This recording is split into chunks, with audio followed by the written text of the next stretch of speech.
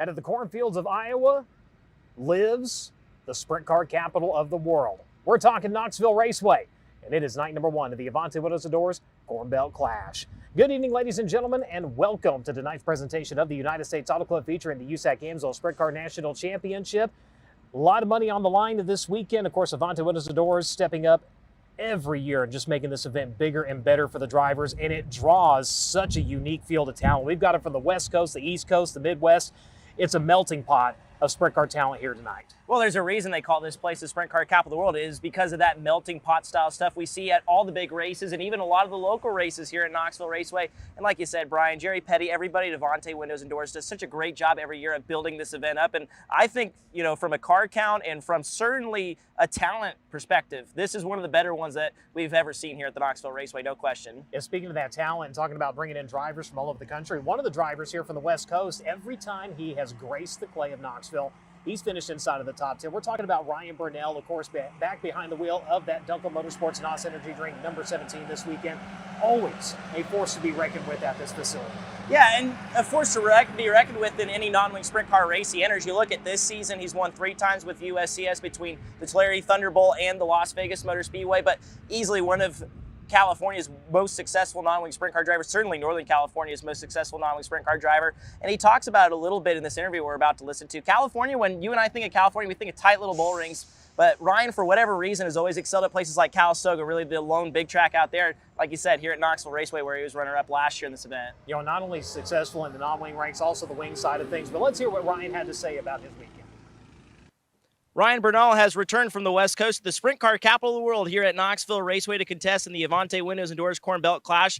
Ryan, in all your starts here, you've never finished outside the top 10. What is it about Knoxville Raceway that suits your driving style so well?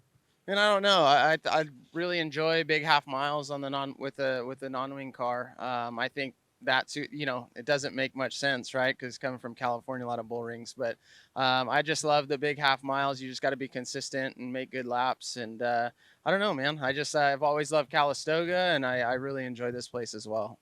You were runner-up in this event last year, and it was a really last-minute charge to the front. I know it got a lot of people excited towards the end of that race, no question about it. What did you learn from that late race duel last year that you can maybe apply to get your first USAC win here in Knoxville this weekend? I went back and watched the race again, and I felt like the faster you can get there, the easier it gets. You know, like the guys that wing cars start on the front row, it usually stays that way, right? You know, KT got out to a lead, and he kind of pulled away and just kind of kept his pace. I missed the bottom a couple of times, it really killed me. But, yeah, I think you just got to be there. You got to be in position, and you got to be there at the end, too. So, you know, restarts are huge because things start to get spread out on a big racetrack. So just being in the right place, you know, is a key. It's been a very good season for you out west. 3 wins with USCS between Las Vegas and the Thunderbolt Raceway. And I know it's a very different field we see here on the national level, but how good is wins and momentum like that coming into a big race weekend like we have here at Knoxville? No, yeah, just like you said, I mean, we have had a good start. We've been off for a little bit of time now, but the car's been great. You know, Jimmy's been doing an extremely good job on this inland rigging NOS Energy Drink car, and I'm just super excited to be here. Just really excited to get the Indy boys out of Indy and see what we can do here. Ryan Burnell, like I said, was second in this race last year. He'll look to go one spot better here over the course of the weekend at the sprint car capital of the world. Great to have Ryan in the house. One of the drivers he had a chance to talk to was set to be in competition. Unfortunately, last week went and took in one of the local shows at Lincoln Park Speedway up at Putnamville, Indiana. Crashed into the wall and unfortunately took him out of the seat. Logan Calderwood ended up with an injury to his leg. Out of the car here this weekend, but great to see him here. Is still able to hang out and help as much as he can in the pits. Yeah, Logan, it was really tough to hear about that injury, and this is his first full season on tour, don't forget, Brian, too. So to have I wouldn't call it a season derailing injury, but certainly this part of the year, it's a derailing injury too. Just a huge bummer for Logan. I know how much he puts into this program, how much his family puts into the program, and really hate to see that. But yes, he is here this weekend. He's helping out Charles Davis Jr. and unfortunately a spectator like most of us here this weekend in Knoxville. You know, and this is a track where he has experience at. Him and his sister both have turned laps here. So yeah, definitely, like I said, coming into this weekend especially, really hard to hear that, but good to see him in good spirits, and let's hear what he had to say. One driver we hope to see in competition here at the Avante Windows and Doors Corn Belt Clash here at Knoxville Raceway was none other than Logan Calderwood. Of course, in his first full-time season with the series, unfortunately, he is out suffering a fractured leg injury while racing last week at the Lincoln Park Speedway. Logan, I know this isn't an ideal spot for you, but just kind of talk about the injury and maybe how big of a setback this is for the rest of the season for you and your team when it comes to running the season full-time with USAC. It's a big deal right now, especially as we get into the next couple weeks. We go to this weekend, Red Hill, and then PA Speed Week after that. And I'm trying to be healthy for for PA. And well, I don't know for sure the timeline on my deal. I've heard some deals from anywhere from 6 weeks to 4 weeks and whatnot. So we'll evaluate each weekend as we come to it, and we'll just rebuild right now and get everything fixed up. Overall, how are you feeling? You're walking around here on crutches, but I'm seeing that you're able to put a little bit of weight on your left foot, left leg. So just talk about, where you're at right now with this injury. How does it feel? And overall, are you doing well? I mean, I'm doing all right. I can't put very much weight on it, and I can't bend my leg very much either because my injury was on my knee, and I can hardly sit in a sprint car right now, so. Like I said, you're hanging out here at Knoxville this weekend with Charles Davis Jr.'s crew. How important is it for you to still be around at the racetrack despite not being able to race? I think it's key to getting back in the car, just being around the sport and take this time to learn and watch guys like Charles or just anyone who I know knows how to get around this place pretty good. It's good to see Logan Calderwood here at the racetrack after suffering that fractured leg injury last weekend, but he'll be watching from the stands and on TV like the rest of us this weekend, unfortunately. And again, want to welcome everybody to tonight's presentation of the United States Auto Club featuring the USAC Amsoil Sprint Car National Championship live on FloRacing and tonight live on Amazon Prime. Now, this is a really neat setup that they have in the partnership with FloRacing on Amazon Prime. It's a rotating schedule of events that's meant to highlight as many tracks and series as possible on the Amazon platform. When you want to find out what's coming up on Amazon, simply search for FloRacing on your Amazon Prime app, and that will bring up the next few coming events. In fact, tomorrow they're going to have Bowman Gray Stadium live, Championship Off-Road on Sunday, and then Monday, High Limit at Davenport, going to be featured live on Amazon Prime, so make sure and check that out. The great thing is it's no extra charge. This is included with your Amazon Prime subscription. And, of course, when the next one is coming up for the United States Auto Club on any of our 3 national touring divisions, we'll be posting to our social media to let you know you can find it on Flow as well as Amazon Prime. Cars getting heat down in the pit area. We'll be going into hot laps and then learn lap qualifying after that. Of course, Dirt Draft bringing you our hot laps this evening. And if you have not downloaded the Dirt Draft app, you have time to do so. Remember, there are different leagues you can play in. You have the Pro League, which will lock in at qualifying, the Veteran League, which locks in at heat race number 1, and the Rookie League gives you all the way to the main event. They also have predictive contests, and every new subscriber and reactivating subscriber gets a 25% off gift card to the Hoosier Tire online merchandise store. Make sure and check that out.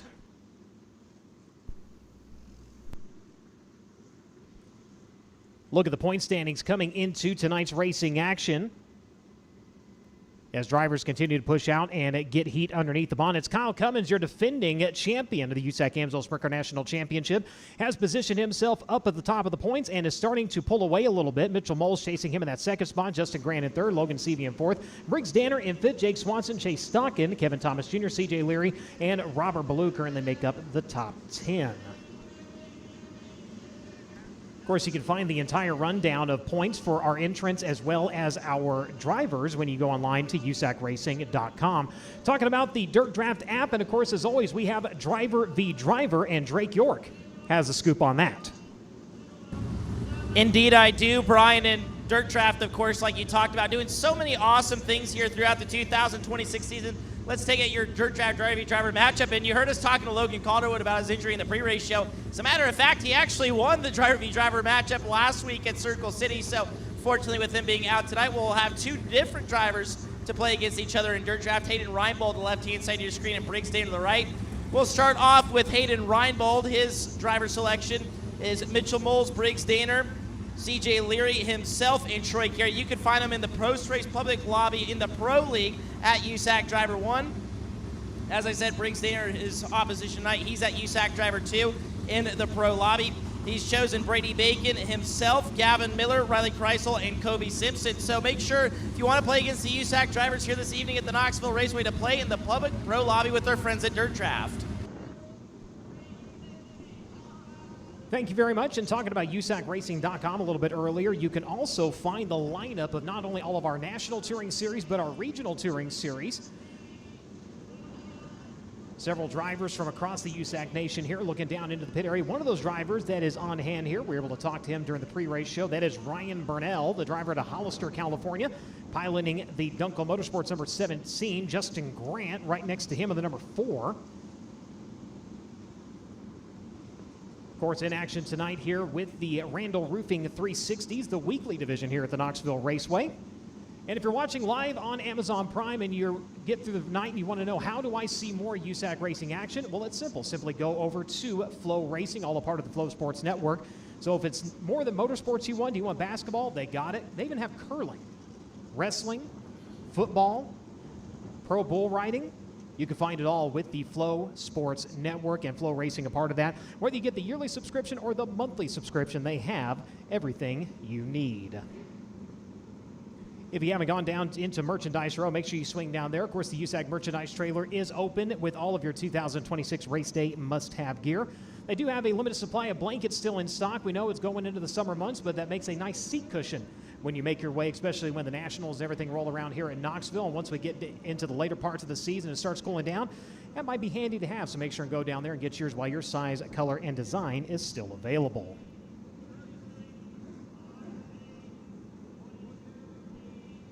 Looking ahead on the USAC National Touring schedule coming up. Once we get done with tonight, we're right back here at the Knoxville Raceway.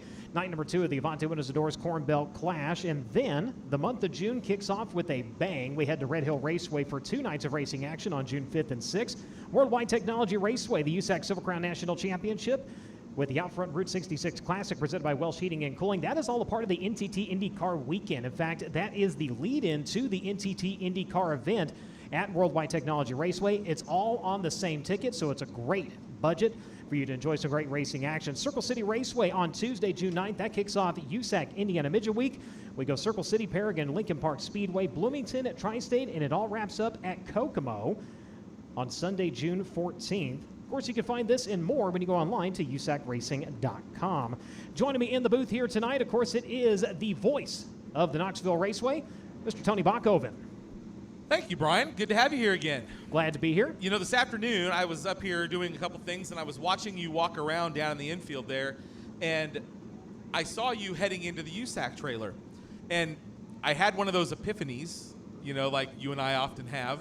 With age, where we have flashbacks, you know? Yes. And I was thinking, well, that's where they always pitted when Brian and his dad and his mom had the race car here. Incidentally, like, yeah, that's right right there, right where there. the tent is, the USAC tent. And I was like, wow, how fitting. That's pretty cool. Fitting the... That only matters to me and you, but yeah. I thought it was pretty cool.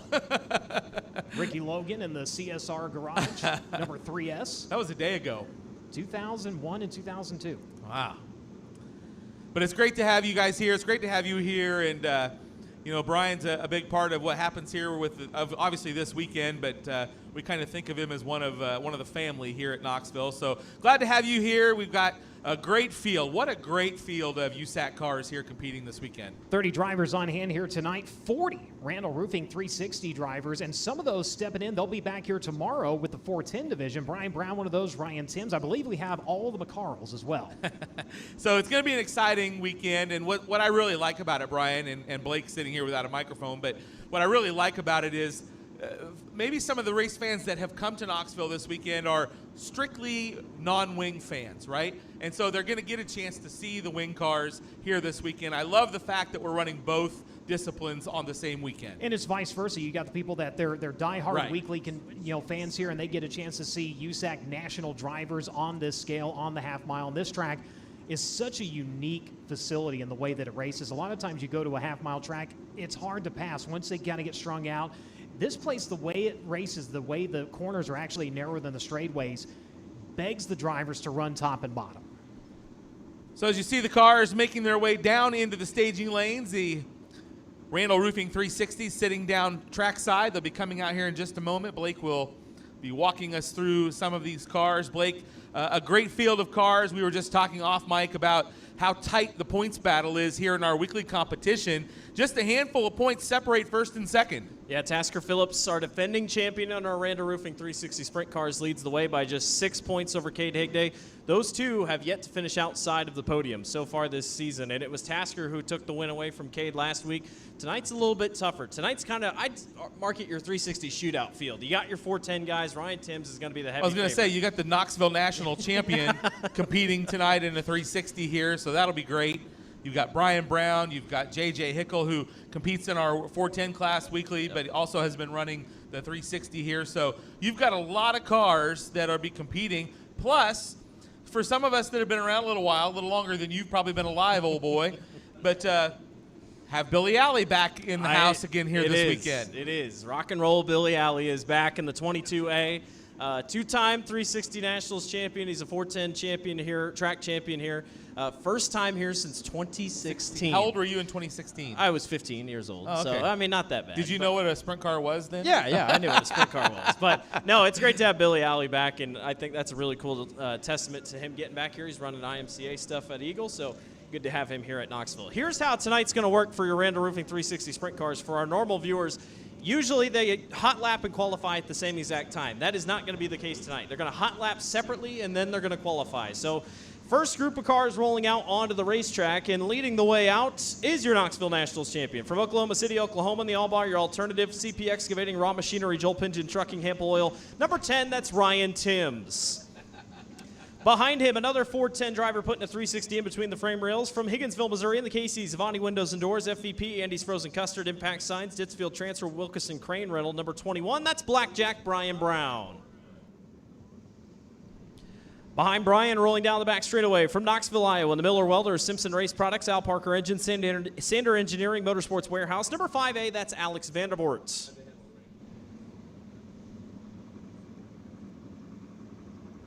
Behind Vandervoort in the 22P, that's Jesse Pate out of Auburn, Kansas, in the Al Parker Engines Maxim chassis machine.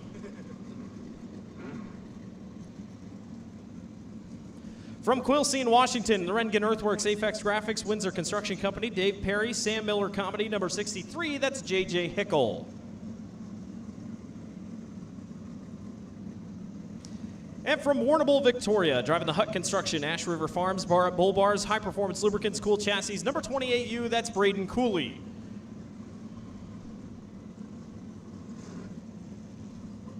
From Sioux Falls, South Dakota, in the Electric Construction Company, Caden Construction, Midwest Excavating, Fluth Reynolds, Parker Engine, CFC, number 40, that's Clint Garner.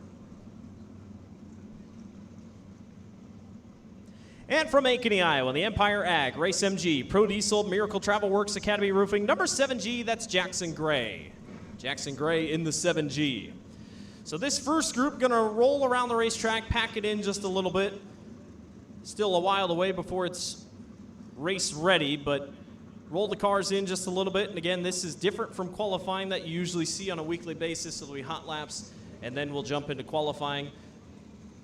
Sets us up for 4 heat races this evening. Top 4 or top 5 will advance on through the heat races, then the top 4 in the B main. Our final heat race of the night, the winner will go down to the infield and have the Think and Ink invert draw. A draw could be 4, 6, 8, 10, or 12 on the feature.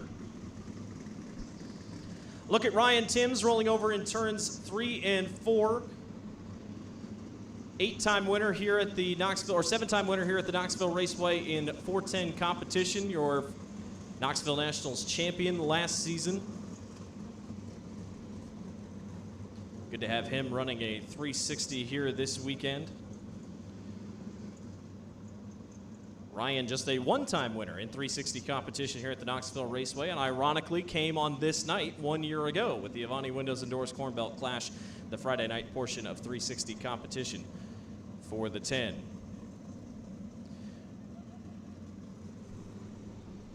Brian Brown also on the racetrack. Good to have Brian here in the 360 competition.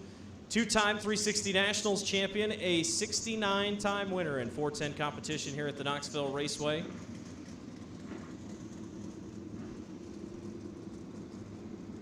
Brian currently finds himself sitting in the 6th position in 410 point standings. Drivers being told to speed up just a little bit as we get everyone separated out here for hot laps. Clint Garner, 48-time winner here in a 360 at the Knoxville Raceway. A couple track championships to his name, 2018 360 Nationals champion. Has run double duty a couple times this season in 410 light and state bake 410 sprint cars, and also here in the Randall Roofing 360 sprint cars. In 410 points, he finds himself fourth, 190 points back from your leader, Tasker Phillips. One win last season in 360 competition. He just passed A.J. Johnson. We didn't catch A.J. Johnson while he was out here on the track, but A.J.'s out of Oskaloosa, Iowa, in the Baja Billy's Racing, Billy's Tequila Jersey Freeze machine. He's got a different top wing and nose wing on that car.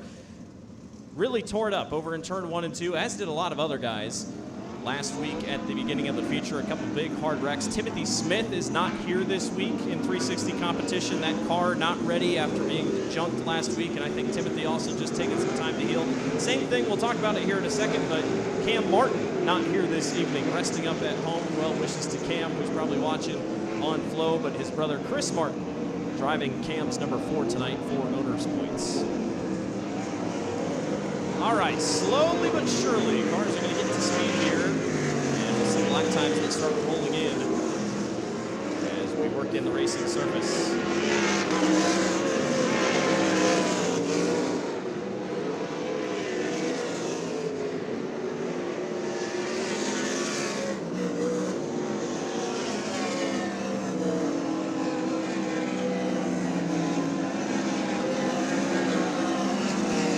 So cars in the 22-second bracket so far. J.J. Hickle quickest on the racetrack, but as Blake has mentioned, still a ways to go here as we continue to work the surface in. Now getting into the 18s, Brian Brown, the first car into the 18s, along with Ryan Timms, now as the times start to improve.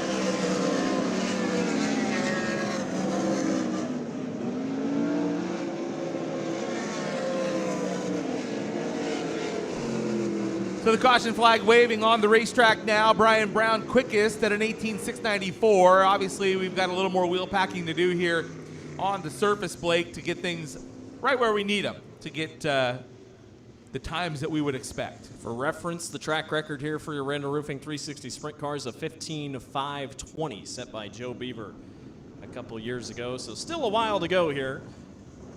Like Tony talked about, Brian at the top of the boards here at 18.6, as they'll let these guys work it in just a little bit more. Want to get down to about the 16-second bracket. Usually, the way that the timing has worked this season, 360s have been the last one out for qualifying, so you're usually seeing lap times really not even in the 15-second bracket. I think a 15.8 is the fastest we've seen in qualifying this year. There's Alex Vandevort, started on the front row last week of our Randall Roofing 360 feature, but unfortunately while running second at the time, hit the berm over in turns 1 and 2, had a half spin, got sent to the back, and I believe he recovered for 17th. Still a good run, but good speed out of the 5A. They'll look to replicate that again tonight.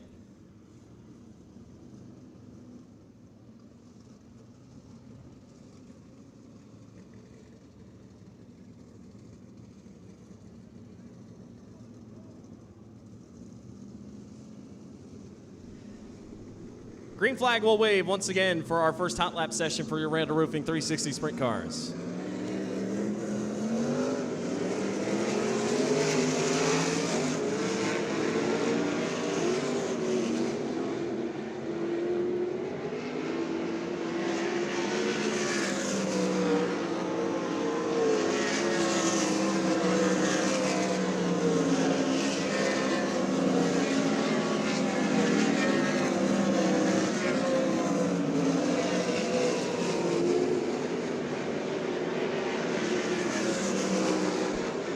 So Brian Brown now getting down into the 17-second bracket here in hot laps.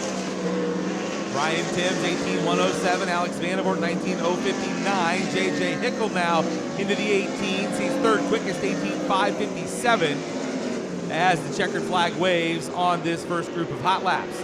Brian Brown quickest in this group, 17.687. Ryan Timms, J.J. Hickle, Alex Vandevort, now Clint Garner up into the top 5.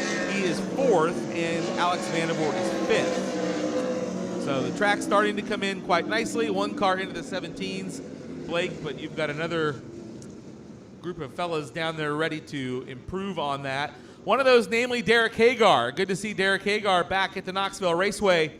He's had 3 wins this season in 9 feature starts. It's good to have the guy here at the sprint car capital of the world. He had quite the 2025 on the track and off the track. All right, next group rolling out here for Hot Laps, leading the way from Lacona, Iowa, and the Shelton Farms Imperfect Pathways. Number 38, that's Logan Alexander.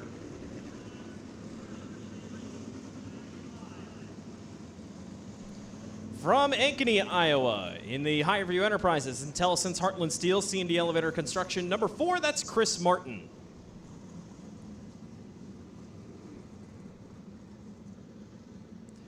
From Marion, Arkansas, in the Ace Duran Hauling and Rigging, Allison Enterprises, Nutrien Ag Solutions, J&J Auto Racing. Number 9, Junior, that's Derek Hagar.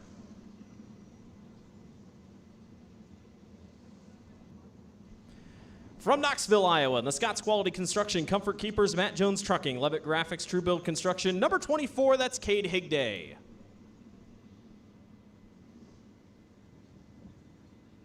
And from Marshall, Missouri, in the TC Property Investments, Northern Tier Outdoors, Community Auto Sales and Service, David Brown Farms. Number 7B, that's Ben Brown.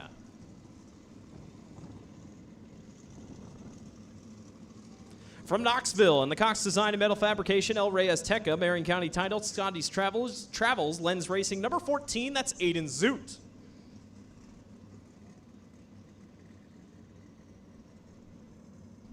From Sheridan, Iowa, in the CZ Green, Amos Redemption Center, Casa de Oro, Legacy Teamwear, CJ's Custom Carpentry. Number T4, that's Tyler Graves. And from Utan, Nebraska, in the Strobel, M&R Manufacturing, Van Realty. Number 55B, that's Chase Brown. Chase Brown in the 55B. Green flag waves for session number 2 of Hot Laps for the Randall Roofing 360 Sprint Cars.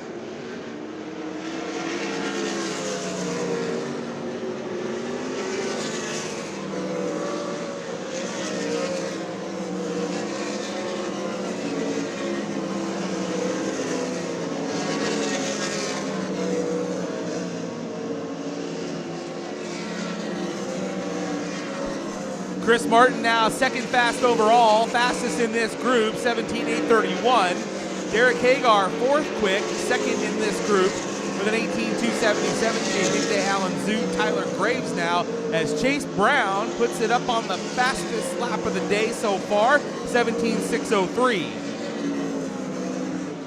As the checker flag waves on Hot Lap session number 2.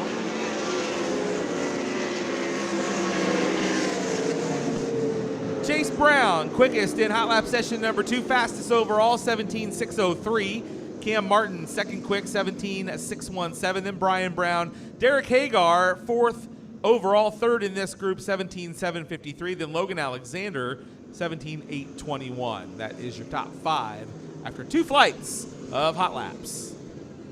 Lap time still going to keep improving here as we continue to roll on. Next car rolling out from Hallsville, Missouri, in the Weichert Realtors, La Crosse Lumber, JL Heath Masonry, A Electric, Tiger Towing, number 99. That's Tucker Daly.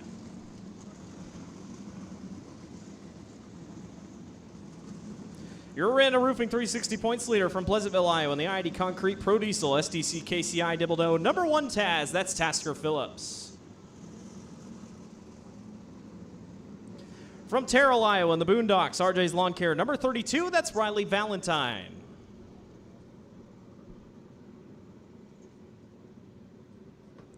And from Knoxville, in the Pella Motors, Accurate Machine Works, Mike Kleck Paving, Van Gorp Construction, Randall Roofing, number 4W, that's Jamie Ball. From T South Dakota, in the Mike McGee and Associates, Lynn's United Auto Glass, Lifestyle Integrations, Indy Power Sports, number 11, that's Justin Henderson. And from Glenpool, Oklahoma, in the Missile Motorsports, Reese Construction, D&W Towing, Outlaw Wings, number 95, that's Matt Covington. From Knoxville, in the Marion County Title, El Reyes Teca, Positively Spoiled, Scotty's Travels, Cox Design Metal and Fabrication, number 33, that's Alan Zoot.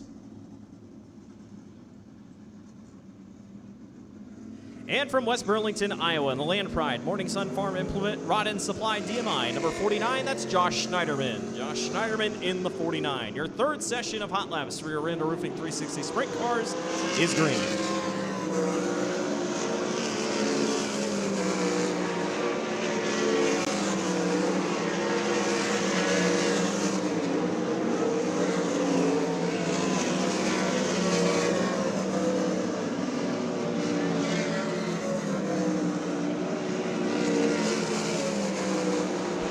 Tasker Phillips to the top of the board, a 17.187. Jamie Ball right behind him, a 17.188 as lap times continue to improve here in hot lap session number 3.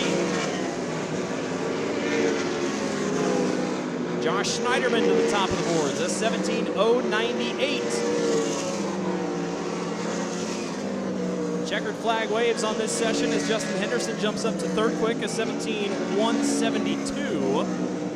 Matt Covington to fifth quick, a 17.396. So still nobody in this 16-second bracket. But very close. But very close. And I guarantee there's one car sitting right here in the front in white, black, and red that I think has a really good chance to do it.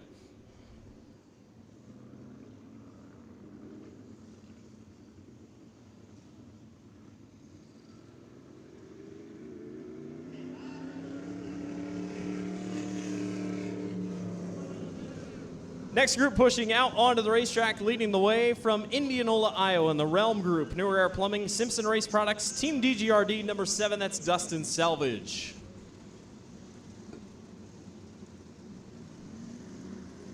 Behind him, from Sunnyvale, Texas, in the Prime Powders, Town Line Variety, Bear Paw Convenience, Keebler & Sons, High Performance Lubricants, number 15H, that's Sam Haferteep Jr. From Bennett, Nebraska, driving the J&K Trucking, Nickel Construction, Ace Electric, KP Equipment, number 22A, that's Billy Alley. From Grimes, Iowa, the All Bar Your Alternative, Academy Roofing, Phillips Floors, Carl Chevrolet, Ken Morris, Tony Moore Powder Coating, number 2M, that's Ryan Giles. And from Knoxville, Iowa, in the Quality Striping, Schilling Excavating, Camden Signage, DDI Fabrication, number 22X, it's Riley Goodnow.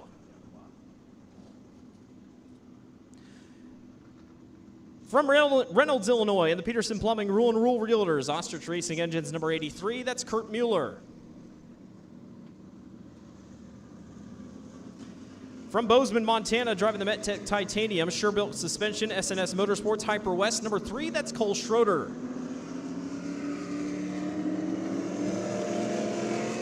And from Boonville, Missouri, in the Cary Livestock and Equipment, Mike Gravel Productions, Flatline Automotive, Maggie's Barn Grill, Jaeger Cycle, number 3R, that's Russell Potter.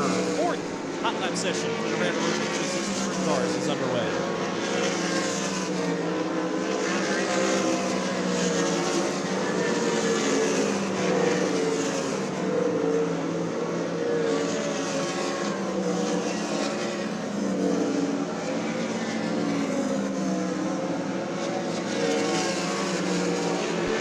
Dustin Selvage, 17.025. Now Sam Haferteep Jr., the first car into the 16s with a 16.740. Kurt Mueller, Riley Goodnow, Ryan Giles, Dustin Selvage, your top 5.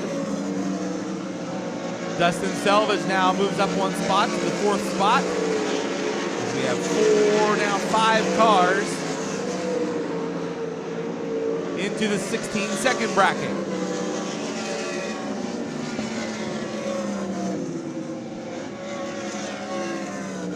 Checkered flag waves on this hot lap session. Sam Haferteep Jr. now the fastest, 16.617. Riley Goodnow, Ryan Giles, Kurt Mueller, Dustin Selvage, your top 5 as the next group rolls trackside. Your final group for hot laps pushing out onto the racetrack, leading the way. From Pleasantville, Iowa, in the Destiny Homes, JMT Trucking, Concrete Supply, Jocko Sprint Parts, West Coast Enterprises, number 7S, that's Sawyer Phillips. From Overland Park, Kansas, in the Associates Insurance, Impact Signs, Adkey Landscaping, Financial Life Outfitters, number 88, that's Jace Park.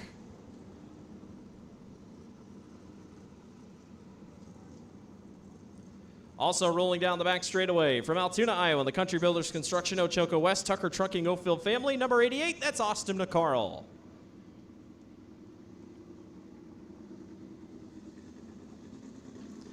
From Knoxville, Iowa, in the Jersey Freeze, Tesdale Electric, Blondie Motorsports, LRI, Rosa Family. Number 22, that's Ryan Levitt.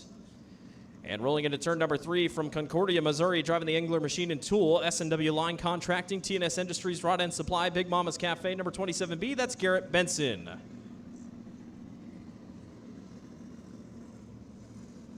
And from Malcolm, Nebraska, in the Fleet Feet, Synergy Motorsports, Security First Bank. Number 59, that's Evan Semerod. From Altoona, Iowa, in the Smiley Lifting Solutions, Spider Crane, Smiley Crane Service, A-Plus Storage, Knoxville. Number 01, that's Carson McCarl. And from Hallsville, Missouri, in the True Sun, Sorrells Auto and Truck Parts, Charter Next Generation, carries livestock and equipment. Clem's Helmets, number 57, that's Cam Sorrells. Cam Sorrells in the 57. Your final session of Hot Laps rolling here at the Knoxville Raceway.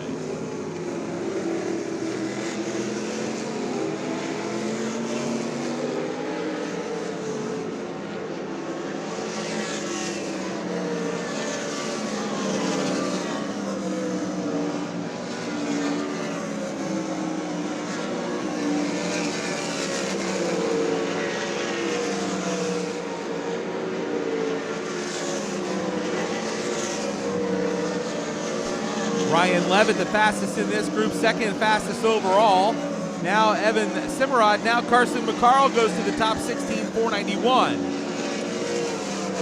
it's Carson, then Sam Haferty Jr., Evan Semerod, Jace Park. Now Ryan Levitt is quickest, 16, 462. The track working itself in quite nicely here as we make our way through Hot Laps as the checkered flag waves and replaced by the caution. Ryan Levitt is the quickest, 16.462. Carson McCarl second quick. Sam Haferty Jr. third. Garrett Benson fourth. Evan Semerod fifth. Jace Park, Riley Goodnow, Ryan Giles, Kurt Mueller, and Cam Sorrells, the 10 quickest in Hot Laps. Blake, next up will be qualifying. Randa Roofing 360 Sprint Car qualifying up next on the docket. It will be 3 cars for 2 laps. Usually we go 3 cars, 3 laps, but because of the Hot Lap sessions tonight, 2 laps to move things along. 3 cars for 2 laps this evening.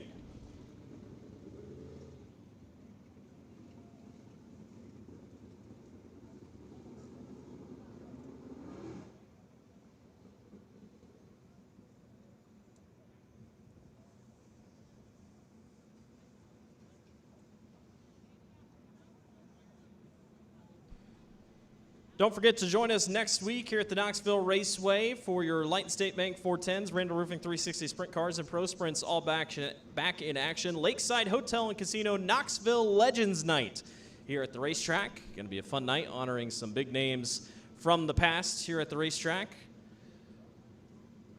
Premier Chevy Dealers Clash back on June 12th and the 13th. World of Outlaws and NOS Energy Drink Sprint Cars are back in action. Then June 20th, no racing here at Knoxville as the Huset's High Bank Nationals will be taking off.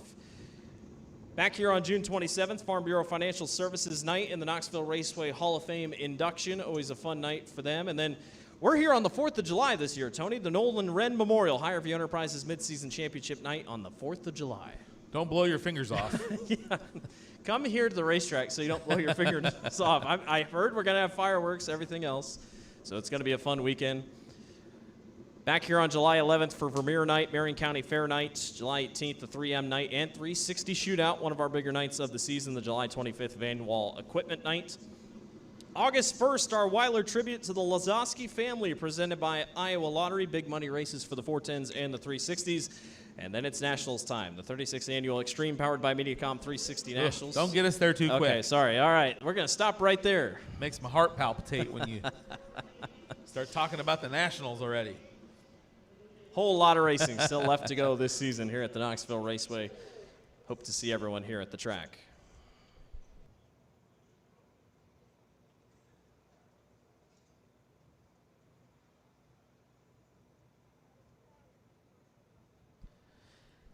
Again, just a reminder, tomorrow in the morning when you're making your way around town, make sure you stop over to the National Sprint Car Hall of Fame. They'll be there all day. You'll be able to get in and take a tour and check out the second floor. There likely will be some drivers sitting around signing some autographs. It's going to be a big day on the grounds tomorrow. First 3 cars rolling out for qualifying, leading the way from Sioux Falls, South Dakota in the electric construction, Kading Construction, Midwest Excavating, Fluke Reynolds, Parker Engine, CFC number 40, that's Clint Garner.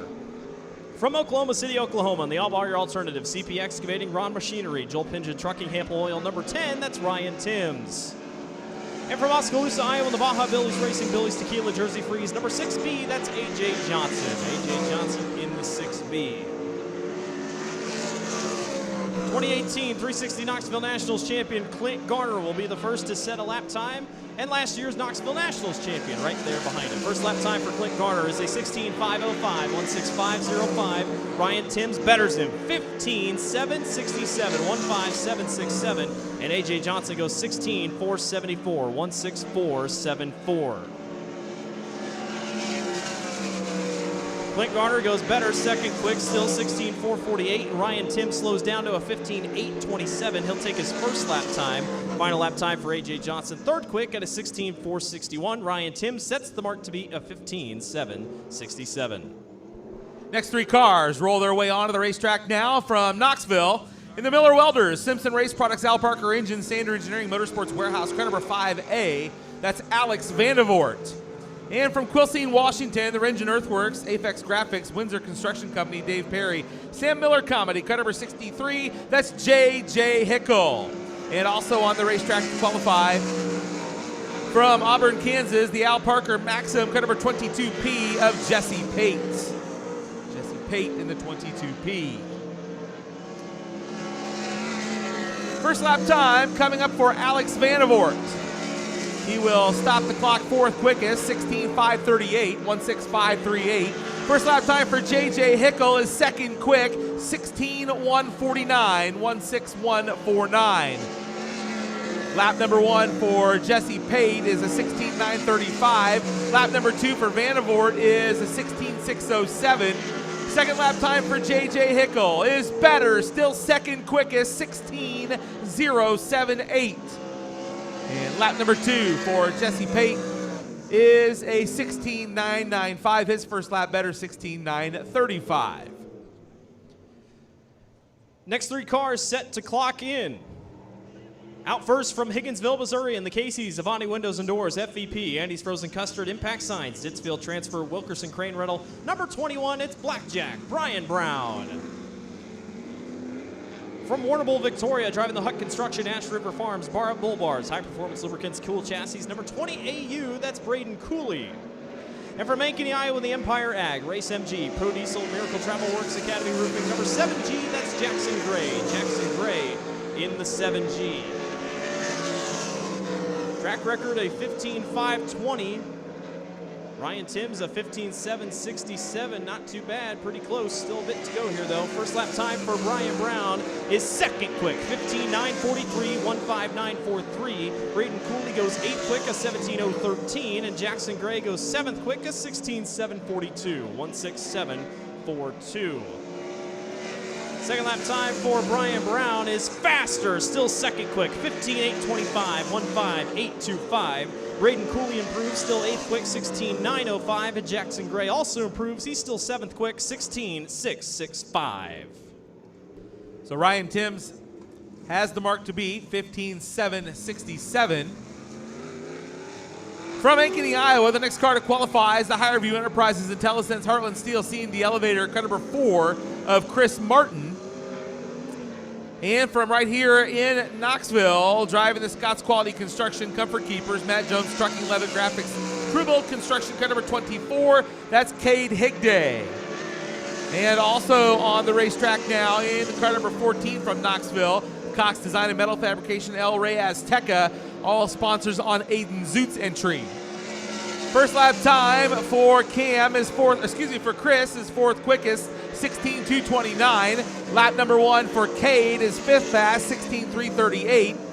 And Aiden Zoot stops the clock 11th quick, 16.924. Second lap time coming up for Chris Martin is better, still fourth quick, 16.206. Lap number 2 for Cade Higday improves to fourth quick, 16.195. And Aiden Zoot into the top 10 with that lap of 16.802. Next 3 cars pushing out on the racetrack, leading the way from Marion, Arkansas. The Ace, Duran Hauling and Rigging, Allison Enterprises, Nutrinag Solutions, J&J Auto Racing. Number 9 junior, that's Derek Hagar. From Sheridan, Iowa, in the CZ Grain, Amos Redemption Center, Casa de Oro Legacy Teamwear, CJ's Custom Carpentry T4, that's Tyler Graves. And from Lacona, Iowa, in the Shelton Farms, Imperfect Pathways, number 38, that's Logan Alexander. Logan Alexander in the 38.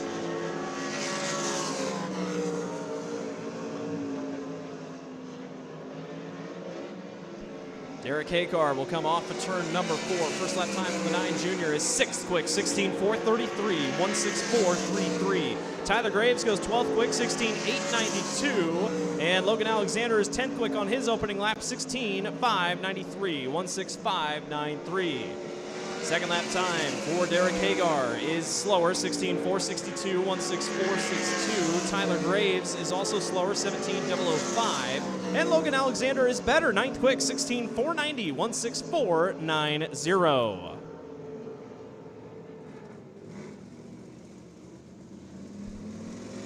From Utan, Nebraska, the Strobel M&R Manufacturing Van Realty, cut number 55, that's Chase Brown.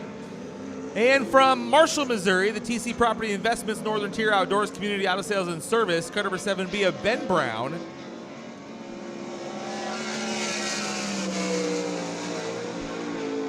And from Terrell, Iowa, the Boondocks, RJ's Lawn Care, cut number 32 of Riley Valentine. Chase Brown coming around for lap number 1 in cut number 55.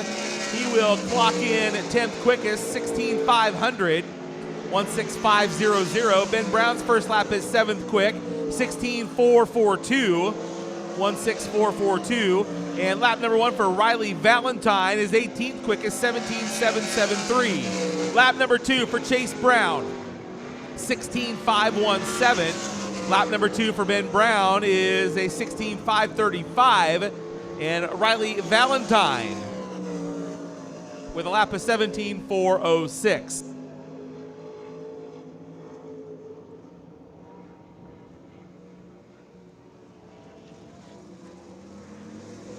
Out next from T South Dakota and the Mike McGee and Associates, Lynn's United Auto Glass, Lifestyle Integrations, Indy Power Sports. Number 11, that's Justin Henderson.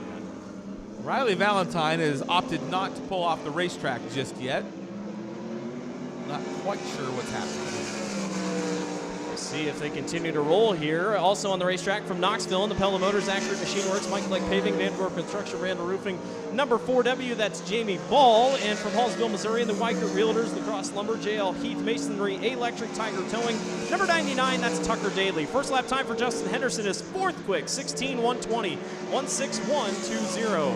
Jamie Ball is 7th quick, a 16.265, 1:62.65. And first lap time for Tucker Daly is 16th quick, 16.720, 1:67.20. Second lap time for Justin Henderson, 3rd quick, 16.044, 1:60.44. Jamie Ball improves, still 7th quick, 16.254. And final lap time for Tucker Daly is a 16.796, 1:67.96. So I believe that will be your split. Ryan Timms, quickest in qualifying so far, a 15.767 is the mark to beat as we will split and get ready for the second group of qualifying for your Randall Roofing 360 sprint cars.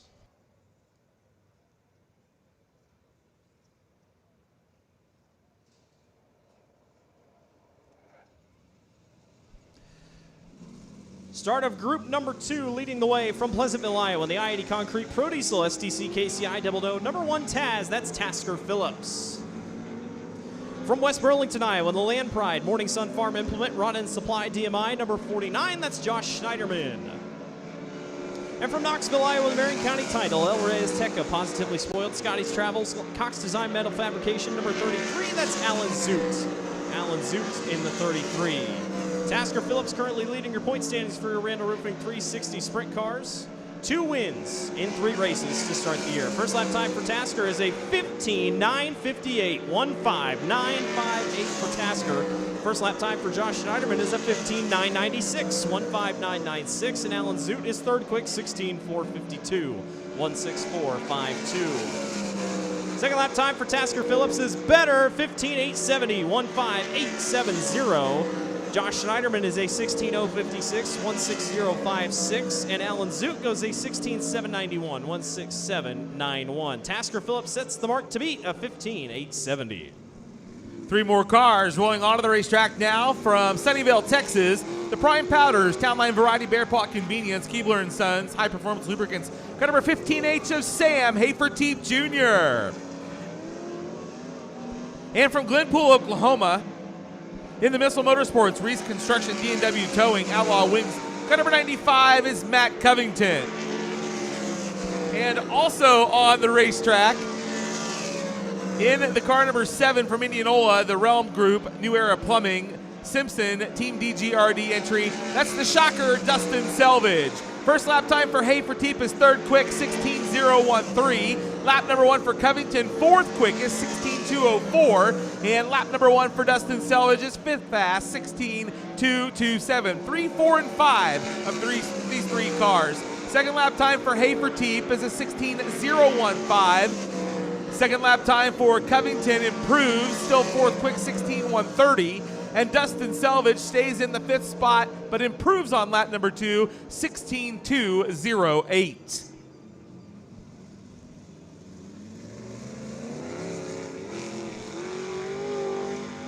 Next out from Knoxville, Iowa, the quality striping, Schilling Excavating, Camden Signage, DDI Fabrication number 22X, that's Riley Goodnow. From Reynolds, Illinois, the Peterson Plumbing, Rural and Rural Realtors, Ostrich Racing Engines number 83, that's Kurt Mueller.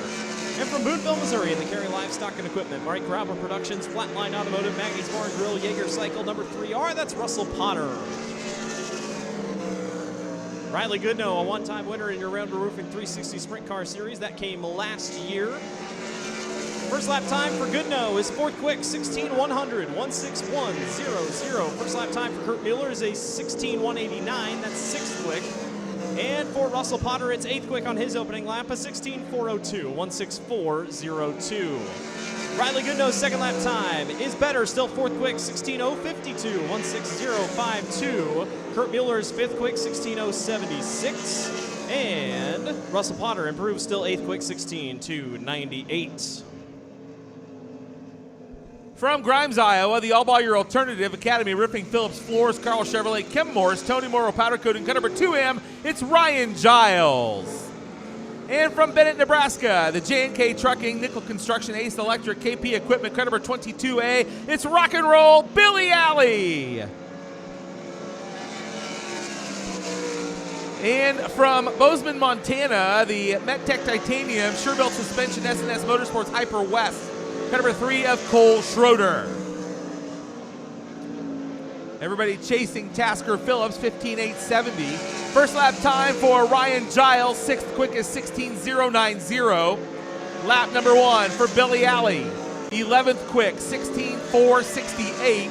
And first lap time for Cole Schroeder, 12th quickest, 16:687. Second lap time by for Ryan Giles is a 16:183. Stop number 2 for Billy Alley is better, but in the top 10 now, 16:331. And Cole Schroeder improves on lap number 2 to 12th quickest, 16:577.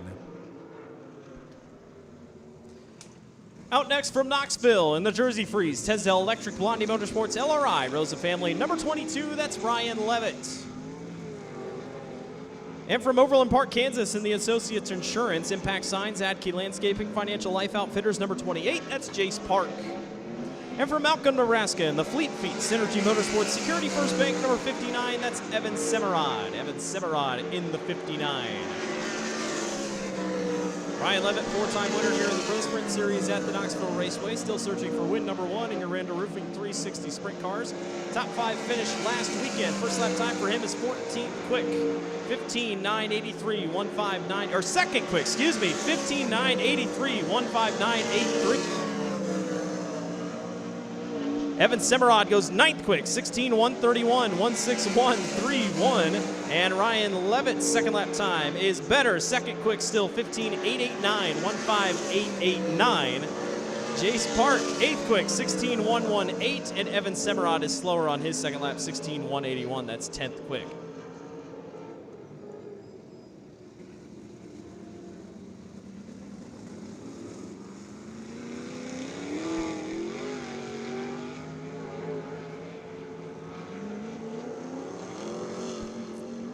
Out next onto the racetrack from Pleasantville, the Destiny Homes J&T Trucking Concrete Supply, Jocko Sprint Parts, car number 7S, that's Sawyer Phillips. And from Altoona, Iowa, the Smiley Lifting Solutions, Spider Crane, Smiley's Crane Service, A-Plus Storage, Knoxville, 01 of Carson McCarl.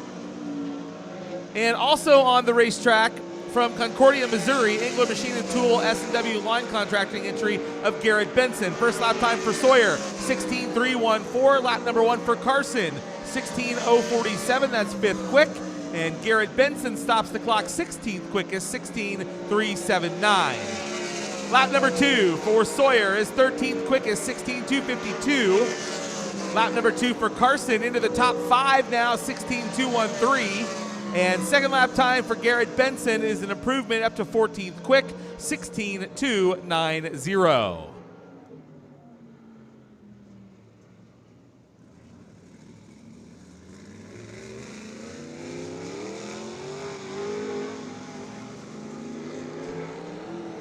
Last pair pushing out on the racetrack from Altoona, Iowa, the Country Builders Construction, Ochoco West, Tucker Trucking, Ophil Family. Number 88, the big unit, Austin McCarl. And from Hallsville, Missouri, in the True Sun, Sorrells Auto and Truck Parts, Charter Next Generation, Carries Livestock and Equipment, Clem's Helmets. Number 57, that's Cam Sorrells. Cam Sorrells in the 57.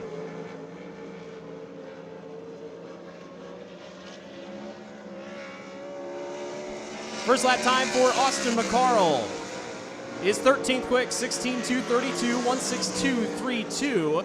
Cam Sorrells goes 19th quick, 16:524, 165.24. Second lap time for Austin McCarl is better, 8th quick, 16:087, 160.87. And Cam Sorrells stops the clock at 19th quick, still 16:550 or 566.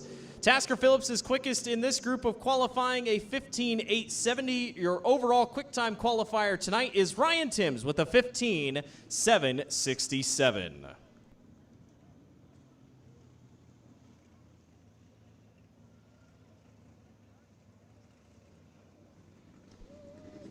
Coming up next, Dirt Draft Hot Laps for the USAC Amsoil Sprint Car National Championship. We'll have 4 flights of our Dirt Draft Hot Laps.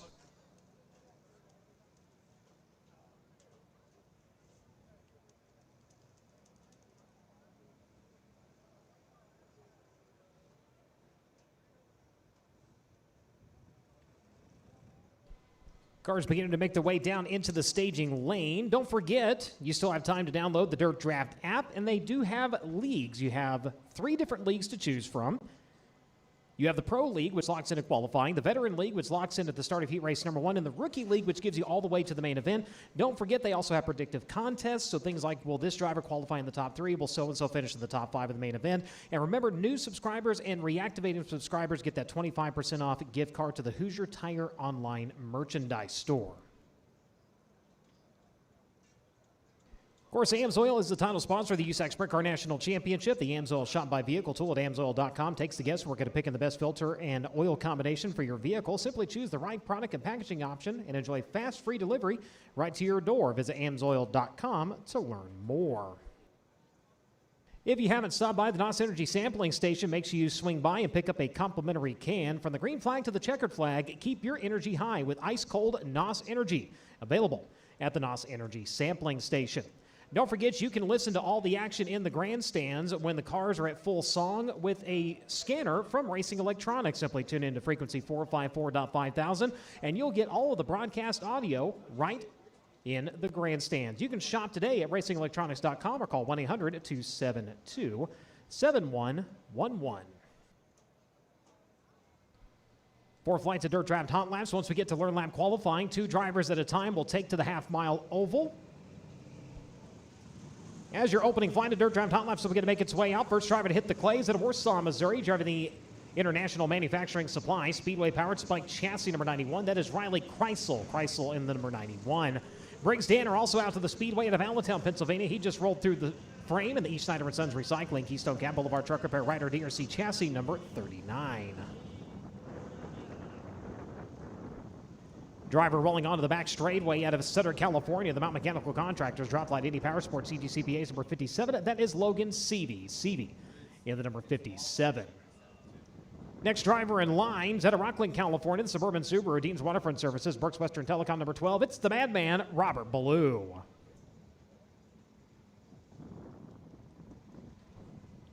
The 15E rolling down the back straightaway. The drivers out of Independence, Missouri, the Wholesale Batteries, Don on DRC, Show Me Guttering. Peters Performance number 15E, that is Dakota Earls. Dakota Earls in the 15. Your current USAC national points leader and defending national champion out of Princeton, Indiana, the Avante Windows and Doors, Jugo Superfoods, Premier Recycling, Petty Performance number 3P. That is Kyle Cummins. Kyle Cummins in the 3, rolling into turn number 3. And the final driver on track, making his Knoxville Raceway debut out of Allentown, Pennsylvania, driver of the Curb Records, Kodiak Products, Oakcraft Elegant Cabinetry, one-way DRC number 21AZ. This is Gavin Miller. Gavin Miller in the number 21. Had a chance to talk with him a little bit before the races. Not only his Knoxville Raceway debut, the first time he has ever set foot in the town of Knoxville. Asked him his first impression of this track, and the answer was like so many. Wow. So look forward to seeing what Gavin can do. Of course, picking up a win up at Paragon back in the month of May. Let the drivers roll the high side of the speedway for just a moment here. Get a little bit of heat beneath the bonnet before we set them loose. Let's get an update with Drake York.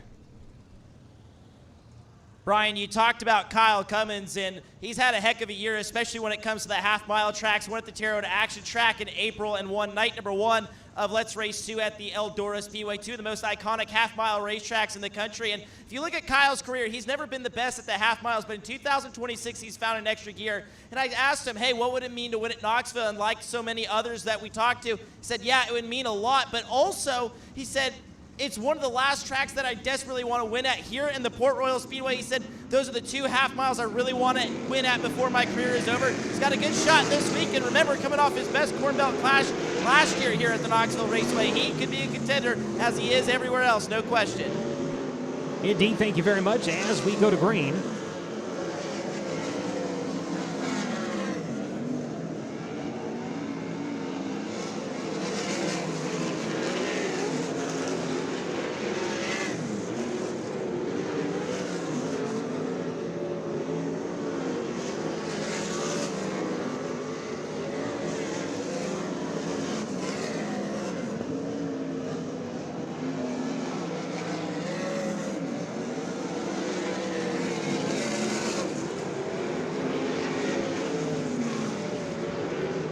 lap times ticking down here in your opening flight of dirt draft hot laps. So far, Briggs Danner, the quickest driver on track at an 18.658.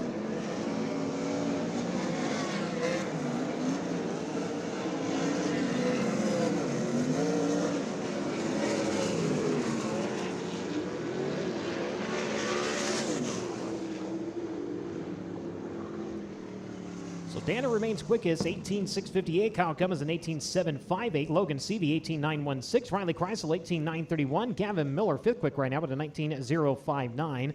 The official one-lap track record established 1 year ago by C.J. Leary, 18.442 seconds.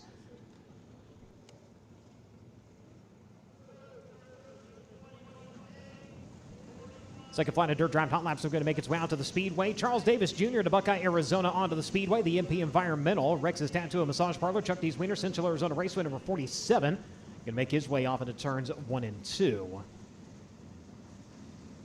Driver rolling in behind him, that is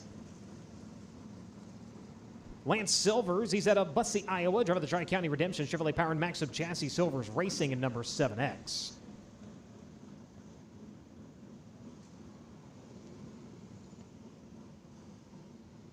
Also in 7 on track out of Little Rock, Iowa, driver of the FRC Race Bodies, Bruns Garage, Bruns Chevrolet, Bieber built chassis number 7. That is Clinton Bruns. Clinton Bruns also in the number 7 machine out onto the Knoxville Raceway. Driver that rolled past him for a moment there, the NOS Energy Drink, MPV Logistics. Top Industries number 4, that was Justin Grant. Ben Woods also on track at Newton, Iowa. Driver the Craddy Shack Ice Cream. Al Parker, Maxim Chassis. Red Pride Cafe, Ryan's Tire and Auto number 11B.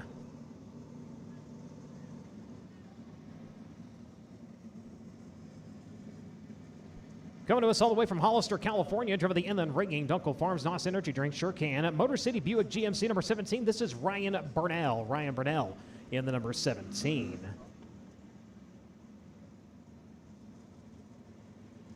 Driver from right here in town, driver the EMI Chassis, Hughes Motorsports number 67. This is Jonathan Hughes. Jonathan Hughes in the number 67.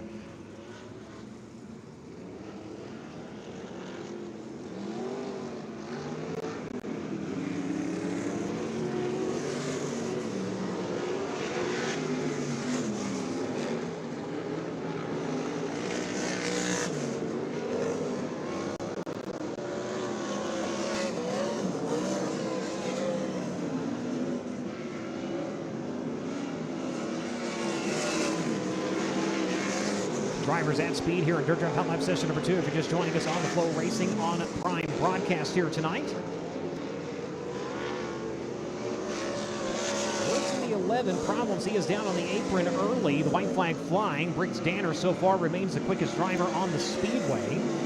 He was in Dirt Drive Hot Lap session number 1. Kyle Cummins remains second quick right now. Logan Seavey currently sitting in third. Riley Kreisel and Gavin Miller currently make up the top 5. Justin Grant so far the quickest driver on track for this session.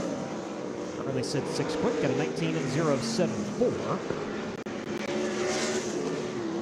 And Grant coming around, he improves to second, 0.098 seconds off of the pace of Briggs Danner at 18.756. So Danner still at the top of the pile here, 18.658 for the driver to Allentown, Pennsylvania. Third flight of Dirt Draft Hot Laps, so going to make its way out onto the speedway. First driver to make his way out onto the clay comes here to Raisin City, California. Driver the AME Electrical Machine and Transportation number 19 AZ. That is Mitchell Moles. Mitchell Moles in the 19 AZ. The 19, his teammate rolling in behind him at Gilbert, Arizona. The AME Electrical Reinbold Development Incorporated Machine and Transportation number 19. That is Hayden Reinbold. Hayden Reinbold in the 19. Driver in 53 out to the speedway. That's CJ Leary out of Greenfield, Indiana. Driver the Jarvis Enterprises, Bachelor Motorsports, Foxco DRC chassis number 53. And rolling in behind him in 21, that is Kobe Simpson out of Bonham, Texas. Driver the Beattown Automotive Canada DRC Circle C Adventures number 21K. Making his first appearance of the season in USAC National Competition out of Athens, Texas, the go-to electric service, Canada Maxim, Harrell Racing number 1. That is Justin Zimmerman. Justin Zimmerman got the pit pass on and ready to get after it here tonight. Troy Carey out of Tullamore, New South Wales, Australia. The Skyline Building, Claxton Ripper, Supos Hog Heaven number 45 in, making his way over into turn number 3. And a very sharp-looking number 1 for R.J. Johnson. He's at Levine, Arizona. The Avante Windows and Doors, Apache Transport, Jugo Superfoods, RJR Suspension, number 1P. Current points leader with the Avante Windows and Doors USAC CRA Series. Two-time and defending champion of the West Coast-based Sprint Car Tour. And coming to us out of Columbus, Ohio in turns 3 and 4, the Industrial Hydraulics Incorporated Jet Fuel Trailer Sales Mopar Triple X Chassis Beachwold Automotive number 6T. That is tall. It's Trey Osborne.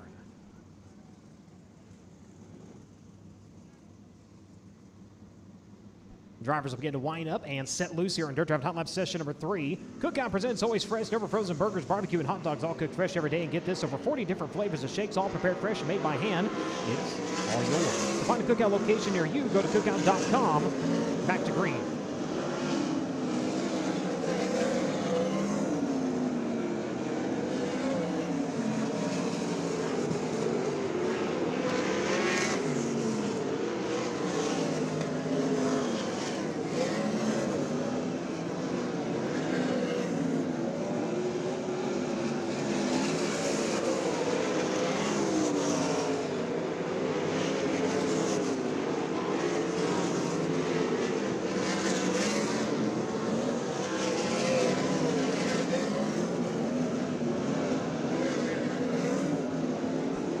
Checker flag coming out for Dirt Draft Hot Lap session at number 3. CJ Leary, so far the quickest driver on track for this session. He's fourth quick right now with an 18.830. Leary, the current one-lap track record holder, again establishing that right at a year ago with an 18.442.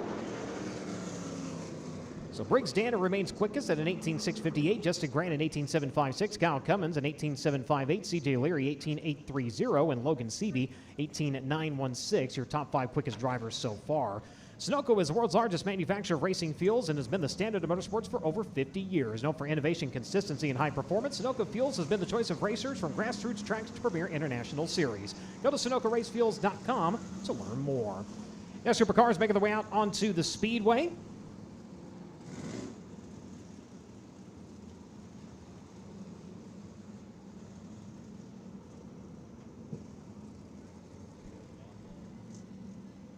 Brady Bacon on track at Broken Arrow, Oklahoma. Nobody has won more USAC national feature events in Knoxville than this man. Driving the Concord American Flagpole Rider Triple X, Chris Dyson owned number 20.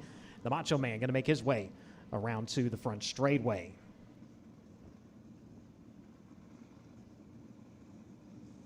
The driver in 3, that's Kevin Thomas Jr. Winner here on Saturday night last year. Driving the Majestic Electric Inland Rigging Bird Racing, Stanton Mach 1 chassis, Rock State Racing number 3R. Next driver in line, Cale Coons out of Greencastle, Indiana, another driver making his first voyage to the Knoxville Raceway. Driver the Kurt Records Mechanical Advantage, Coletta Charters Neil Tire, Impact Racing Optics, Joe Dooling, Kurt Megagenia, number 63.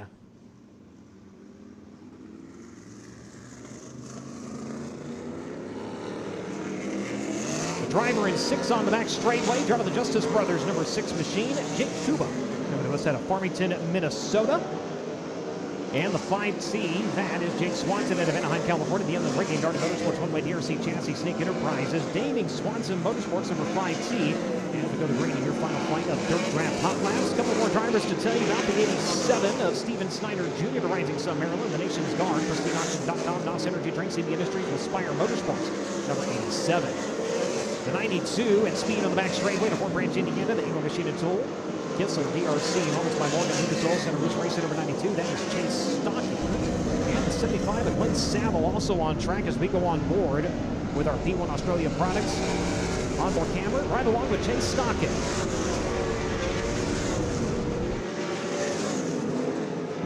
Saville and Grassmere Performance Services at GPS Chevrolet Twister Chassis number 75. Checkered flag flies in your final flight of Dirt Draft Hot Laps.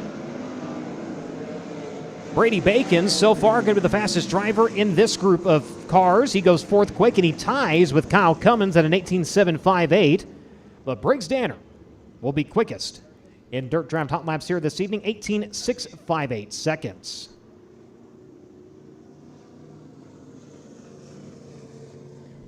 So cars will begin making their way down into the staging lanes as we'll roll into Learn Lab qualifying. $150 bonus to the driver who is quickest in Learn Lab qualifying this evening. Learn Lab is a maker of award-winning hands-on industrial job skills training systems using curriculum, classroom tools, and rugged hands-on training panels. Learn Lab teaches the necessary skills with real tools and components to help schools, colleges, and companies train their people to simply be better at what they do. Check out LearnLab.com for more information. Other bonus money up for grabs. The Parallax Group also presenting a passing master this weekend. Every time drivers are on track, they will accrue points every time they advance position.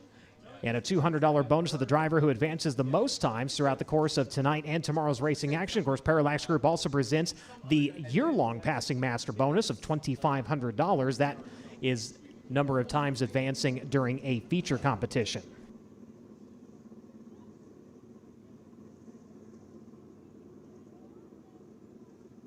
Hoosier Racing Tires' mission is to be the dominant customer-driven provider of racing tires to teams domestically and internationally. For more information on the tires designed for champions, go online to HoosierTire.com. The K&N Clean Air Award will be presented to the driver who leads the most laps during each USAC National A feature throughout the 2026 season. The award is designed to recognize sustained performance at the front of the field, where engine efficiency, reliability, and meticulous preparation are at a premium. Shop for your vehicle and your home at knfilters.com.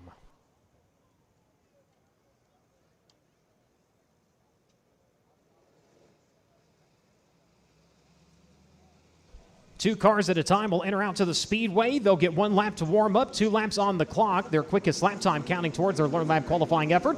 Again, CJ Leary is the official 1-lap track record holder, established last year at an 18.442 second lap.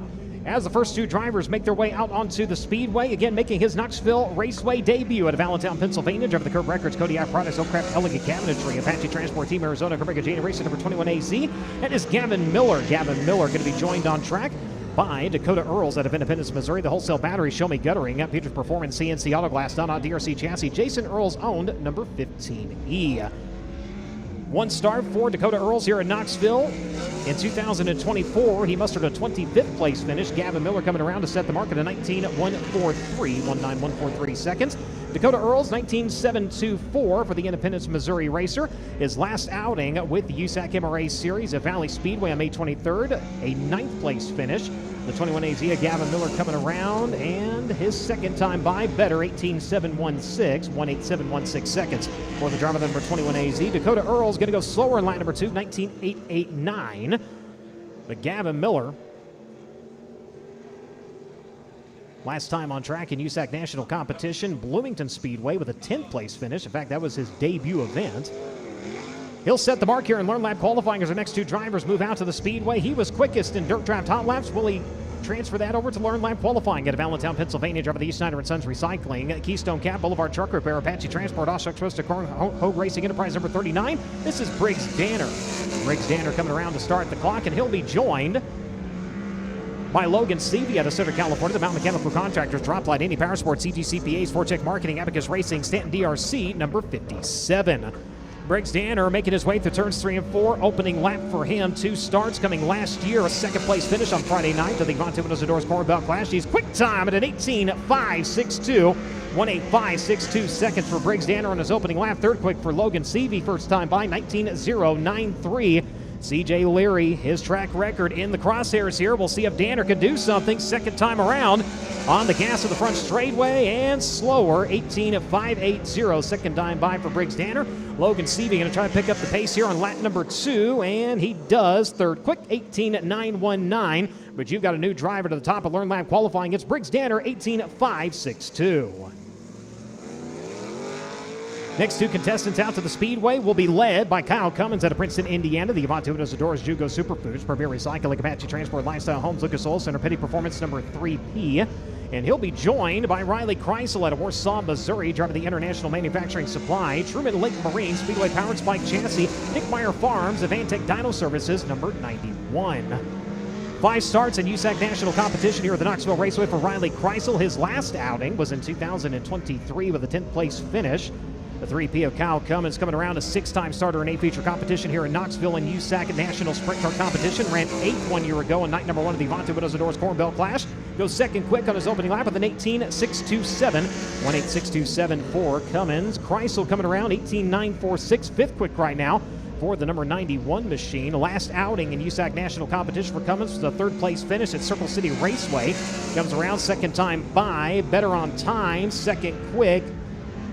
0.060 seconds out of the pace of Briggs Danner, 18.622, and Kreisel slower 2nd time by, 19.006 for the driver, the number 91.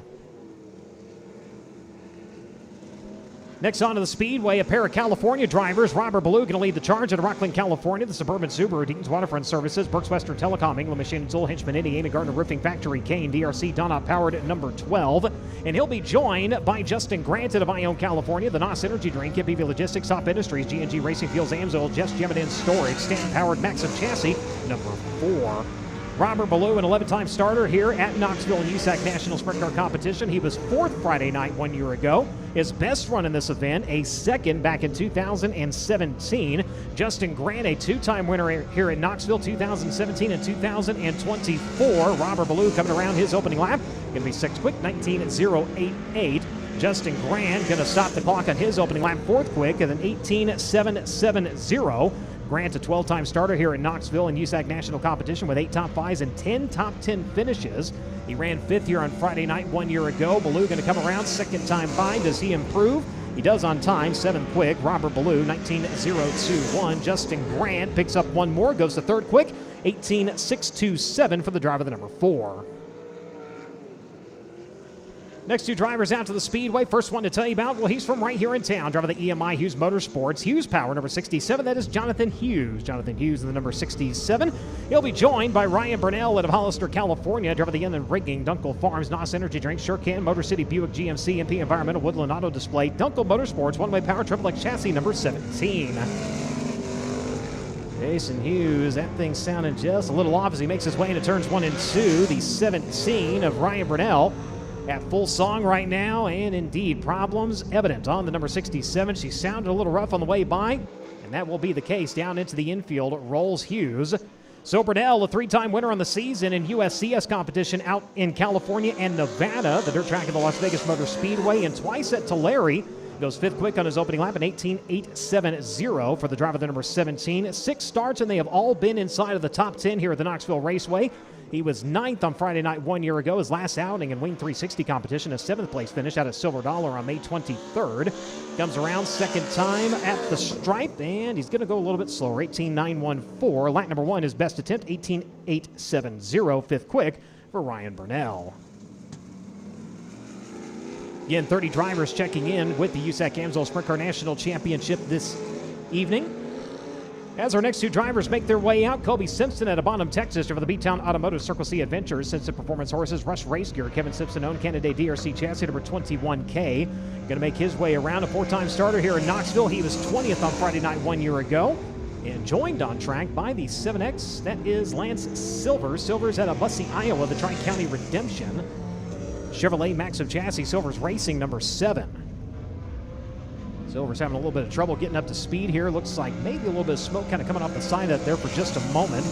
21K coming around, a 19.328, 9th quick right now for the Bonham, Texas racer.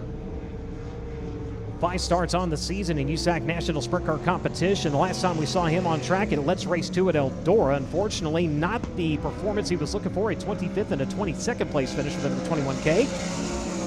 23.29 for the 7X on his opening lap. Kobe Simpson a little bit better, lap number 2, still 9th quick at a 19.262. 7X going to find the throttle just a little bit more through turns 3 and 4. We'll see if Silvers can improve. His last outing was a 17th place finish with the USAC MRA Series on May 23rd at Valley Speedway. Kobe Simpson's second time by was a 19.262, so he sits 9th quick right now. Clinton Brunn's going to make his way out. Driver out of Little Rock, Iowa. The FRC Race Bodies, Brunn's Garage, Brunn Chevrolet. Weber-built chassis, Clinton Brunn's owned number 7. And he'll be joined by Ben Woods. He's from right down the road in Newton, Iowa. Driver the Cranny Shack Ice Cream, Al Parker Maxim chassis, Ryan's Tire and Auto, Red Pride Cafe, B&R Motorsports number 11B. Ben Woods in search of his first USAC national start here at the Knoxville Raceway. His last outing, in fact, was all the way back in October of last year at Southern Iowa Speedway with a 2nd place finish. Little bit of a bobble, look out. Good save by the driver, the number 7, Bruns. Thought he was going to find the Armco there for a second. Been a while since he's been on track as well. In fact, it was in Wing 410 competition and MSTS action at Clay County back in September of last year. Ben Woods, his opening lap is 11th quick at a 26.64. Makes his way into turn number 3.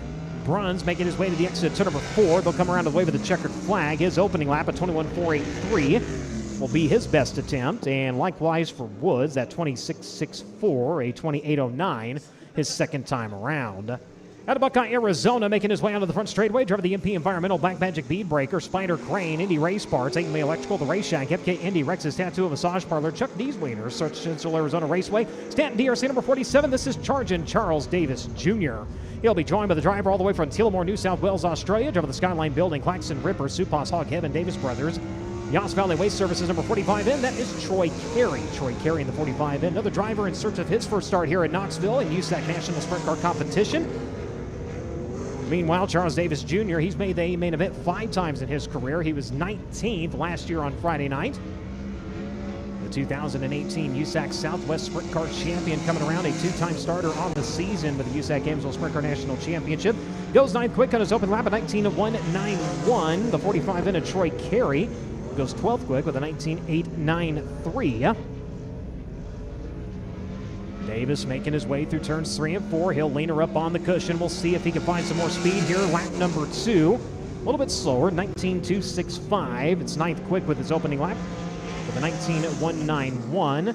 Troy Carey improves, takes nearly 4/10 of a second off of his opening lap. His second time by was a 19.522. Out to the speedway now to Racing City, California. Driver of the AME Electrical, Mississippi Valley Transportation, Reinbold Development Incorporated, Indy Race Parts, Reinbold Underwood Motorsports, Stanton Spike Chassis number 19AZ. This is Mitchell Moles. Mitchell Moles is going to be joined on track by RJ Johnson at Levine, Arizona. The Avante Windows and Doors, Apache Transport, Jugo Superfoods, RJR Suspension, Lifestyle Homes, Petty Performance, Sherman Race Cars, Stanton Powered number 1E. 4 wins on the season with USAC CRA and USAC Southwest for RJ Johnson. Currently leads USAC CRA points. His last outing, May 23rd at Paris, resulted in a trip to victory lane. The 19AZ of Mitchell Moles, a 2-time winner on the season, comes around 5th quick on his opening lap with an 18.757. Last time to victory lane during the coveted Holman Classic at the Terre Haute Action Track for Mitchell Moles. RJ Johnson's first time around was 12th quick at a 19.267. Moles coming off of turns 3 and 4. The Rooster tailed off Fly. He loses some time in lap number 2 in 18.794. And RJ Johnson coming around, his second time by, likewise going to be slower, 19.291. Briggs Danner right now, the driver they are still chasing in Learn Lab qualifying, his time 18.562. Next 2 drivers out to the speedway, making his first appearance in USAC National Competition this season. Out of Athens, Texas, driver the Go-To Electric Service, Canada Maxim, Harold Racing number 1. This is Justin Zimmerman. Justin Zimmerman in the number 1. He'll be joined by Trey Osborne out of Columbus, Ohio, the Industrial Hydraulics Incorporated, Jeff Hill Trailer Sales, Mopar Triple X Chassis, Hidden Hill Follow Farms, Beachfold Automotive, Larry Ebert own number 6T. Trey Osborne in search of his first Knoxville Raceway feature start. His last outing at Circle City, an 8th place run. But the driver, the number 6T for Justin Zimmerman in the Go-To Electric number 1. One start here back in 2023 with an 8th place finish. He'll come around on lap number 1, 14 quick with a 19.703. 19703 for Justin Zimmerman on lap number 1. Trey Osborne, 19.910, 16th quick for the tall one as he makes his way through turns 1 and 2. Last outing for Justin Zimmerman, May 22nd. He ran 3rd in Race Saver Sprint Car competition. Down in the state of Texas, comes around second time by, and he does improve. 14th quick with a 19.499. Justin Zimmerman in the 1, and Trey Osborne, lap number 2, slower, 20.029 seconds. He'll stand on his opening lap, a 19.910. Next 2 drivers out to the speedway. He is your current 1-lap track record holder out of Greenfield, Indiana. Driver of the Jarvis Enterprises, Bachelor Motorsports, Primetime Financial, Indy Metal Finishing, Foxco Power, DRC, Braden Fox Racing number 53. This is CJ Leary. CJ Leary in the 53. He'll be joined by Hayden Reinbold of Gilbert, Arizona, the AME Electrical, Reinbold Development Incorporated, Mississippi Valley Transportation, Jugo Superfoods, Reinbold Underwood Motorsports number 19. 2 starts for Reinbold, both coming last year. A 21st place finish on Friday night here in the Avante Windows and Doors Corn Belt Clash. For the 53 is CJ Leary. He's an 11-time starter. He was 11th on Friday night 1 year ago. His best run here, a 2nd in 2018 and in 2019. Comes around 6th quick in his opening lap with an 18.760, 18760 seconds for CJ Leary. First time by for Hayden Reinbold, 14th quick, the 19.462. 15 starts, 4 top 5s, 9 top 10 finishes on the season so far for CJ Leary. Comes around slower second time by, 18.782. 19 of Hayden Reinbold, a dozen starts this season, 1 top 5 and 4 top 10s. Improves second time by, 12th quick with a 19.237. Victory Lane, the destination back in 2023 for the driver of Anaheim, California. Driver of the Inland Rigging, Darty Motorsports, Naked Enterprises, Roll Scaffolding, Burris Racing, CK Enterprises, Doughboys LLC, Dirt Roots Digital, number 5T. That is Jake Swanson. Swanson in the number 5. Problems as we have to clear the racetrack here.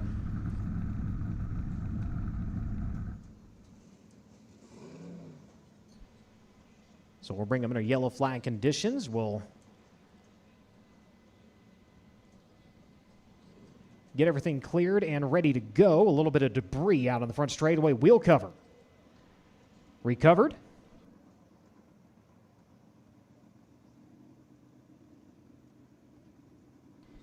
So safety crews with a quick eye finding the wheel cover just on the entrance of turn number 1. So Jake Swanson on track at the end, then bringing number 5C, joined by the driver out of Fort Branch, Indiana, as they get him wound back up and the green lights come back on. The England Machine and Tool, Moments by Borg and Lucas Oil Center, Brown Brothers Excavating, Superior Tank and Trailer, Phil and Eileen King, CRW, S&C Fabrication, S&T Auto, Ted Brown Quality Paint and Body, Moose Racing number 92 of Chase Stockin. Swanson coming around. He will start the clock. Again, Victory Lane in 2023. He's a 7-time starter. Ran 10th on Friday night 1 year ago. The 92 at Chase Stockin, 11 times a feature starter here. Last year, Friday night, his best career run in Knoxville with a 3rd place finish. 15 starts, 1 win, 6 top 5s, and 10 top 10 finishes on the season so far with the driver number 92. Swanson coming around his opening lap is 10th quick with an 18.977. Stockin, his opening lap, 12th quick with a 19.045. Swanson last year, 10th on night number 1, at 5th place at Circle City. 15 starts, 1 win, 5 top 5s, 11 top 10 finishes. Improves on his time. Lap number 2, still 10th quick, then 18.951. Stockin also going to improve on his time, 19.018 seconds.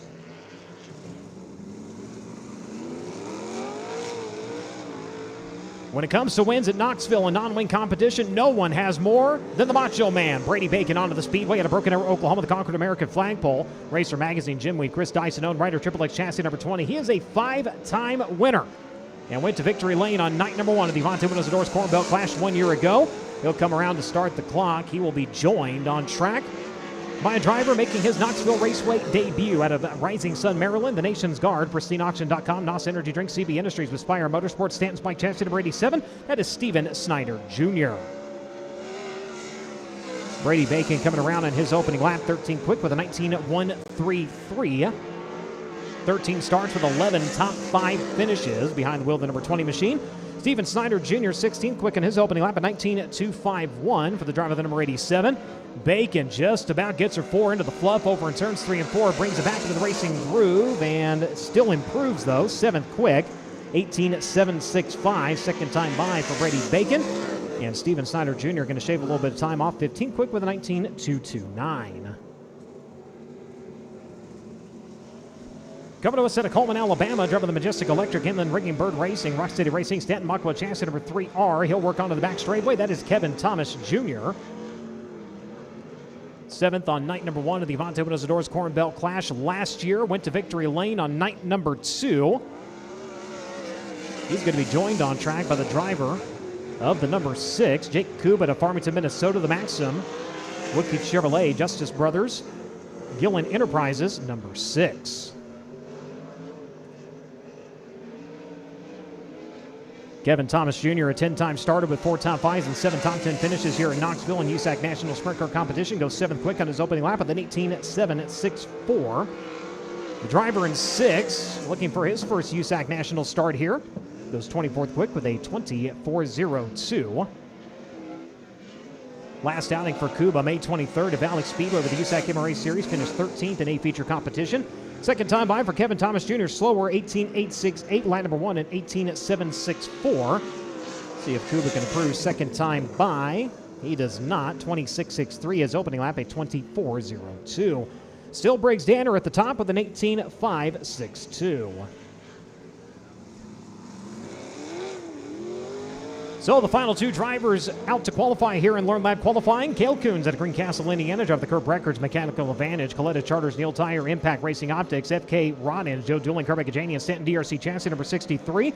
He'll be joined by Glenn Saville out of Razorback, New South Wales, Australia. Driving the Twister, Grassmere Performance Services, Savillone, GPS Chevrolet number 75. Cale Coons in search of his first win of the 2026 season and his first USAC National start here at the Knoxville Raceway. Last outing, a 12th place finish at Circle City Raceway. He's gone to a feature competition 15 times this season with 7 top 10s so far. Comes around 9th quick in his opening lap with an 18.781. Glenn Saville in the 75. 3 starts here in Knoxville with the USAC Angelo Sprint Car National Championship. His best run, a 16th place finish back in 2018. His last on track, May 24th in Power I-410 competition. He was 15th in the semi-feature event. Cale Coons coming around second time by, a little bit slower, 18.850. Saville on the Twister number 75. Does he improve on lap number 2? He does. 23rd quick, 19.694.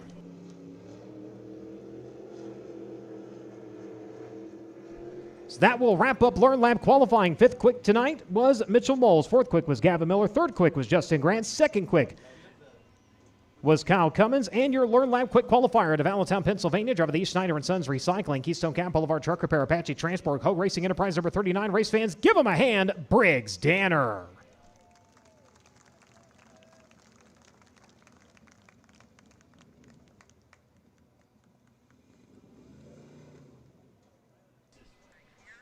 Danner going to make his way down into the Avante Windows and Doors Corn Belt Clash victory lane, and he'll get a word with Drake York.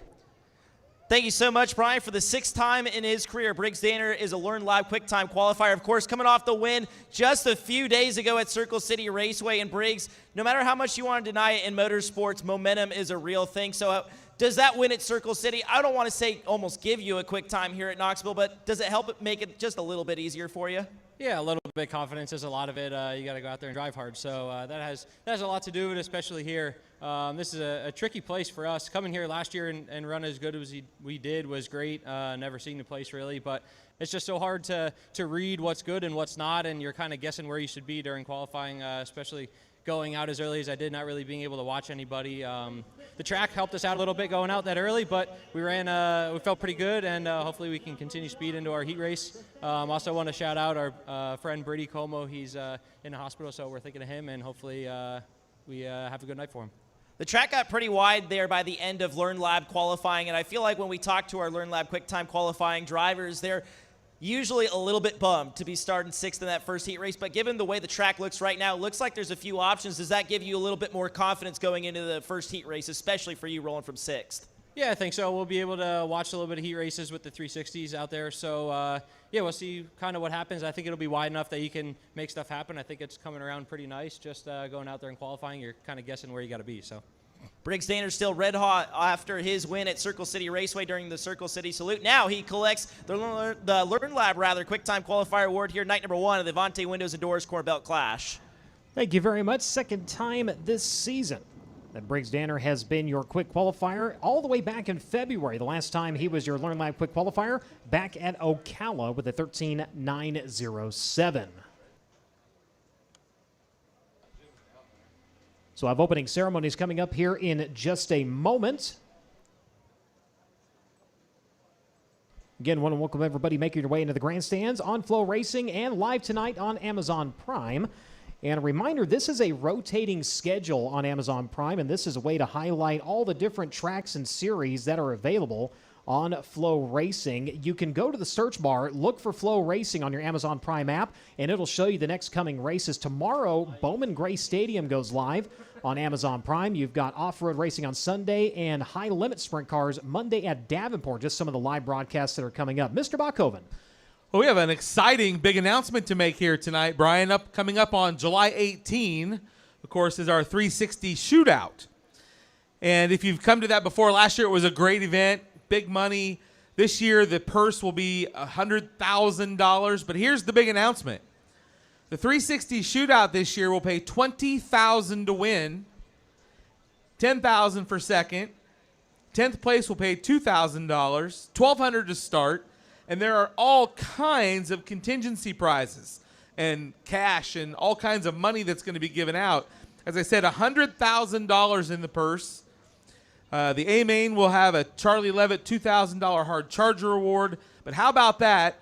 The 360 shootout this year will pay $20,000 to win. And oh, by the way, just a couple of weeks later, $30,000 at the 360 Knoxville Nationals. One night stand. No, that's the Monday after, just down the road. Oh, yeah. Sorry, I was moving ahead. Moving on. That's Front Row Challenge, which will be live here on Flow. Yes. All right, I think. So let's give away some Casey's popcorn. One lucky row is going to get 10 free bags of Casey's popcorn. This week, it's H32. H32, you've just won 10 free bags of Casey's popcorn. Will be coming to you.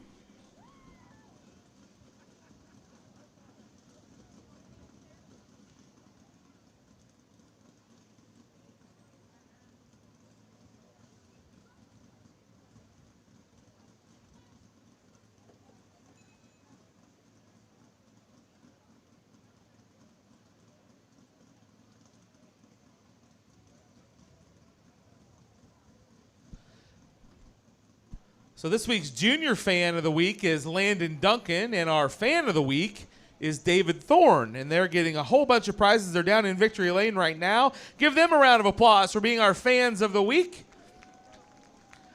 They get a Pace Truck ride, a VIP experience, a $30 t-shirt voucher, a $50 gift card from Casey's and Fairway, $15 in Jersey bucks, 2 tickets to the Marshalltown Speedway, a Knoxville Raceway Cup, a clear plastic bag from Denison Racing Tees, all kinds of cool stuff for being this week's Fan and Junior Fans of the Week.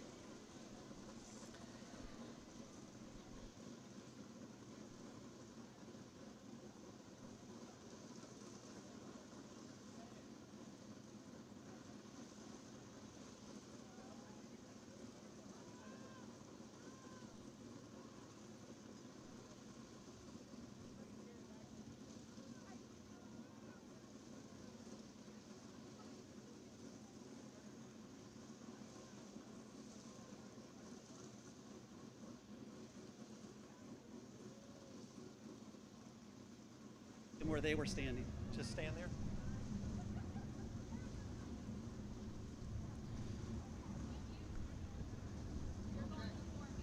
Well, race fans, it is now that time to get things started here with opening ceremonies. Night number 1 of the Avante Windows and Doors Corn Belt Clash. We ask that you are able to please rise for this evening invocation from Seventh-day Adventist Kevin Pyers. Let's bow our heads as we pray. Father in heaven, thank you so much for this glorious evening for racing on the world's best dirt track. But as we gather here tonight, we want to remember those that are in harm's way. We ask for their protection. We will soon be singing the national anthem. May we think about the words we're saying tonight as a story is shared of a hero that has given of his service. Father, thank you for the freedom that we enjoy here tonight. We want to pray for our first responders, our EMTs, the infield crew, the drivers and their families, and the staff that just serve us race after race. And again, Father, tonight we pray for protection on each and every driver is my prayer in Jesus' name. Amen. Thank you, Kevin. Before we get into our national anthem, let's go back upstairs. Thanks, Drake. Please welcome our Hero Haven Hero of the Night, Lieutenant Colonel Willis Bill Pembleton. Colonel Pembleton was born on September 26, 1939 in Towanda, Pennsylvania. Facing the possibility of being drafted, he chose instead to volunteer for the Aviation Cadets Program in the United States Air Force at the age of 19. He later earned his commission as a second lieutenant. Over the next 30 years of military service, Colonel Pembleton completed 2 one-year combat tours in Vietnam. During his first combat tour, he was deployed in Bien Hoa, where he flew 269 combat missions in the F-100 Super Sabre. Most of these missions involved close air support for our troops on the ground. During that assignment, he accumulated more than 800 flight hours in the F-100. For his second combat tour, Colonel Pembleton was stationed in Thailand, where he flew the F-4 Phantom. During the final 3 months of that deployment, he served as acting battle director. Throughout his Air Force career, Colonel Pembleton flew numerous aircraft, with his final aircraft in his career being the C-5 Galaxy. Over the course of his distinguished service, he accumulated more than 10,000 flight hours and was inducted into the prestigious Super Sabre Society in 1990. His military biography is also recorded in the National Air and Space Museum at the Smithsonian Institution. Following retirement from the military in 1988, Colonel Pembleton and his wife Linda, whom he met while they both were serving in the military, started a tax practice business together.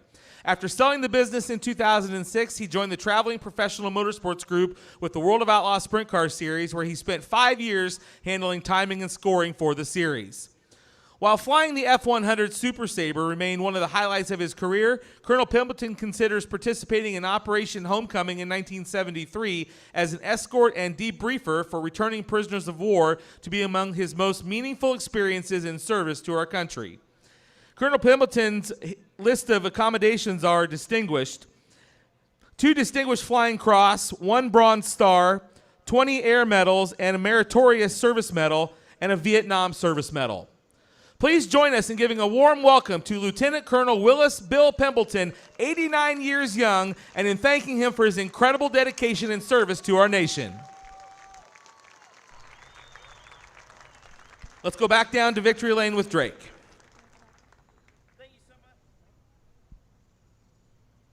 Thank you so much, Tony.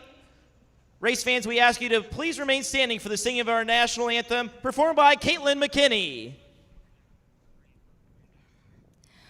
Oh, say, can you see by the dawn's early light what so proudly we hailed at the twilight's last gleaming, whose broad stripes and bright stars through the perilous fight o'er the ramparts we watched were so gallantly streaming, and the rocket's red glare, the bombs bursting in air, gave proof through the night that our flag was still there.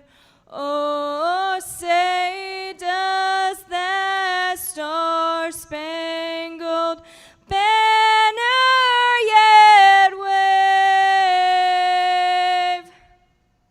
o'er the land of the free and the home of the brave? All right, nice job. Great job down there in victory lane with our anthem here tonight. Well, race fans, we're glad to have you here on night number 1 of the Avanti Windows and Doors Corn Belt Clash. A big weekend of racing, Brian, here with our Randall Roofing 360s tonight and the USAC National Sprint Car Series here. Glad to have everyone here, and all of you in the stands, glad to have you here. The first of 4 Randall Roofing 360 heat races sit in the staging lanes. Ladies and gentlemen, let's go racing here at Knoxville. It says it without saying it, you know, but From Knoxville, Iowa, in the Pella Motors Accurate Machine Works Mike Click Paving number 4W, that's Jamie Ball. Into his outside from Knoxville in the Scott's Quality Construction Comfort Keepers Matt Jones Trucking number 24H, that's Cade Higday. Starting in the 3rd position from T South Dakota in the Mike McGee and Associates Lindsay United Auto Glass Lifestyle Integrations number 11, that's Justin Henderson.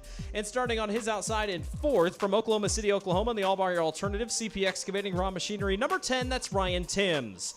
Rolling off in the 5th starting position from Marshall, Missouri in the TC Property Investments Northern Tier Outdoors Community Auto Sales and Service number 7B, that's Ben Brown. And starting 6th from Oskaloosa, Iowa in the Baja Billy's Racing Billy's Tequila Jersey Freeze number 6B, that's AJ Johnson. Rolling off from the 7th starting position from Utah, Nebraska in the Strobel M&R Manufacturing Van Realty number 55, that's Jace Brown. And to his outside in 8th from Ankeny, Iowa in the Empire Ag Race MG Pro Diesel Miracle Travel Works Academy Roofing number 7G, that's Jackson Gray. 9th place starter hails from Knoxville in the Cox Design and Metal Fabrication El Reyes Teca Marion County title number 14. That's Aiden Zoot to his outside from Warrnambool, Victoria in the Hut Construction Ash River Farms Bar at Bull Bars High Performance Lubricants Cool Chassis number 20 AU. That's Braden Cooley. And rounding out the field from Terrell, Iowa in the Boondocks RJ's Lawn Care number 32. That's Riley Valentine. 7 laps is the distance. Top 5 transfer to A feature later tonight. Cars lining up behind the Pella Motors Pace Truck. Wally Price will pull it down into the infield as we get set to go. 4 heat races for your Randall Roofing 360 Sprint Cars. 7 laps. Top 5 will transfer on to your A feature tonight. The rest will have to fight for 4 spots in your B main. The winner of our 4th and final heat race will go down to the infield and draw from our Think and Ink invert draw to see the invert for tonight's 20-lap A feature. Jamie Ball, a former 360 track champion here at the Knoxville Raceway, will bring the field into turns 3 and 4 to the QSI restart line. Heat race number 1 is green. Jamie Ball leads the field off into turns 1 and 2. Cade Higday on the outside. Justin Henderson slots into 3rd. Ryan Timms 4th. Here comes Ben Brown around the inside of AJ Johnson for the 5th spot. Track still narrow as still working to work things out here throughout qualifying as here comes Ryan Timms down to the inside. Henderson tries to slam the door. Tim says no. Underneath, move the 10 up to third. A.J. Johnson way up out of the groove over in turn number 2. He's off the pace. We'll see if he can get it down into the infield. Meanwhile, Jamie Ball continues to show the way with 5 laps to go. Cade Higday rides in the second spot, then Ryan Timms, Justin Henderson, and Ben Brown in the 5th and final transfer position. Chase Brown, one outside of a transfer spot, just about a second behind Ben Brown down the back straightaway. Ryan Timms starting to close in on the 24H of Cade Higday. Your battle is for second down the front straightaway. Timms goes from bottom to top. Now Cade slides up in front of him. Timms has to recover. Here they come off turn number 2. They're wheel to wheel down the back straightaway. Ryan Timms to the inside. Cade Higday outside. They may have made contact, but Cade goes wide and makes a hold of it. Timms hangs on for second. Move the 10 to number 2. Jamie Ball continues to show the way. Cade Higday now in third. Ryan Timms all the way up to second with Justin Henderson continuing to ride in fourth and Ben Brown in that 5th and final transfer position. Jamie Ball continues to show the way with 3 laps to go. Now 2 to go for the 4W. Ryan Timms still trying to reel him in. 1.2 seconds was the gap. Cade Higday might have company from 4th on back. That's Justin Henderson starting to reel in the 24H. White flag waving in the wind one more time around for your leader, Jamie Ball.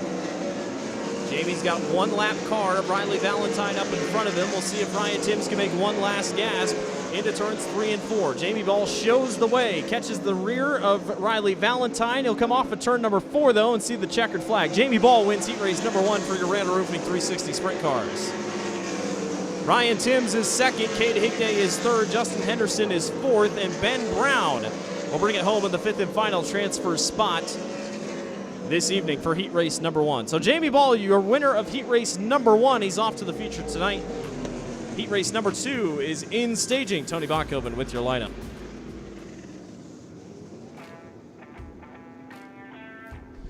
Thanks, Blake. Starting on the inside of row number 1 from Marion, Arkansas.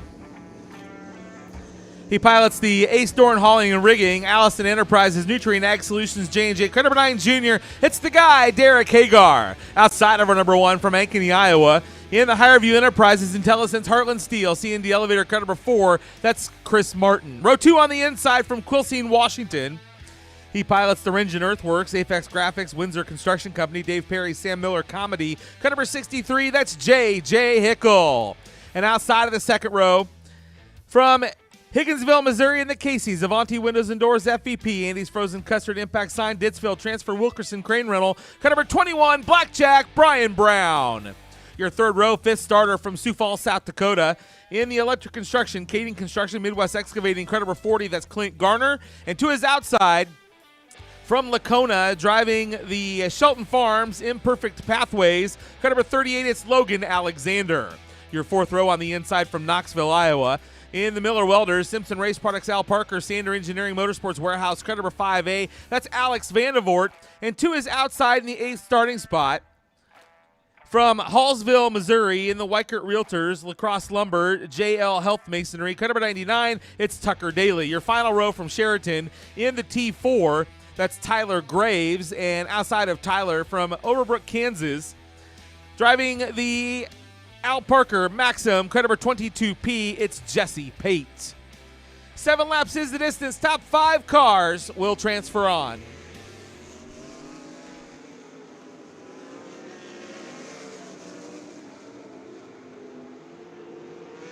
Yellow lights are off. The Pella Motors Pace Truck will head to the infield this time around. 7 laps is the distance. Top 5 cars will move on.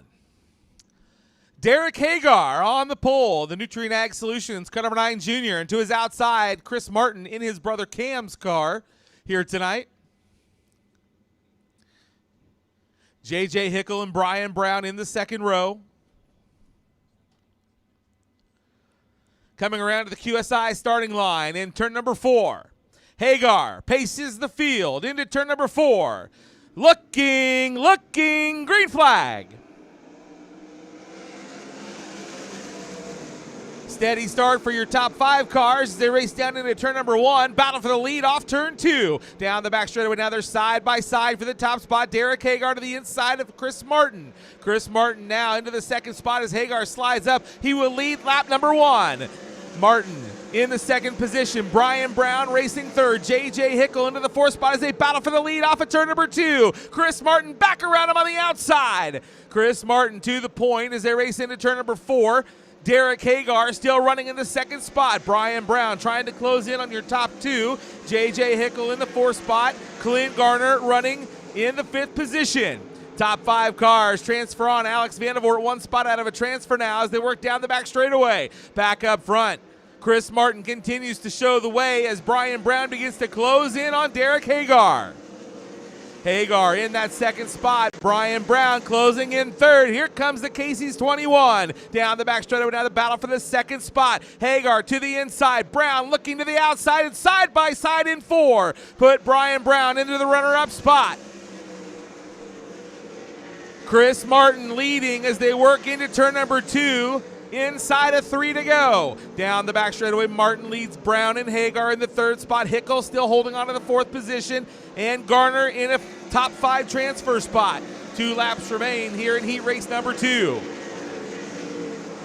Chris Martin leading down the back straightaway in car number 4. Brian Brown trying to close in, but time is running out as the white flag will be in the air off of turn number 4 and 1 lap to go. J.J. Hickle beginning to close in on Derek Hagar. That would be the race for the 3rd spot. Hagar holding on to the 3rd position off of turn number 2 and down the back straightaway for the final time. Checkers will be in the air off of turn number 4. Chris Martin will get the heat race win. Brian Brown comes home 2nd, Derek Hagar 3rd, J.J. Hickle 4th, and Clint Garner gets that 5th and final transfer spot.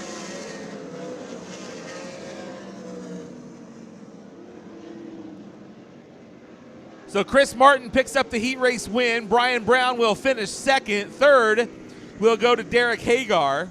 4th will be J.J. Hickle and Clint Garner is 5th. Those 5 cars will transfer on.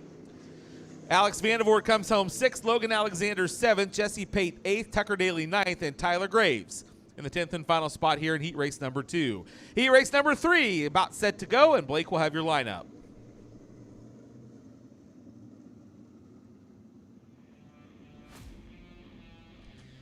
Thanks, Tony. On the pole for heat race number 3, starting on the pole from Reynolds, Illinois, and the Peterson Plumbing and Rural Realtors Ostrich Racing Engines number 83. That's Kurt Mueller. Into his outside from Altoona, Iowa, and the Smiley Lifting Solutions Spider Crane. Smiley Crane Service number 01. That's Carson McCarl. Rolling off in the 3rd position from West Burlington, Iowa, the Land Pride Morning Sun Farm Implement Rod End Supply number 49. That's Josh Schneiderman. And starting to his outside in the 4th spot from Pleasantville, Iowa, in the ID Concrete Pro Diesel STC number 1 Taz. That's Tasker Phillips. Starting in the 5th position out of Grimes, Iowa, in the All Bar Your Alternative Academy Roofing Phillips Floors number 2M. That's Ryan Giles. Into his outside starting 6th from Glenpool, Oklahoma, in the Missile Motorsports Reese Construction D&W Towing number 95. That's Matt Covington.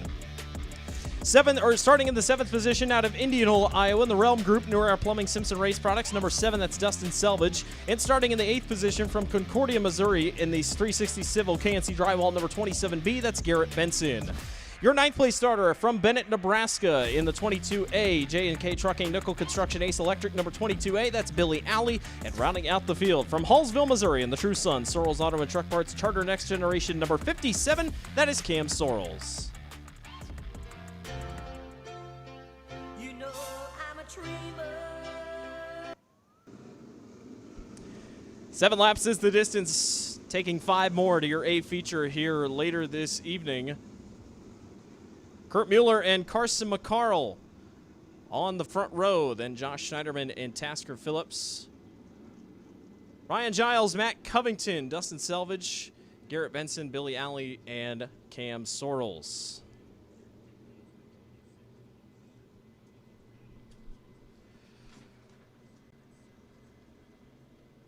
Kurt Mueller will bring the field off of turn number 4.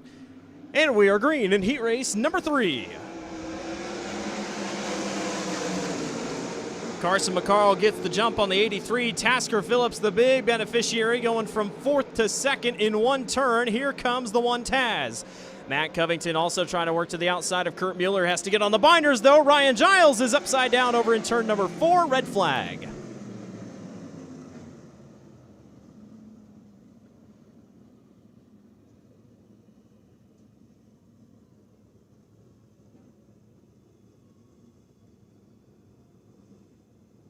So Ryan Giles, the one who gets upside down over in turn number 4.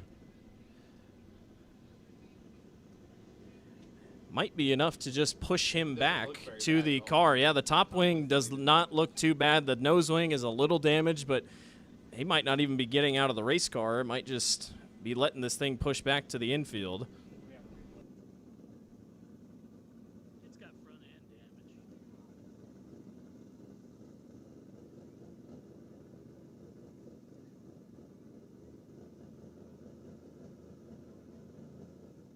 Ryan was slated to start in the 5th position here for heat race number 3. You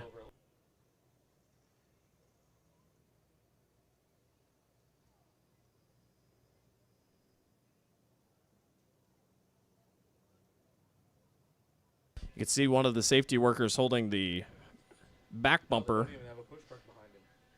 in his hand down here over in turn number 4 as they continue to survey the damage, and it does look like they're going to have to put it on the hook for the 2M.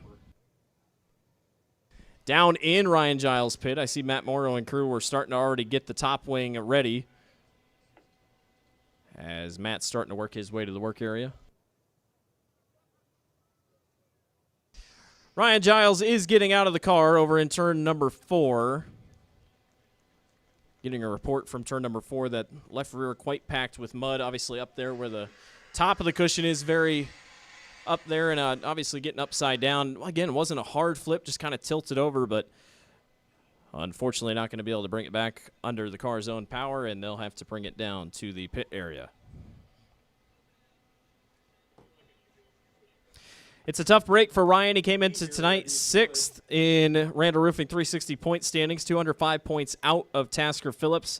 He was top 5 last year in points.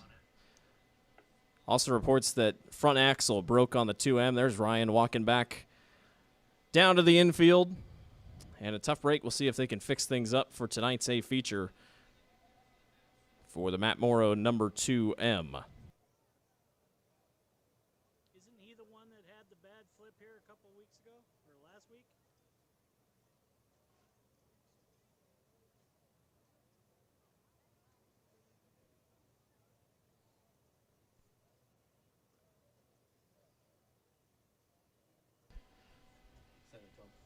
Mike Roberts down there in the infield. Mike, what do you see? Well, yeah, it came apart on the right front, actually. It's dragging a radius rod, and should be something that's actually fairly simple to fix. But, yeah, both radius rods on the front here. One of them broke off, and one of them was bent. Try to catch Ryan on the way by here, just kind of see what happened. I missed it until the tail end of it. And Ryan, not definitely the heat race you wanted to see there. Damage is there, but not a lot. But what happened out there? I just kind of stepped on it. Well, you're honest at least, so get that thing back together. We'll see you later. Thanks. He said it right there. It was on him, so it damage-wise, radius rods up front, guys. I don't even think the axle itself's actually broken. It's just the bolt-on parts to it, so we'll keep an eye on that. We'll send it back upstairs. Yeah, you could see there previously there on Flow, they had the crew ready to work. J.J. Hickle, who runs that 2M on Saturday nights. We'll see him tomorrow night for Light and State Bank 410s. He was down there getting ready. There's J.J. down there with the jack. And they'll get a new top wing put on him. We'll see if he can get that fixed. It's going to have to be coming from the B main tonight.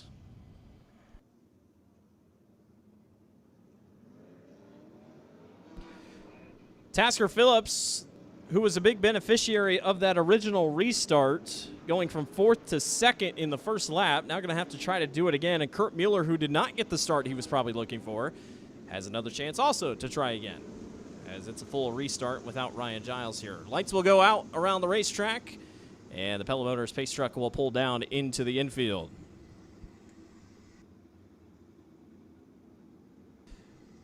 Bright yellow number 22A, Billy Alley. Good to have Billy Alley back here at the Knoxville Raceway. His last feature start here came back in 2016, but he's still been racing over at Eagle, IMCA competition. Couple wins last year over in Nebraska. Good to have him back here at Knoxville, where he's a 2-time 360 Nationals champion. We'll try this again for heat race number 3. Kurt Mueller is on the gas, and we're back underway. This time, Carson McCarl protects the outside, and Tasker Phillips still continues to ride in 3rd. Mueller much better, loses the lead, but holds on to 2nd. Matt Covington rides in fourth. Josh Schneiderman in the fifth and final transfer spot as Carson McCarl shows the way off of turn number 4. One lap down and another one underway.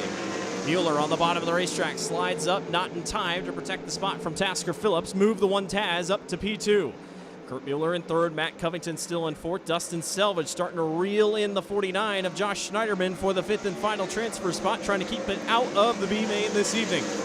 Meanwhile, back up front, Carson McCarl continues to run the middle, but Tasker continuing to run where the cushion's starting to form in the middle of the racetrack as we continue to push this thing out wider as the evening goes on. Matt Covington also starting to get to the back bumper of the 83 of Kurt Mueller. Carson McCarl jumps up this time, protects the line against Tasker Phillips. Dustin Selvage, double box here on Flo as Selvage tried to get to the inside of Schneiderman. Your battle for the lead, your battle for the transfer spot. Carson McCarl has company, 3 laps to go as Tasker Phillips is right there on the 01. Tasker Phillips continuing to work the bottom, but slips up ever so slightly. That's going to lose him a lot of time. He could not hit the bottom like he wanted to. We go back to the battle for the transfer spot. Dustin Selvage lurking on the 49 of Josh Schneiderman.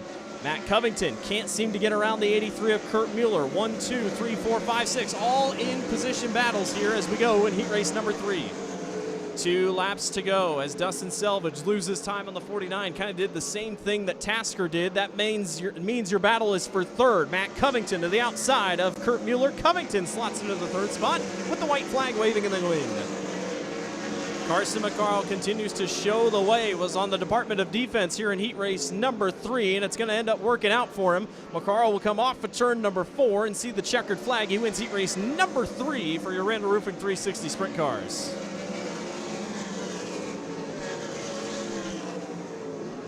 Carson McCarl wins heat race number 3. Tasker Phillips is second, Matt Covington is third, Josh Schneiderman is fourth, and Kurt Mueller in your fifth and final transfer spot. They move on to tonight's A feature. Heat race number 4 in staging. Tony Bachhoven with your lineup.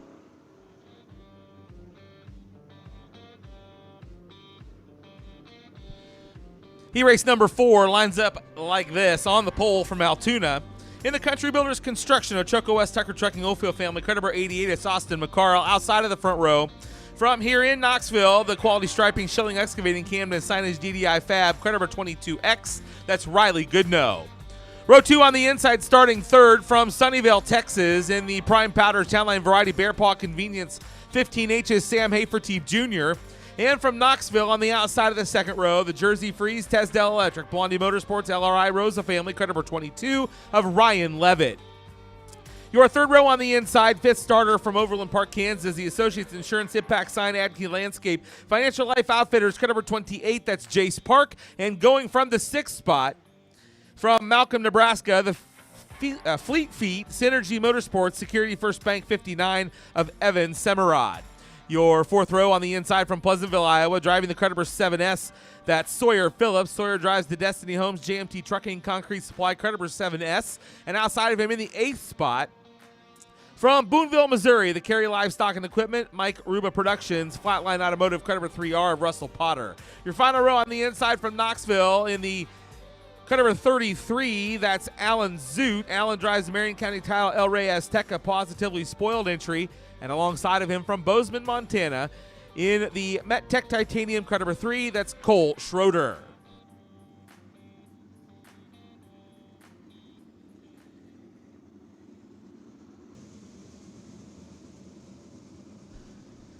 Yellow lights are off as we get set to go with your final Randall Roofing heat race. Pella Motors pace truck pulls to the infield. We are just about set to go green. 7 laps the distance. Top 5 cars transferring on.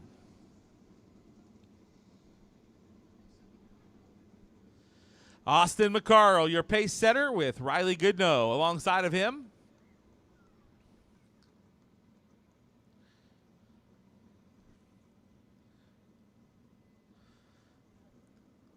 First USAC heat race already making its way down into the staging lanes. All right, here we go. Austin McCarl bringing him around to the QSI starting line. In turn number 4, the green flag waves were underway. Oh, big flip down the front straightaway. Alan Zoot takes a big one here on the front straightaway.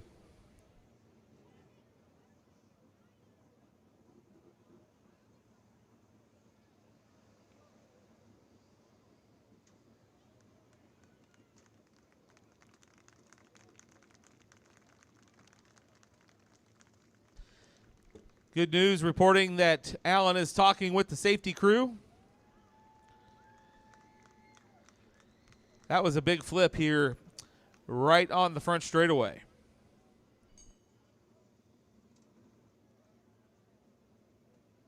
So the safety crew going to get that car righted here on the front chute.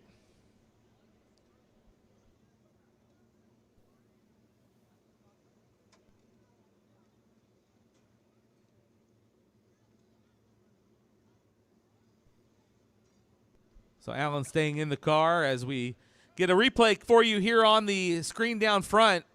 Man, some side over side, some helicopters, and some end over ends, and a hard bounce. It's hard to see from that angle, but there was definitely some bad things happening at the back of the pack here on this initial start. But what a cool shot there nonetheless. But tough break, but the good news is Alan's okay. They've right-sided the car now. It's going to take just a minute here for him to gather his thoughts. He's taking his helmet off here, and he'll be climbing out of the car in just a moment.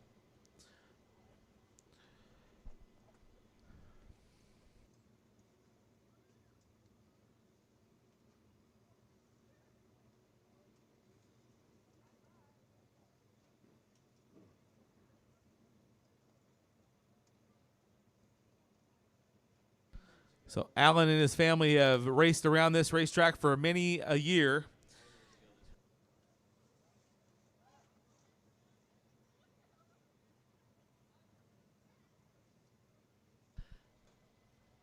There he is, climbing out of the car, race fans. Give him a round of applause, Alan Zoot, getting up out of the top of that car. He has taken some big ones here. He's been out of the park. He's taking some pretty hard rides, but that one's probably got to rank right up there at the top. A couple really hard bounces there at the end of that series of flips. So Mike Roberts says, you stand down there taking a look. I was just mentioning that, Alan's had some pretty hard flips here in the past, but that one had a really hard ending. Yeah, and he's kind of got a little bit of limp going on right now. We're going to see if we can catch up to him and at least let everybody know that he's okay. He's, typical race car driver. He's walking around the car to see how bad it is right now. So you mentioned earlier that, he was one of the last ones to flip out of the ballpark over here in turn one before we went to high fences. And, his dad did that. We talked about the generation before, and wasn't quite as high then, but same exact spot. But definitely a big bounce for him, and we'll see what happens here. Alan, just letting everybody know, obviously you're walking. What happened out there, and are you okay, bud? Guys that aren't used to racing here tried to chop the front off on the start, so pretty stupid move, but we'll try and see what we can get back together and come out. I don't know, but I'm pretty sure it hurt about everything we have. So one of the bigger crashes I've seen you take, and I've seen a lot of them, that was a pretty big bounce. Yeah, it was a pretty good ride from out of four. So yeah, like I say, guys that aren't used to racing here and can't do that stuff on a big track like this. We can get away with it on short tracks, but not here. Alan Zoot, I'll tell you what, guys, you can say what you want about this. I was going to say young driver, but he's one of the veterans out here, but he is one tough hombre. Well, glad to see him able to get up out of the car and walk away from that one. So that's the best news of the night for him. So it'll take just a minute here to get things cleaned up on the front straightaway.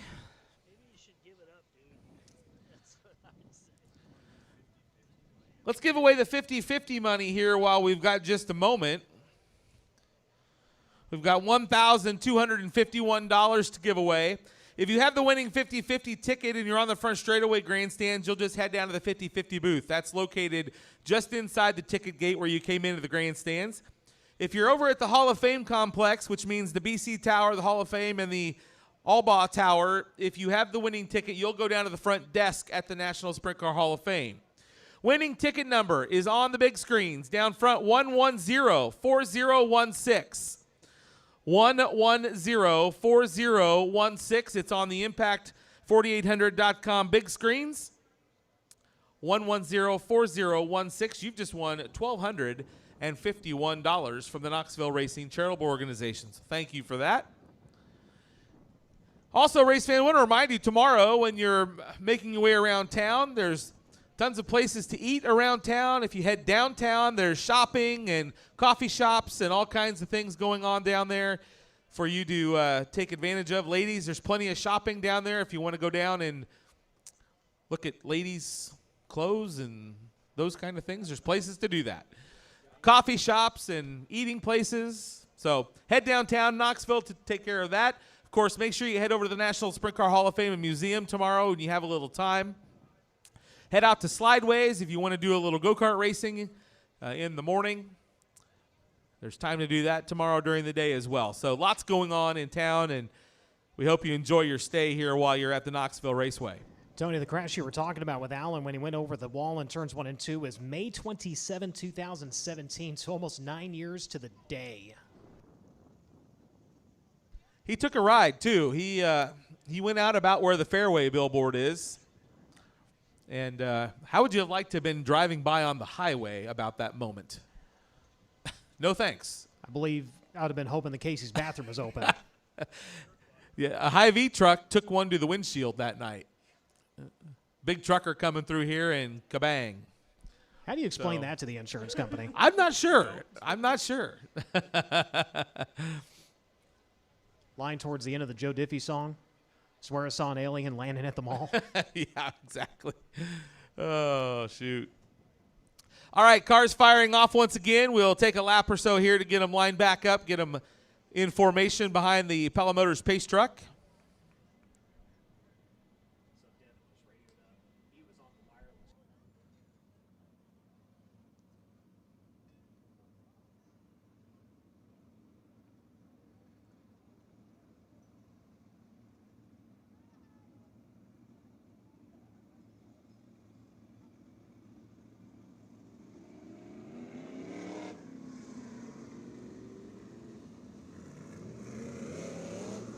Jesus is over at the Hall of Fame. You can stop down at the El Rey Azteca tomorrow, have a little lunch. He'll probably fix you up with some chips or something. All right, just about set to go here once again. Complete restart. We did not get a lap in there, so we'll realign the cars here to their original starting order, which finds Austin McCarl on the front row alongside of the car number 22X of Riley Goodnow. Sam Haferteep will line up on the inside, the car number 15H with Ryan Levitt in the double deuce to his alongside. Jace Park and Evan Simmerod in row number 3, Sawyer Phillips and Russell Potter, and Cole Schroeder should be the final car on the back of the field. Got a car coming to a stop now in turn number 4. Looks like Ryan Levitt has come to a stop. So the caution lights will stay on.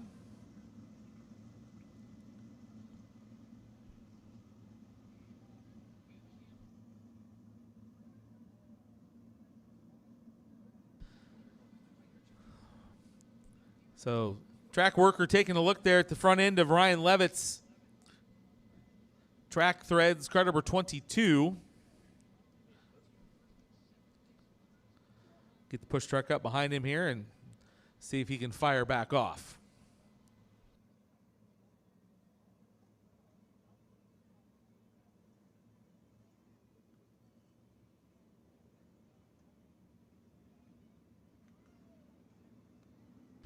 Mike Roberts just reporting that Ryan Giles fans, things are looking good for him. They're getting that car put back together. They had a wheel damaged as well, so things are coming back together for the 2M car, so that's good news. Ryan Levitt's car pushing back off again. Not sure what happened. Todd, the track worker, took a look at the front end of that race car, but Ryan now pushing back off in the Jersey Freeze car number 22.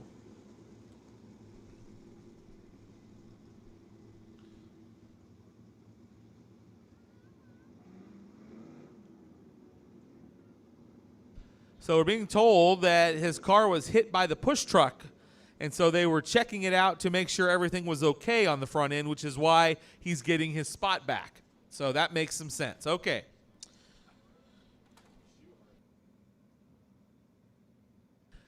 All right, you betcha. Here we go. Let's get fired up for the final 360 heat race of the evening. Austin McCarl bringing him down to the QSI white line and turn number 4 to the green. Austin McCarr will lead him into turn number 2. Riley Goodnow running second. Jace Park now up into the 3rd spot. Down the back chute now, they'll sort him out back in the pack, sorting out positions. Through 3 and 4, Austin McCarr will bring him around and lead lap number 1. Maybe. Here comes Riley Goodnow. Riley Goodnow putting the whip to her in turn number 1, looking to the outside for the lead. Down the back straightaway now, your races for the lead into turn number 3. Austin able to hold on to it. Riley looking and searching in turn number 4. Riley Goodnow in the 2nd spot. Jace Park running 3rd. Sam Haferteep Jr. in the 4th spot now, taking 3rd as Park got way over the cushion in 1. Down the back straightaway, Riley Goodnow took a sniff to the inside, couldn't get there, falls back in line in turn number 4. Haferteep still running 3rd, Jace Park is 4th, and Ryan Levitt now into that 5th and final transfer spot. Down the back straightaway, Jace Park closing back in on Sam Haferteep Jr. That's the race for 3rd as they race into 3 and 4. Haferteep on the bottom, Park up on the cushion through turn number 4. Closing in on the 15H. Austin McCarr continuing to lead now as he starts to separate himself from Riley Goodnow. Goodnow in the car number 22X rides there in that 2nd spot. Haferteep in 3rd. Jace Park and Ryan Levitt. Ryan Levitt in that 5th and final transfer spot now will soon have company from Sawyer Phillips. Sawyer trying to make something happen here in the last 2 laps. This time by, white flags in the air, 1 lap to go. If Riley Goodnow wants it, he's gonna have to come and get it as they race for the lead again in turn number 2. Battle for the transfer as well in turn number 2. Sawyer Phillips gets the spot away. Here comes Ryan Levitt back to look. He'll look to the outside in turn 3. Checkers are in the air. Austin McCarl gets the win, but watch the battle for the transfer off at turn number 4. Austin McCarl gets the win. Riley Goodnow comes home 2nd. 3rd will go to Sam Haferteep Jr. Jace Park is 4th, and Sawyer Phillips will get that 5th and final transfer spot. Ryan Levitt comes home 6th. Evan Semerad 7th. Cole Schroeder 8th. Russell Potter in the 9th spot, and Alan Zoot will be scored in that 10th and final position. How about a hand for your winner, Austin McCarl?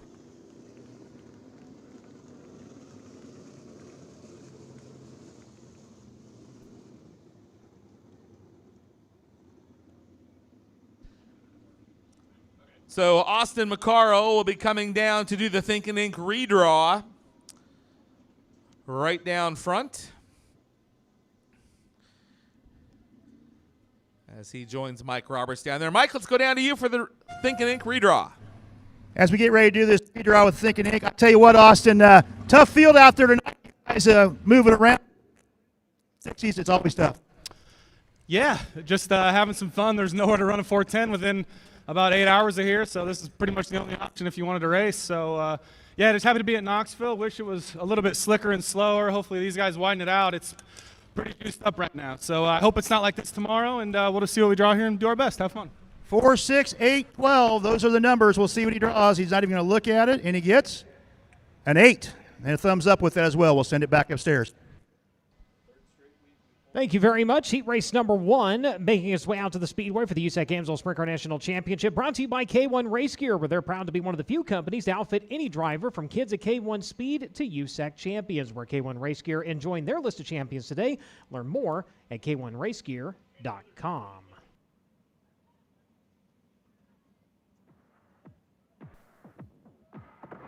Drivers pushing out to the Speedway lineup for this 8-lap affair, set to roll to the green like this.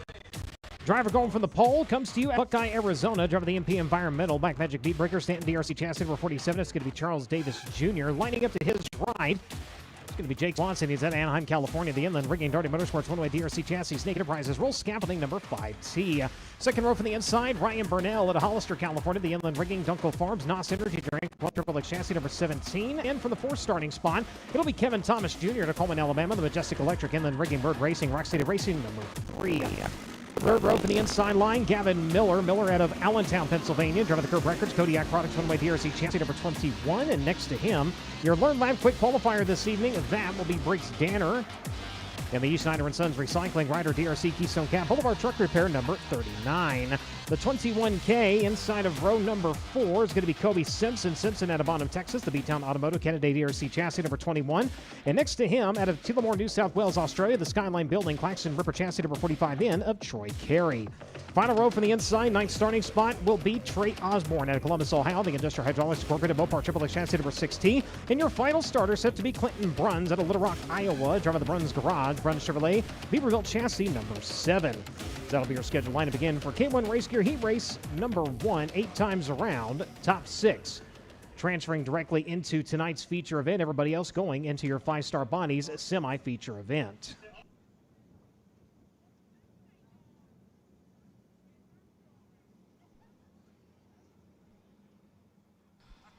Charles Davis in the 47 as the caution lights are dark. Go green this time at the NOS Energy Start Can exit turn number 4. Trying to race his way into his 6A feature appearance here at Knoxville and USAC National Sprint Car Competition. The 5T next to him, Swanson looking for another win. Last time, 2023, as they come around to the front straightaway, nice and even at the NOS Energy Start Can. We're underway. Field going to work its way into turns 1 and 2. The high side working right now for the MP Environmental number 47. Charles Davis swapping lines through turns 1 and 2. Goes up to the top of the speedway. Now going to go back down to the bottom of the entrance at turn number 3. Swanson searching the outside. He's going to layer up on the cushion. 3-car battle for the top spot. It's going to be Swanson coming around to lead lap number 1. Jake Swanson leads. Charles Davis Jr. running in second, trying to hold on to it. 3 wide. Here comes Briggs Danner. He's going to thread the middle onto the back straightway. Look at the run by Briggs. He'll take over the second spot as they work into turns 3 and 4. He'll set sights on your leader now, Swanson. Working top shelf, the 39 of Danner right through the middle, going to spin the tires onto the front straightaway. That allows the 47 and the 17 of Ryan Burnell both to keep pace with him. Burnell up across the racing surface. Davis back to his inside. Good battle going on for that third spot. Kevin Thomas Jr., Gavin Miller right now sitting in the final transferring position. Again, top 6 moving on into the A main. Everybody else into the 5-star body semi-feature event. Here comes KTJ now trying to get one more. Looks to the inside of Charles Davis. Nothing happening there for the 3. The 21 still giving chase. Kobe Simpson, Trey Osborne, Troy Carey, and Clinton Bruns right now running out your running order. Up front by nearly a second, Jake Swanson over the 39 of Briggs Danner. Both drivers up on the top. The 39 breaking rank right at the exit. Takes it down to the bottom side of the speedway as they go side by side a little bit further back. Charles Davis Jr., Kevin Thomas Jr. still in a good battle right now. That'll be for the 4th position. So far, the 47 has it. The 3 are trying to take it away, still side by side onto the far side of the Knoxville Raceway. Working turns 3 and 4. 47 up on the cushion, getting the Hoosier wound up. Kevin Thomas Jr. patiently around the bottom. This time, Charles Davis able to clear him onto the front straightway. Gavin Miller trying to come up into that mix and make it a 3-car battle. 4th, 5th, and 6th all up for grabs. Gavin Miller up to the top, trying to be not in the final transfer spot here and grab that little bit of insurance. So far, not able to clear as your leader continues to show in 5T. Swanson had it out to nearly a second. He's lost a few tenths, though. 0.563. Briggs Danner trying to reel him in. Had to wait on the car that time. You saw the car raise up in the back and then finally settle back down, but that allowed the 5T to really start to pull away as they come around this side of the way with the white flag. Final time around in K1 Race Gear Heat Race number 1. Swanson, Danner, Burnell by himself in 3rd. Kevin Thomas Jr. in the meantime is taken to the 4th spot. Charles Davis Jr. Gavin Miller holds on to the final transfer spot. Kobe Simpson trying to reel him in and see if he can make a last lap pass to race into the show as your leader works off at turn number 4. Checker flag going to fly in this one. Jake Swanson, winner in K1 Race Gear Heat Race number 1. Briggs Danner going to cross in 2nd. 3rd going to go to Ryan Burnell. Kevin Thomas Jr. crossing in 4th. Battle for the transfer spot. Gavin Miller going to hold on to it. Charles Davis Jr. in the meantime takes over 5th. Gavin Miller 6th. Kobe Simpson, Trey Osborne, Troy Carey, and Clinton Bruns unofficially rounding out your field. So your winner, ladies and gentlemen, he comes to you out of Anaheim, California, driving the inland rigging Darty Motorsports, dating Swanson with Darty Motorsports, Fine Line Drafting, Apache Transport number 5T. Race fans, give him a hand, Jake Swanson. Swanson with the win. Briggs Danner in 2nd. Ryan Burnell in 3rd. Kevin Thomas Jr. in 4th. Charles Davis Jr. in 5th. Gavin Miller in 6th. Those 6 drivers moving on into the feature event. Kobe Simpson, Trey Osborne, Troy Carey, and Clinton Bruns. They move on into your semi-feature event. He'll bring it a stop down to the infield. We're going to go down to Drake York.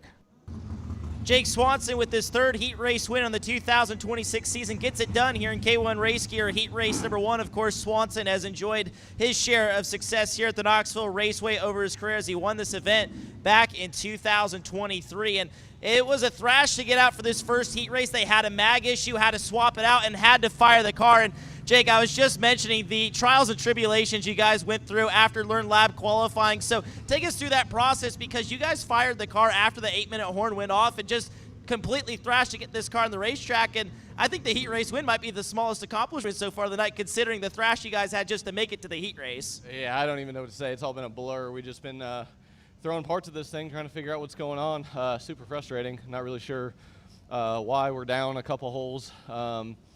I think we got it there. It obviously ran pretty good. It's still not 100%, so I think we might just be off on fuel or something now, but we didn't even have time to change the setup on anything. It's still qualifying setup, tires, stagger, everything. So obviously good enough to win, but now we can take some time and work on everything and fine tune a little bit. I can't thank my guys enough. Caleb, Doug, Uncle Chris, Ben in there.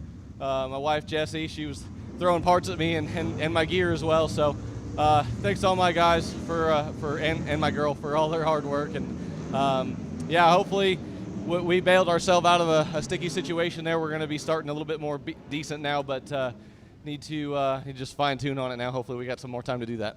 He'll definitely have time for that. Worth noting, Ryan Bernal, who transferred out of that heat race, was also in a similar boat to Swanson, but good to see both those drivers who had late issues after qualifying lock their way into the first night of the Corn Belt Clash here at Knoxville, straight out of the heat race. Thank you very much. TJ Ford's heat race number 2 getting lined up behind the Knoxville Raceway pace truck. Steven Snyder Jr. to Rising Sun, Maryland. The Nation's Guard, number 87, going to bring him down to the drop of the green flag. The Moose Racer, number 92, lining up next to him. That's going to be Chase Stockin at Fort Branch, Indiana.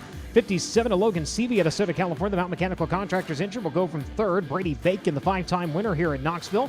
Out of Broken Arrow, Oklahoma, the Concord American flagpole, number 20, will roll from the 4th starting spot. The 19 AZ of Mitchell Moles out of Raisin City, California. The AMA Electrical Pacific Transportation entry from 5th. From 6th, it'll be Kyle Cummins out of Princeton, Indiana. The Avante Windows Doors Petty Performance, number 3P.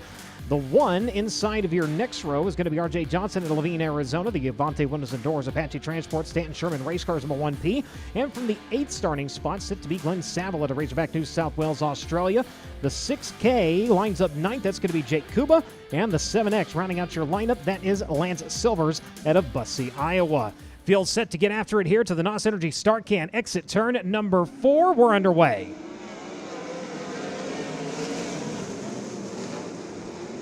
Steven Snyder Jr. gets the jump, but the jump may have been just a little bit too good. The caution light's going to come on. We're going to bring this one back.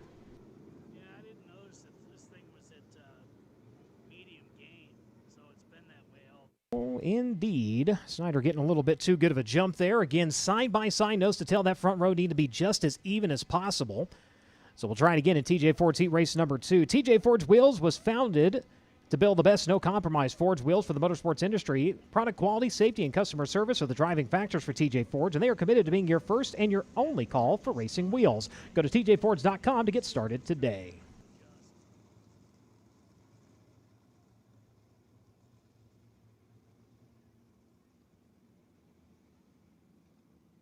So that will move the 92 of Chase Stockham from the outside of run number 1 down to the pole position. The 57 of Logan Seavey going to jump up to the right of run number 1. 87 of Snyder going to fall to 3rd. Bacon from 4th. Moles, then Cummins. Johnson, then Saville. Going on board with Stockin. Appreciate him reaching up, trying to clear the lens for us there.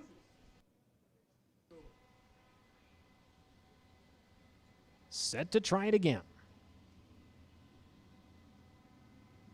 3rd place 1 year ago on Friday night for the driver who now sits on the pole. Everybody fires onto the front straightway. And the driver with the better run into turns 1 and 2 is going to be your USAC Triple Crown titleist, the 57 of Logan Seavey. Going to take off at the top spot. Snyder had 2nd for a moment. Now he is backsliding quick in this one. Up to 2nd now. He's in danger of falling all the way out of a transfer spot as lap number 1 is going to be the 57 of Seavey showing the way. Brady Bacon quick on the jump, goes to the inside line. He'll take over the 2nd spot. The 92 of Chase Stock and Snyder back to 4th Cummins, and Mitchell Moles right now holds on to the final transfer spot. Up on the high side, working the Avante Windows Doors number 3P. Going to roll by and take over the 4th position. He'll try to get the momentum wound up here and see if he can make something happen. Snyder again in his Knoxville Raceway debut. A little bit of a struggle trying to get that car, get some momentum built. Little wishy-washy at the exit to number 4. That forced the 19 AZ on the binders. Moles losing all kinds of speed and momentum. That's going on RJ Johnson to try to close and see if he can get a transfer spot here. working down to the bottom side of turns 3 and 4. Moles working up to the top shelf. Here comes RJ, the Avante Windows and Doors USAC CRA points leader and defending champion. Trying to avoid running your 5-star body semi-feature event. Continues to work the inside. In the meantime, battle for the 3rd spot. Cummins has reeled in the 92 of Chase Stockton. He's going to drop to the deck over in turns 3 and 4. Slips her up to the middle groove, right in the apex of the turn. As it's Seavey leading by 0.3 of a second. Brady Bacon, though, starting to reel him in as they make their way into turns 3 and 4. Bacon going to try to charge the bottom and see if he can make a run. Round to the front straightaway we go, just past the halfway point, putting lap number 5 in the books. Battle for the lead. Logan Seavey's going to hold on to it. Seavey leading, Bacon right there, Stockton, Cummins, Snyder, and Mole still sitting in transfer spots. And it's going to be R.J. Johnson, Glenn Saville, Jake Kuba, and Lance Silvers right now running at your running order. Bacon not done in the 20 again. Patrols the bottom side of turns 3 and 4. Catches the moisture. The car kicks a little bit on him, though, and that's going to hand the advantage back to Logan Seavey. So Bacon alternating his line, high side of turns 1 and 2 to get the momentum built back up. Problems on the 92, though. Looks like a flat right rear for Stockton. So this will change the dynamic in this one as we go into yellow flag conditions against Stockton with a failed Hoosier on the right rear.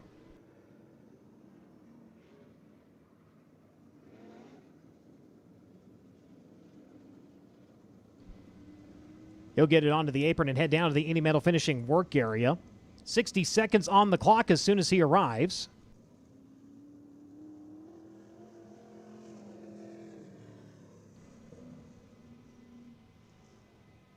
Crew going to work on getting the mud cover off of the right rear of that number 92. Drake York down watching everything that's going on. We'll see if we can get an update. Well, they're working on getting the flat Hoosier right rear tire off the Moose Racing 92, and a bunch of teams joining here in the Indy Metal finishing work area. See guys from Briggs Daner's crew, including Briggs Daner himself, Robert Ballew's crew jumping in the fray as well. A lot of people down here trying to get that right rear tire off, and just as I say that, they're able to get that tire off, and there is a massive slash in that right rear Hoosier tire. So new right rear going on right now, and that's a tough break for Chase Stockton, no question about that. Running a transfer spot with 2 laps to go, has that flat right rear, but it looks like they're going to put that car back on the ground and send Chase on his way. Bad news in the Indy Metal finishing work area. Good news, repairs completed. He'll have to try to charge his way from the back of the field. Again, has to make it back up into the 6th position. So the Moose Racer number 92 will refire. We go on board with our Stida.com onboard camera. Again, Chase Stockton carrying the lens here tonight. So Logan Seavey leads, Brady Bacon in 2nd, Kyle Cummins in 3rd, Steven Snyder Jr. in 4th, Mitchell Moles, and now R.J. Johnson. Going to have the final transfer spot here on the restart. Saville, Kuba, and Stockton.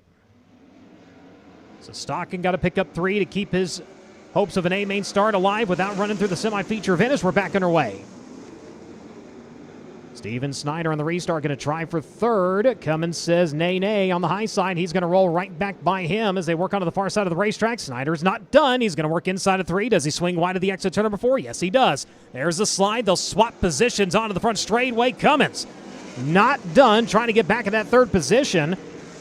At the line, it was Steven Snyder by just over 1/10 of a second. Now he'll get it wound up on the high side as they roll onto the far side of the racetrack. Logan Seavey, in the meantime, holds on to the race lead. 2 more turns to settle this one. Brady Bacon going to charge the bottom. Can he get the last lap pass? Drag race onto the front straightaway. Heat race number 2 belongs to Logan Seavey. TJ Ford's heat race number 2 to the Triple Crown titleist. Brady Bacon in 2nd. Steven Snyder Jr. in 3rd. Kyle Cummins, Mitchell Moles, and R.J. Johnson ends up with the final transfer spot. 1 spot shy. Chase Stockton in 7th. Glenn Saville, Jake Kuba, and Lance Silvers unofficially rounding out your field.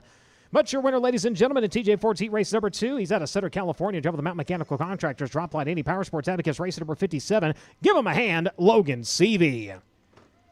Seavey with the win. Brady Bacon in 2nd. Steven Snyder Jr. in 3rd. Kyle Cummins, Mitchell Moles, R.J. Johnson. They are all going on into the feature event. Stockton, Saville, Kuba, and Silvers on into your 5-star body semi-feature. Down track side to get word with our heat race winner, Christy Leary. So Logan Seavey going to pick up TJ Ford's heat race number 2 for night number 1 of the Avante Windows and Doors Corn Belt Clash here at Knoxville Raceway. Had that pressure out of Brady Bacon. That yellow came out. How much information did you get from those first couple attempts to be able to defend against that on a restart? Yeah, I was actually a little surprised how good the top took off in 4 on the initial start, and yeah, you know, obviously knowing Brady's right behind us. He's one of the best here, and this is certainly not my best track. So just working really hard. The guys, Kirk, Danny, T-Bone.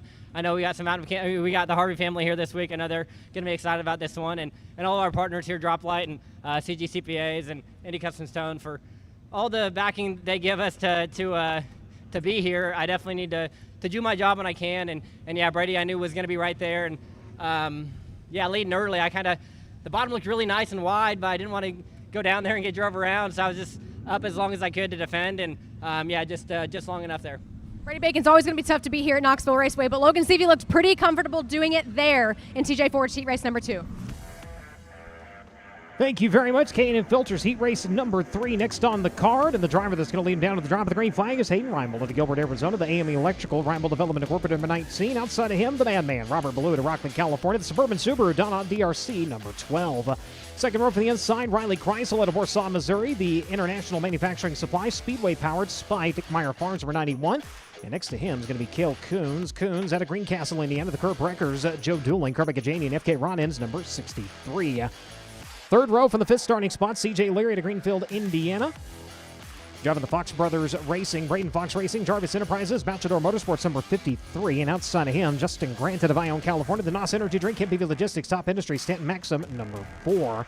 Justin Zimmerman out of Athens, Texas, the Go-To Electric, Pit Pass Racing number 1 from the inside of your fourth row. Outside of him, Dakota Earls. He's out of Independence, Missouri, the Wholesale Battery, Donna DRC Chassis, number 15E. Final row from the inside, it will be the 11B of Ben Woods out of Newton, Iowa, the Cranny Shack Ice Cream, number 11B. And your final starter set to be the 67. Unfortunately, Jonathan Hughes has scratched from the night's program in the EMI Hughes Motorsports, number 67.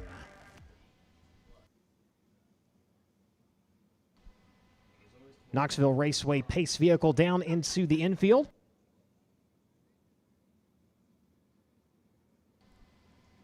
Official pace truck provider of the Knoxville Raceway is Pelham Motors. On to the NOS Energy start can. Exit turn number 4. Green lights come on. We're underway. Ballou hustling the high side. He's got Cale Coons all but pushing him through turns 1 and 2. The Curb Breckers number 63 going to see if he can find a hole and make a run as they make their way into turns 3 and 4. Reimel going to block the charge to the inside. Ballou going to take it in just inside of the cushion. Blocks the charge of the 63, and the Madman coming around. Masterful on lap number 1 to lead the way, but here comes Cale Coons now. Has the room, has the run. Here comes the slide, and it's going to be Cale Coons taking over the top spot. Justin Grant, in the meantime, look out hard on the brakes. He nearly clobbered the right rear Robert Ballou, which almost got him up into the arm coat with the exit turn number 2. Gets on the binders. Good job by him as he got the 53 of C.J. Leary rolling in behind him. Hayden Reimel, Riley Kreisel right now with the final transfer spot. Kreisel just under a week ago at Double X leading, unfortunately caught an infield tire, destroyed the car. They had to piece it back together just to be here tonight. Got to talk with him a little bit earlier. Said they were very tired but very glad to be here, and right now trying to hold on to a transfer spot. He's got somebody lurking behind him. That's Justin Zimmerman in 1. Zimmerman trying the bottom side of the speedway through turns 1 and 2. No dice there. It's going to be Kreisel holding on to the 6th spot. Checking back on your leader, Cale Coons in the 63. In command of the Curb Records Mechanical Advantage, Coletta Charters, Neil Tires entry. Robert Ballou, a distant second right now, 1.309 behind your leader, Justin Grant. Riding in directly behind him, C.J. Leary, Hayden Reimel, Riley Kreisel, your top 6, Justin Zimmerman, Dakota Earls, and Ben Woods right now running out your running order. Oh, problems for Justin Grant in the 4. The NOS Energy entry slow up over the fluff over in turns 3 and 4. And a fouled right rear. So second time here in heat race competition, we've seen somebody cut a right rear tire. So quickly down into the Indy Metal finishing work area, and again, several teams jumping in to assist. And again, Drake York, you're down checking everything that's going on. We saw a slash in Stocken's right rear. What can you see on Justin's right rear? I believe I saw a bit of a slash on this right rear as well. They're working on getting it off. They got the bleeder off. Now they got the impact gun, trying to get that bolted on right rear cover off, and they got the cover off, so going to work on getting that flat right rear tire off. The shock, the Jacobs ladder, all of that is where it's supposed to be, so it should just be a right rear change here for Justin Grant, but definitely interesting and worth noting as we go on through the night that we've seen 2 cut tires here in a heat race competition. So the old Hoosier off, the new Hoosier on. Kobe Simpson also down there assisting the team to try to get back on track.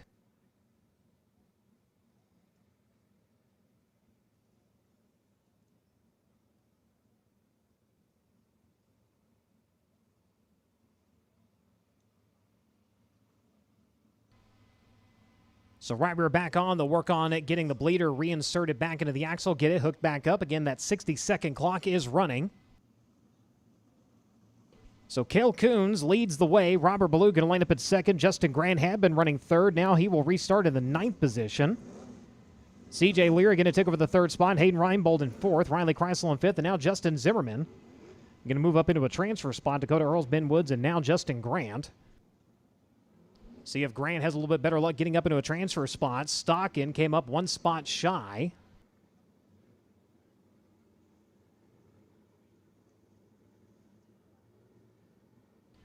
So set to go back to green. Single file through the NOS Energy start can. Exit turn number 4. Coons going to cut him across the racetrack from the top down to the bottom. Exiting turn number 4 to the front straightaway. Back underway in K&N Filters heat race number 3. Ballou tries the bottom, has to wait on the car up across the racetrack. Blocks the charge of Leary. Leary still right there in the hunt, though, as they work into turns 3 and 4. 53 down to the bottom as we get a look at Justin Grant trying to pick his way through the field. Right now on the back bumper of the 1 and the 91. Those two drivers sitting 5th and 6th right now. So Justin Grant on the outside looking in, but he is knocking on the door, and with a wrap, he's going to make his way by. Justin Grant into a transfer spot. Not done there. He'll make a call to the insurance company, see if he can get one more. He'll get denied on that claim. Going to try back to the inside one more time. Him and Zimmerman going to go wheel to wheel on the front straightaway. That'll be the fight for the 5th spot as they work into turns at 1 and 2. Zimmerman going to hold the advantage. One driver slow at the back of the field. That is Ben Woods in the 11. He is down on the very bottom side of the speedway as they work to the exit turn number 2. In the meantime, white flag is out. Cale Coons absolutely gone here in K&N Filters heat race number 3. Woods able to clear. We avoid the caution as they make their way off of turn number 2 and onto the back straightaway for the final time. Checkered flag going to fly for the driver to Greencastle, Indiana, in K&N Filters heat race number 3. Cale Coons secures his spot in tonight's feature event. Robert Ballou going to cross in 2nd. C.J. Leary in 3rd.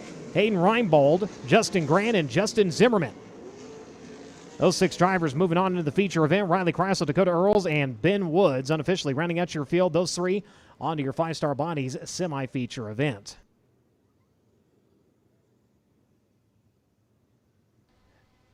Final heat race of the night in the books, and your winner comes to you out of Greencastle, Indiana. Driver the Curb Records, Mechanical Advantage, Coletta Charters, Neil Tire, Joe Dooling, Kerbeck Janie, number 63. Race fans, give him a hand. Cale Coons.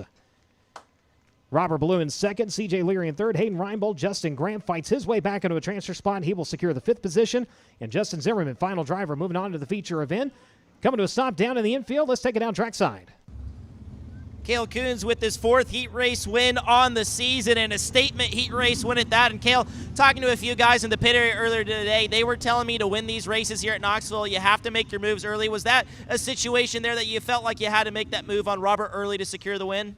Yeah, I kind of saw him mess goof up out of 4 and get on the shock knobs down the straightaway, so I figured it was my time to kind of make a move, and I'm glad I could get by him tonight. I know it's only a heat race, but get by him early tonight instead of getting junked when I get by him. So, yeah, couldn't thank Joe Dooling, Curb Records, Mechanical Advantage, Coletta Charters, everybody that helps on this thing enough.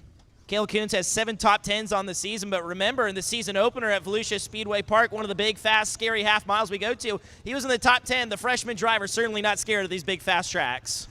Indeed, thank you very much. A report out of the infield. Justin Grant's right rear was flat again when he made his way off of the racetrack. So crews are out. You can see him scouring around the racetrack. They are looking for something out there that unfortunately is hunting Hoosier tires tonight. So 3 have been claimed by debris. Hopefully they'll be able to find something and will avoid further issues. So Jacques Debris not allowed on the racetrack. But in the meantime, your round of roofing 360s down in the staging lanes, I believe, B-Main. Coming up, Blake. Thank you so much, Brian. 10 laps is the distance, taking the top 4 under your A feature tonight, starting on the pole from Lacona, Iowa. And the 38, that is Logan Alexander, and his outside starting second. Out of Knoxville is the 22 of Ryan Levitt. Rolling off in the third starting position from Utan, Nebraska in the 55B, that is Chase Brown. And starting fourth out of Indianola, Iowa in the 7, that is Dustin Selvage. Rolling off in the fifth starting spot out of Knoxville in the 5A, that is Alex Vandervoort, and his outside in sixth out of Warner Bowl, Victoria in the 20 AU, that is Braden Cooley. Your 7th place starter hails out of Concordia, Missouri in the 27B, that's Garrett Benson, and to his outside out of Malcolm, Nebraska is the 59 of Evan Semerod. Starting in 9th out of Ankeny, Iowa in the 7G, that is Jackson Gray, and starting in the 10th spot out of Bennett, Nebraska is the 22A of Billy Alley. Rolling off in the 11th spot from Overbrook, Kansas is the 22P of Jesse Pate, and to his outside from Bozeman, Montana in the 3, that is Cole Schroeder. Your 13th place starter out of Knoxville is the 14 of Aiden Zoot, and to his outside is the 57 of Cam Sorrells. He's out of Hallsville, Missouri. 8th row on the bottom from Hallsville, Missouri in the 99D, that is Tucker Daly, and to his outside starting 16th is the 3R of Russell Potter out of Boonville, Missouri. Your final row made up of Riley Valentine in the 32 on the bottom out of Terrell, Iowa, and rounding out the field is the 2M of Ryan Giles out of Grimes. Long way to go for the 2M of Ryan Giles to try to get into the A-Main tonight. It'll be 10 laps. Again, taking the top 4 on to tonight's A-Main.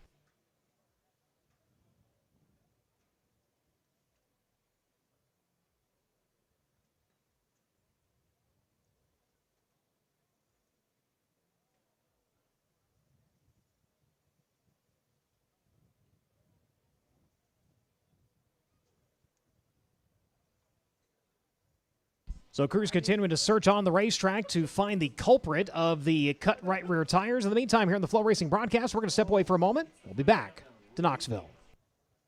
Is here watching this exciting racing that High Limit Racing produces. The intensity's high in the pit area. You'll have that. That's racing with the best guys in the country. Elbows up, and you know, whoever kind of runs the hardest can be the fastest.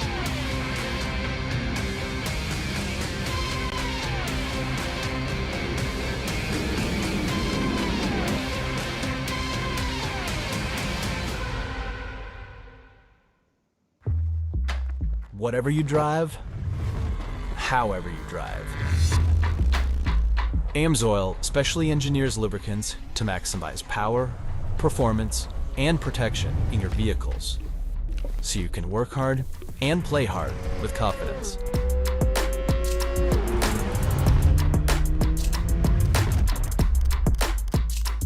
Order online at amsoil.com.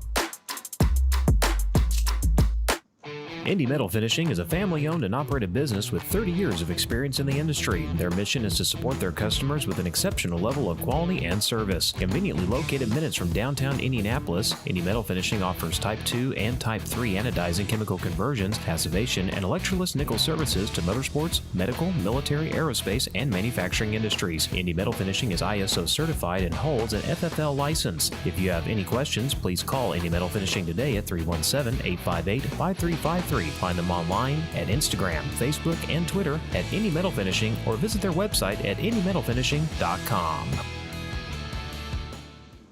At Lucas Oil Center, we keep you moving with confidence. We've upgraded everything: faster oil changes, a thorough 21-point inspection, expert AC service, and preventative maintenance that keeps your car road ready. And now enjoy easier access to our signature Nitro Wash, so your ride shines bright all year long. Looking for great service, a wide variety of Lucas Oil products, and racing oils, or looking for a location near you, contact us at lucasoilcenter.com. Lucas Oil Center, service that goes the extra mile.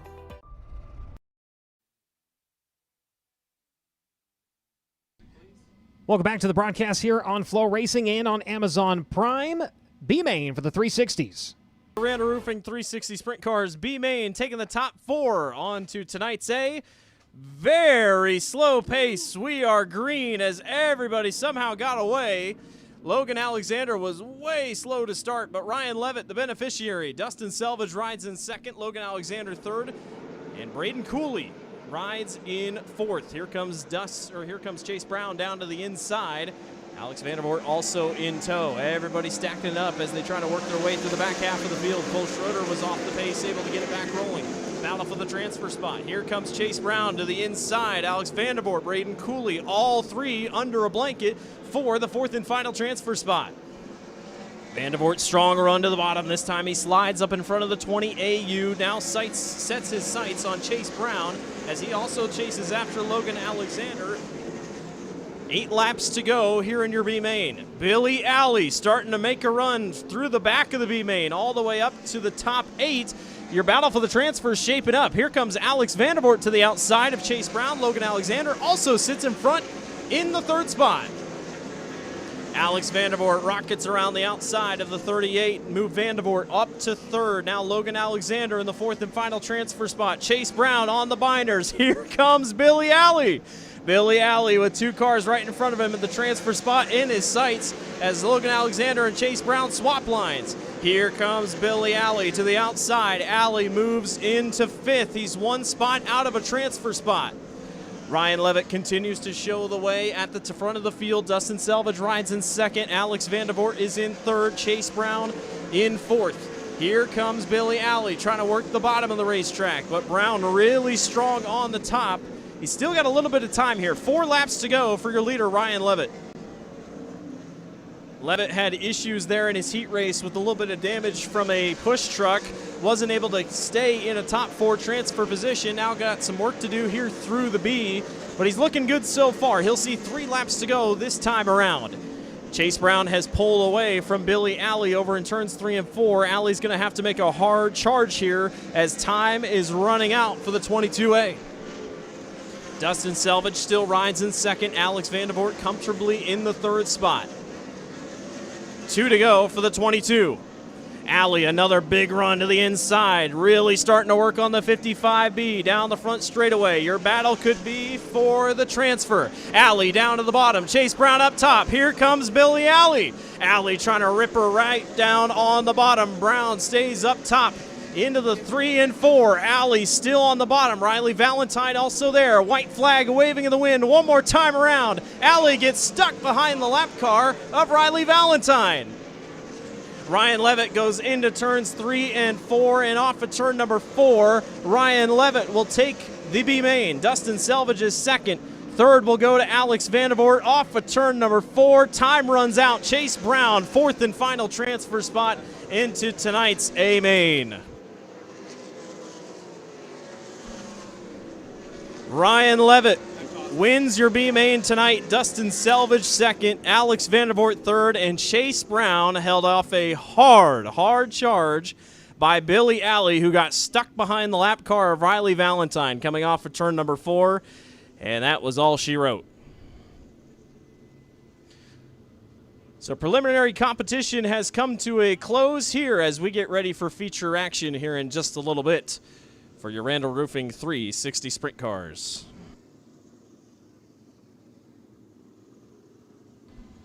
Five-star body semi-feature event for the USAC Amsoil Sprint Car National Championship beginning to file down into the staging lane. The new standard of sprint car body technology is here, engineered with optimized airflow for maximum downforce and increased horsepower, and is available in multiple high-performance material options so every team can build the right body package for their program.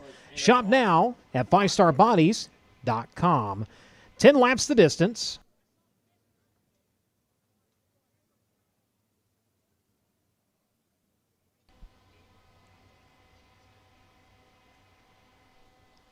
Don't forget, we're back here tomorrow.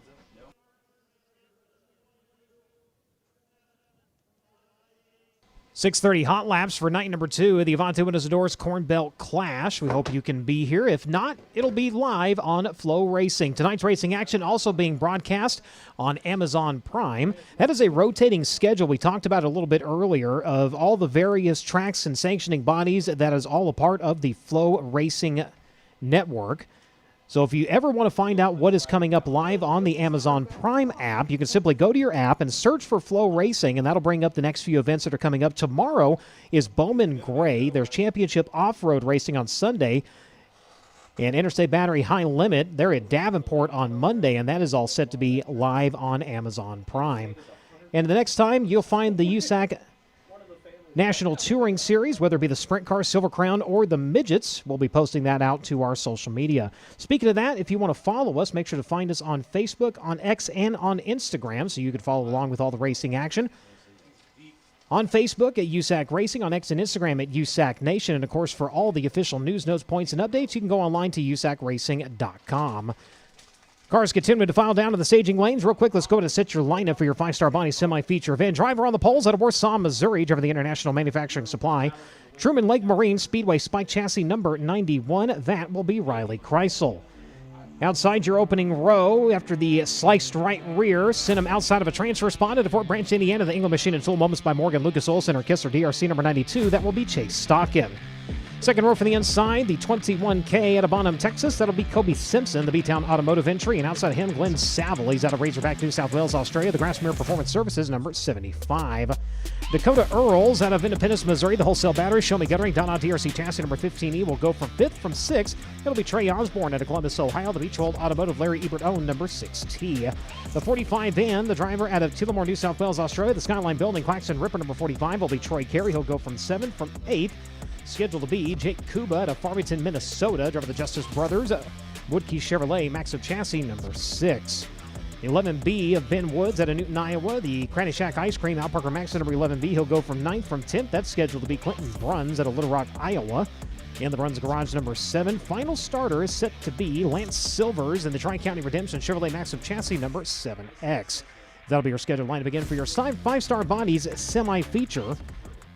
Again, 10 laps the distance. Top 6 drivers going to transfer on into tonight's 25-lap, 10,000 win feature event.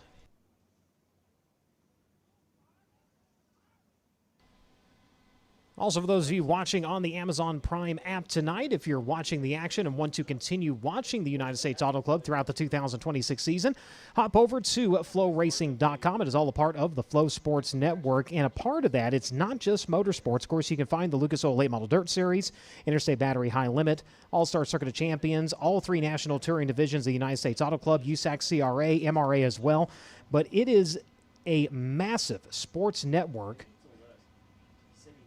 And we talk about that. Baseball, got it. Basketball, you bet. Even PBR Rodeo can be found on the Flow Sports Network. So check it out today.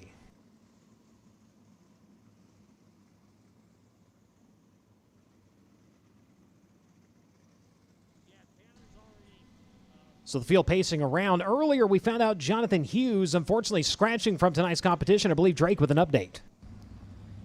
Yeah, Brian, I got a chance to catch up with Jonathan and the crew earlier. Unfortunately, it's a motor issue that will, as you said, put him out for tonight, but also tomorrow potentially. Now, Jonathan did mention to me that he wanted us to put a little feeler out if anybody had a motor that they would be willing to lend to the 67 crew. Definitely let them know. And hate to see that for a local driver coming to play with the big boys of the USAC National Sprint Cars here over the course of the weekend at the Avante Windows and Doors Corn Belt Clash. Hate to see that for Jonathan and that team here so early into the running, too. Not to mention, that was an issue that started in Learn Lab qualifying. Unfortunately, when they got back to the pits, they realized there was too much damage on that engine to continue.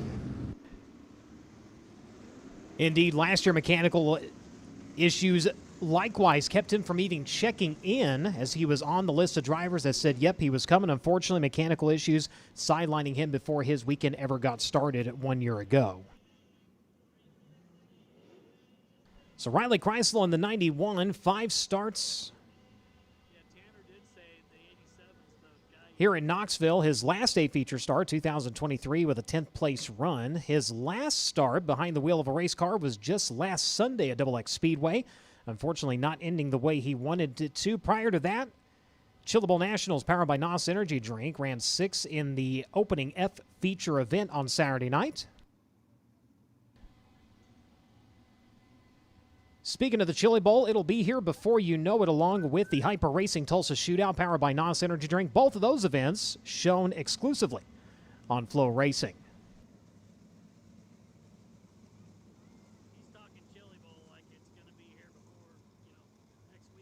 So Riley Kreisel from the pole, the 92, Chase Stockin again, a sliced right rear tire.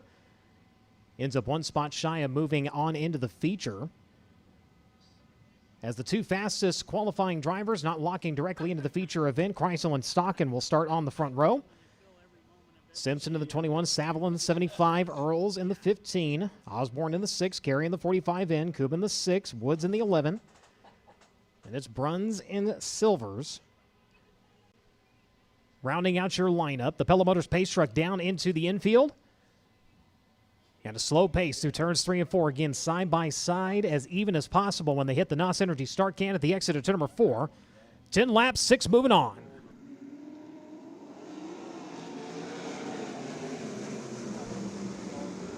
Field going to dash off into turns 1 and 2, and already swapping lines around at the front of this one. It will be the 91 of Kreisel holding on to it. Oh, problems for the 6T.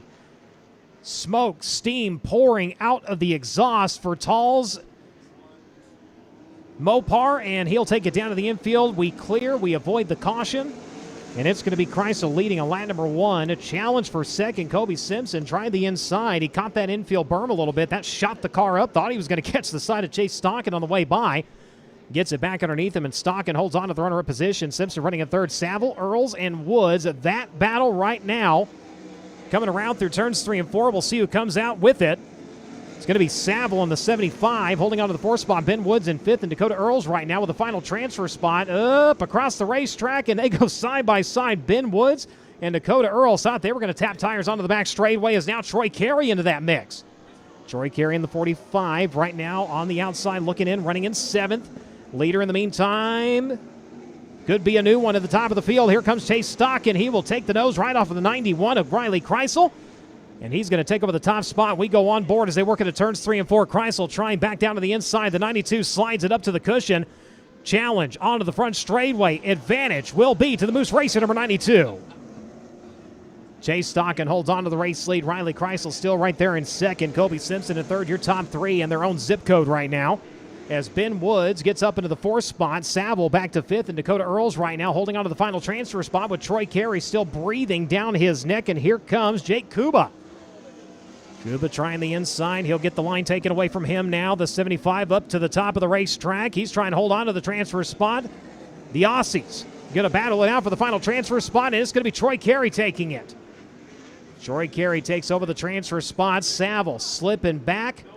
And now Troy Carey trying to get a little bit more here as they work onto the back straightaway. He will get by the 15E of Dakota Earls. In the meantime, putting lap number 6 in the books, 10 the distance.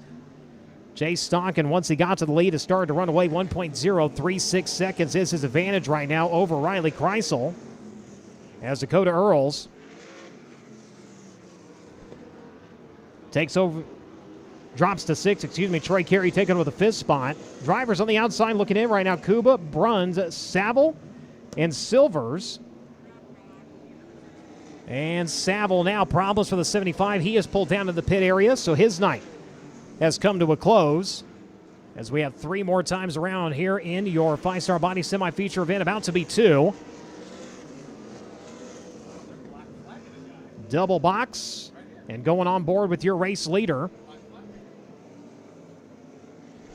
Working onto the back straightaway through slower traffic. He'll come around this time to the wave of the white flag, and 1 to go in your 5-star body semi-feature event. Stocken has a half a straightaway lead over Riley Kreisel. 2.180 seconds is the difference as they work onto the far side of the speedway. He'll find turns 3 and 4 one more time. Hums are off of the high side onto the front straightaway. And Stocken's going to race his way into the show. Checker flag drops in your 5-star body semi-feature event. Riley Kreisel going to cross in second. Third is going to go to Kobe Simpson. Everybody else still making the way through turns 3 and 4. Ben Woods in the number 11, going to come around from 9th, and he'll grab 4th. Troy Carey going to grab 5th, and Dakota Earls unofficially with the final transfer spot. Jake Kuba, Clinton Bruns, Lance Silvers, Glenn Saville, and Trey Osborne unofficially rounding out your field. So the drivers moving on. Earls in 6th, Carey in 5th, Woods in 4th, Simpson in 3rd, Kreisel in 2nd, and your winner comes to you to Fort Branch, Indiana. The England Machine and Tool Moments by Morgan Lucas Oil Center Moose Racer number 92. Race fans, give him a hand. Chase Stocken. 2.864 seconds. The difference when it was all said and done.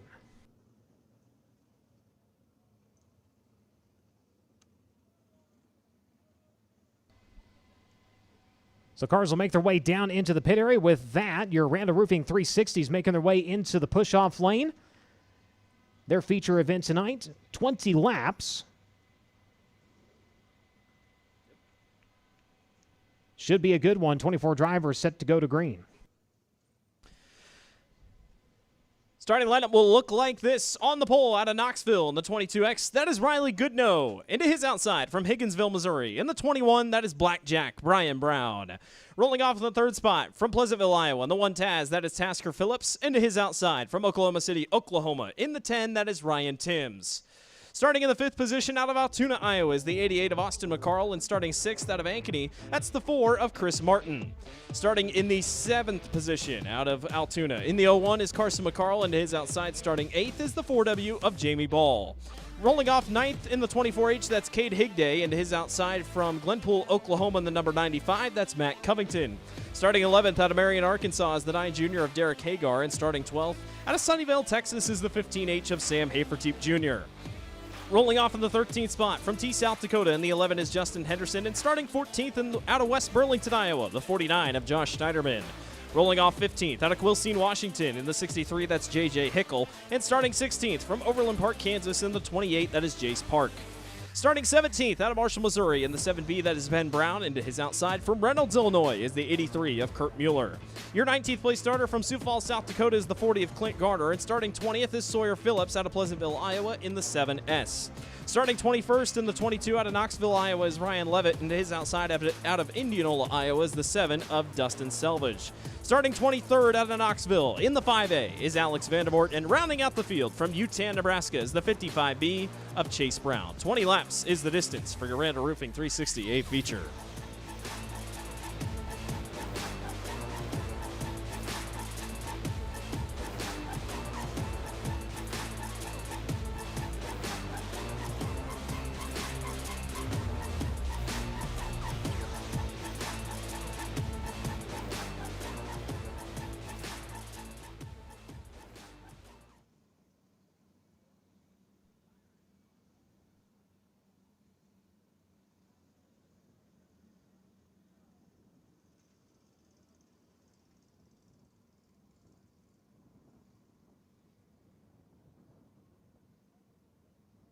Turn number 4.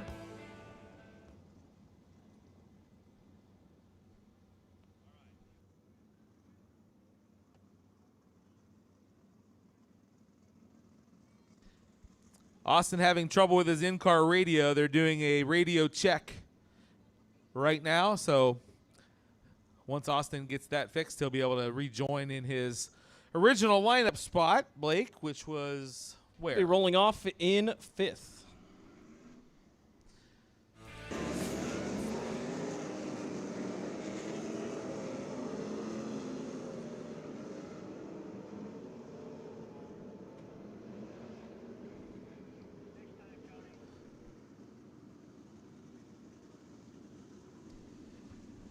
Field is set to get lined up behind the Pella Motors pace truck.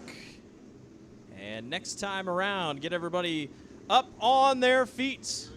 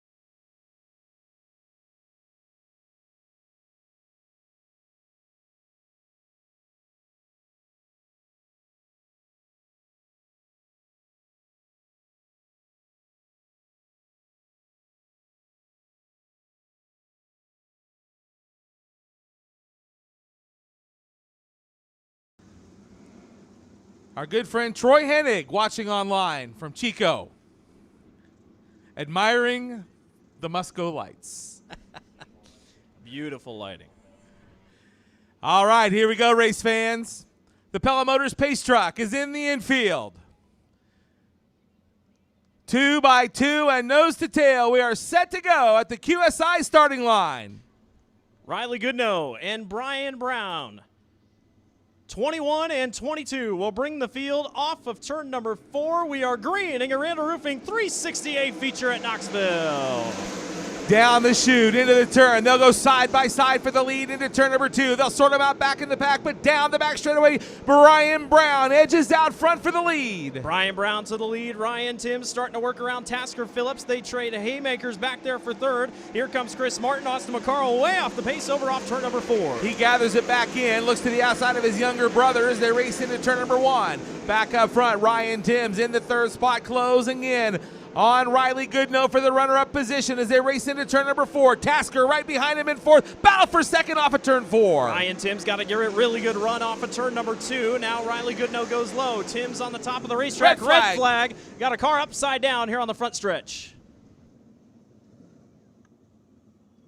Sam Haferteep Jr., the one upside down here right on the front stretch.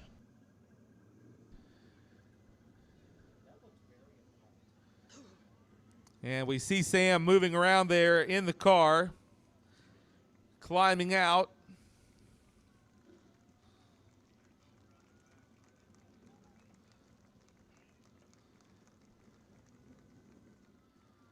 And Sam Haferteep is out of the race car, race fans.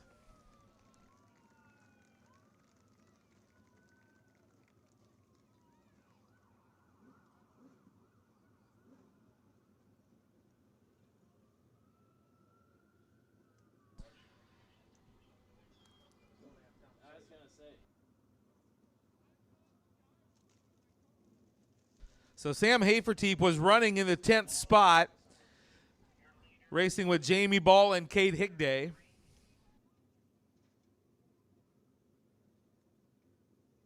An animated walk back to the pit area for Sam.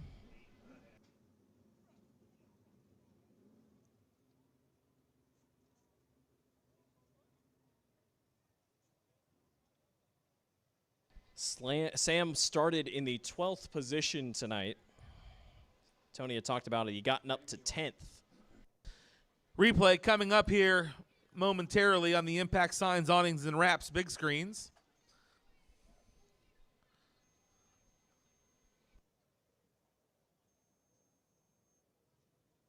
Hard to see off of turn number 4. If we can get one more look at that.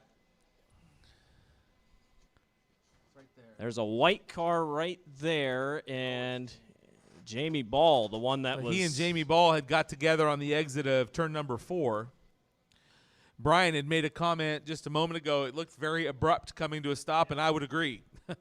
A very sudden come to a stop there on the front straightaway. And that thing is junk. Obviously cool to have Sam here. ASCS obviously rained out this weekend. Sam, a four-time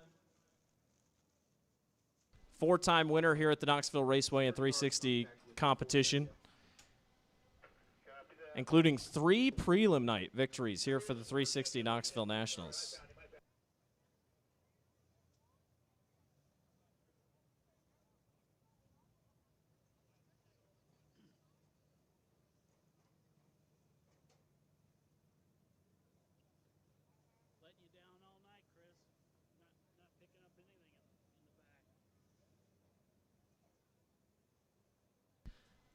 So it'll take just a moment here to get things cleaned up here on the front straightaway.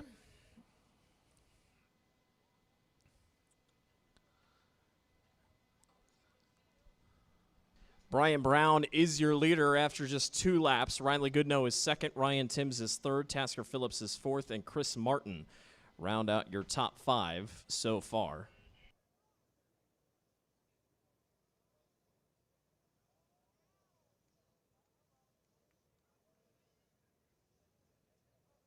Boy, you can see there, Tony, the frame damage on the front is unbelievable. Heavy frame damage. Of course, the front end not clear out of it. All the steering arms and radius rods and tie rods on the front end, torsion bars.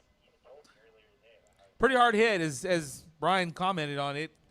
He came to a very sudden stop and looked like he and Jamie had got together on the exit of the corner and right up into the outside wall.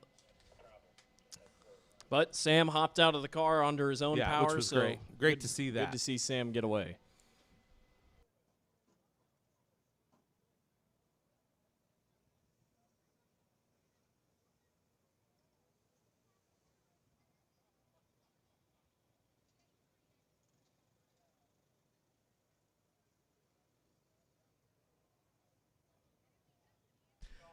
So what was once red now turns to yellow as we get set to fire the cars off once again. 2 laps out of 20 in the books. As Blake mentioned, Brian Brown is the race leader. So it'll take just a moment to get everybody fired back off once again.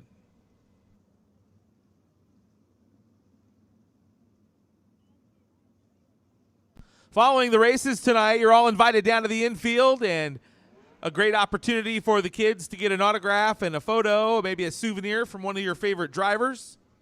Do remember the cars that are be coming in after the races tonight will be hot, so just be careful when you're down there and rigs moving around and the such. But you're all invited down after the races tonight to extend your evening just a little bit.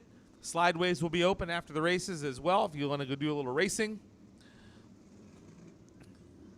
Blake, will you be heading to turns 3 and 4 after bar close tonight? No. That's a big no. I will be getting some food and chowing down.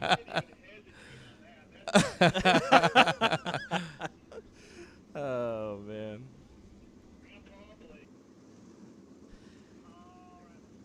And then tomorrow we have another big day. We have all kinds of things going on tomorrow. The National Sprint Car Hall of Fame induction ceremony going on in the Dyer Hudson building right behind the grandstands here. And then we kick it all off again tomorrow afternoon about 6:30 with the championship night of the Avanti Windows and Doors Corn Belt Clash with the Lighton State Bank 410s on deck. And like Austin McCarl talked about in his heat race interview, not a lot of 410 races happening here around the Midwest unless you want to go all the way up to the Dakotas with the Outlaws. So expect another good crowd here for our 410s tomorrow night. A man who usually and always does calls the 410 home here at Knoxville, Brian Brown, currently your leader. His last 360 win here at the Knoxville Raceway was when he beat Aaron Reitzel in a photo finish for the 360 Knoxville Nationals. Ironically, Brian and you, Tony, were up here calling that race. That was an unbelievable finish.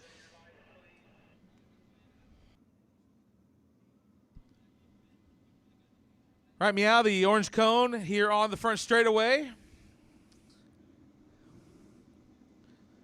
That's where we'll restart the field. No passing before the cone, going below the cone, or hitting the cone here on the restart. Another thing to keep an eye out for tonight. Tasker Phillips currently rides in 4th. He's your points leader by just 6 points over Cade Higday. Cade back in 11th. Points are going to be aplenty. Blake Anderson just texting and said, you gave the wrong answer. A Blake answer to, are you going to turn 3 and 4 is an affirmative. I thought he was about to talk about my Brian Brown comment. I was like, well, that too. All right, bring us to the green. 18 laps to go. Brian Brown on the gas early. We are back underway here in Knoxville. Brian Brown shows the way off into turns 1 and 2. Everybody gets past the cone on the front straightaway. Tasker Phillips with the run to the outside. Wheel to wheel down the back straightaway for the battle for 3rd. Good battle in the 3rd spot. They're side by side at the scoreboard. The Knoxville Nationals champion on the bottom side of the racetrack now, looking to the inside of Tasker, who squeezes him down to the inside. Ryan Timms doesn't flinch. He'll hold on to the spot now, slides up the racetrack to maintain 3rd. Tasker Phillips said he had the green light a couple of weeks ago. He's not lifting there. He still rides in the 4th spot. Here comes Chris Martin. Meanwhile, Brian Brown continues to show the way. Chris Martin closing in on the 1 Taz of Tasker Phillips. Indeed he is, but now Tasker and Ryan Timms have swapped lines. Ryan Timms to the cushion down the back straightaway. Tasker running in that 4th spot. Chris Martin running 5th. Chris Martin continues to ride in 5th. Here comes Tasker Phillips trying to get to the inside of Ryan Timms, but Timms won't go away. Meanwhile, back up front, Riley Goodnow ever so slightly was reeling in Brian Brown, but he misses the corner. Here comes Ryan Timms. Back just a little ways is Austin McCarl and Matt Covington. They're battling side by side. That's the race for the 6th spot. Give the 6th position now to Austin McCarl. McCarl takes the Country Builders car number 88 to the inside of 4. Takes the spot as they race down into 1. Looking at Chris Martin next on his list. Austin McCarl McCarl trying to gain a little bit of ground. Here comes Chris Martin, a big run on the one Taz of Tasker Phillips. Chris running owner points duty tonight for his brother Cam, who's healing up at home. He's looking strong. Austin McCarl also trying to get back to the 4. Brian Brown will soon see lap traffic as he exits turn number 2. Lap cars just ahead. A good bit of distance between he and Riley Goodnow running second. Ryan Timms is third. Tasker Phillips in the 4th spot. Battle will soon be in 5th. Here comes Austin McCarl knocking on the door to the inside of Martin. Austin McCarl didn't get the start he wanted on that initial start, fell back a ton. Now Chris blocks his line. A little bit of dirty air for the 88. Meanwhile, battle for second. Ryan Timms has caught the 22 of Riley Goodnow. Catching him's one thing, passing him's another. Ryan Timms watching patiently down the front chute, now ducks to the inside of 1, to the inside, locks it down, holds on to the spot in turn number 2. Ryan Timms now up to 2nd. Still a little bit of lap traffic out in front as Brian Brown has set the thing on cruise. He's running the top of the racetrack. 2 lap cars separate him and Ryan Timms. Riley Goodnow's not done yet. We're halfway here in your 360 feature. Halfway home in this one as Brown continues to lead through traffic. Now Ryan Timms will set his sights on your leader. Down the back straightaway, Ryan Timms solidly in the 2nd spot. Riley Goodnow 3rd. Tasker closing in. Tasker Phillips in the 4th spot, closing in on the car number 22, looking for 3rd. Tasker Phillips right there. He goes to the bottom here. Upstairs is Riley Goodnow. Tasker just can't get the run he's looking for. Track is really good on the bottom and the top. It'll be 8 laps to go this time for Blackjack. Brian Brown, he's got 2 lap cars in front of him, but Ryan Timms just not closing in yet. Ben Brown holding up your race leader just a little bit on the entry to turn number 1. Now Brian gets by Ben down the back straightaway. Ryan Timms still there in the 2nd spot. 2 lap cars and a good bit of distance between 1st and 2nd. This time by 7 to run as they work by the flag stand. Tasker Phillips took a shot at Riley Goodnow over there in turns 1 and 2, but he couldn't quite get there. Now he tries to go low once again over in 1 and 2. Riley able to keep the run. Chris Martin once again trying to wind her back up, and battle for the lead could be shaping up. Ryan Timms slowly starting to reel in the 21. He's down to 5 to almost maybe 7 car lengths as they work into turn number 1. He's down to 0.8 of a second back. He's closing in on your leader in turn number 2. Brown behind Ryan Levitt, down the back straightaway to the inside. Lap cars on the high side of the racetrack. Here comes Ryan Timms. Flying Ryan Timms working the bottom of the racetrack down where the moisture hides. Gets a run down the front straightaway. Brownie has to go low to get around the 55B of Chase Brown, but it was a miss on the corner by Timms as well. He'll try to get back a run here with 5 to go. It was down to 4/10 when they came by the last time. Now Timms by the lap car in turn number 4. This time by 4 to go. Brian Brown continuing to lead. Lap car in his path just ahead. The first car he'll encounter is Josh Schneiderman in turn number 2. Ryan Timms on car into the wall in turn number 2. Red flag.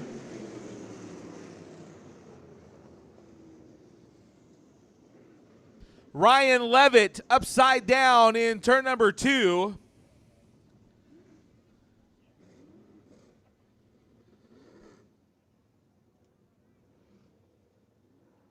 We're seeing thumbs up from the safety crew over there in turn number 2. Something broke on that car as Ryan went into the corner. It just veered straight up the racetrack and got him into the outside retaining wall.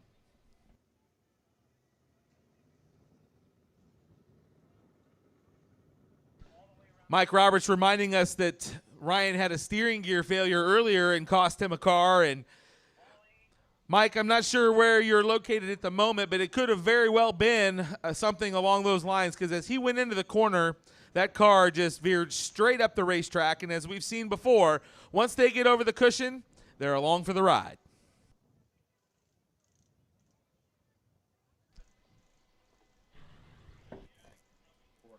Tony, I'm not sure in our rate here, but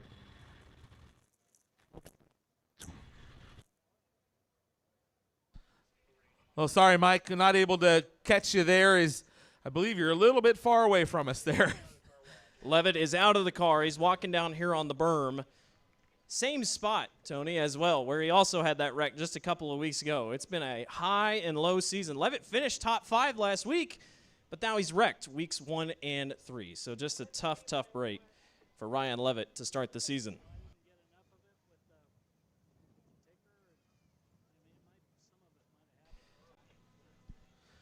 So 16 of 20 laps are complete. Brian Brown is the race leader. That will erase what was down to a half a second between he and Ryan Timms in second. Chris Martin third, Riley Goodnow fourth, Tasker Phillips will line up fifth. Austin McCarroll will line up in the sixth spot. Carson McCarroll will line up seventh. Kate Higday eighth. Matt Covington ninth, and Jace Park 10th. Justin Henderson will line up 11th. J.J. Hickle 12th. Derek Hagar 13th. Clint Garner 14th. Jamie Ball 15th. Sawyer Phillips 16th. 17th is Josh Schneiderman. Chase Brown is 18th. Ryan Levitt was 19th. Then Dustin Selvage, Ben Brown, Kurt Mueller. Alex Vandervoort pulled in as, and of course, Sam Haferteep scored in the final spot there. But there's a look at Ryan Levitt's jersey freeze car number 22 going away on the hook. I'm sure Mike will get a chance to maybe catch up with Ryan to see if there was any inclination as to what happened there. But tough break for Ryan Levitt. Jace Park and Chase Brown, your biggest movers so far. Jace Park up 6 positions, 16th to 10th, as is Chase Brown, 24th to 18th. We talk about the 28 of Jace Park being fast every week. First week now he's been behind a 360 here, behind the wheel to 28, so good speed. Tasker Phillips on his way to the work area as well. A left rear tire flat is the report Mike Roberts is sending to us. As we see Tasker just now entering the back pit road, he will bring the one Taz down into the work area. And I don't know if we had a replay of it, Tony. Tasker barely got out of the way of that 22. You wonder if a piece came off that they ran over or something. But that's your points leader who is having issues. So this could be a big swing for the points here. And it was very close between he and Cade coming into points. tonight. 6 points. So there's this definitely a big deal here. As you see, that left rear tire is flat on the Double Doe 1 Taz. And single file restarts the rest of the way. It is going to be tough. Tasker's going to have to get up on it for the final 4 laps, but big here tonight. Again, got away, didn't get involved in the wreck with Ryan Levitt, but clearly possibly something for missing it that close. And Mike Roberts reporting another steering gear failure for Ryan Levitt. So tough break for him as we see that left rear. It was a different steering gear, but another one failing. As we see that left rear tire going on the 1 Taz. So Tasker will be able to join the back of the field. But as you said, not a lot of laps to get back up there and try to salvage his point lead. But it's a long season. It is. It is a very long season. Still a lot to run. Tasker was running top 5, I believe. He was running in the fifth position.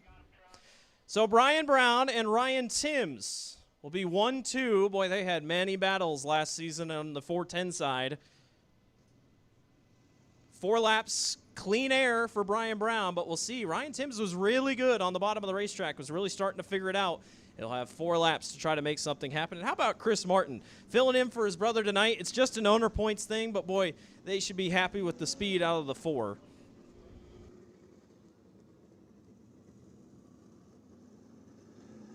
So there's another look at Tasker Phillips, going to get pushed here momentarily. I just heard Skip Jackson say a broken wheel, the culprit on that 1 Taz.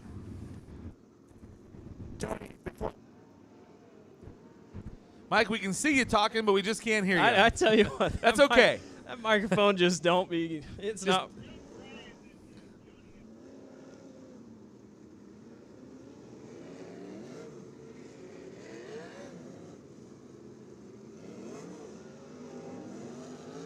Whatever you do, Mike, don't throw the microphone. It's not ours.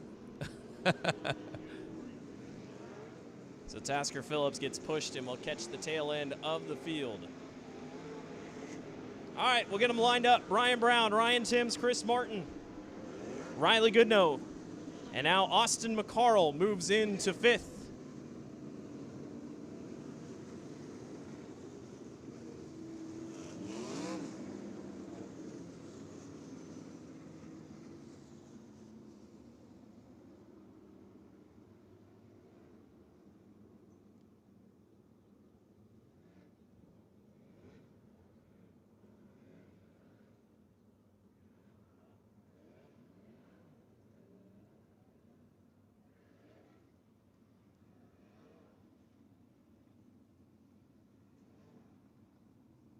So the cone is back on the front straightaway as the Pella Motors pace truck will bring the field down here one more time.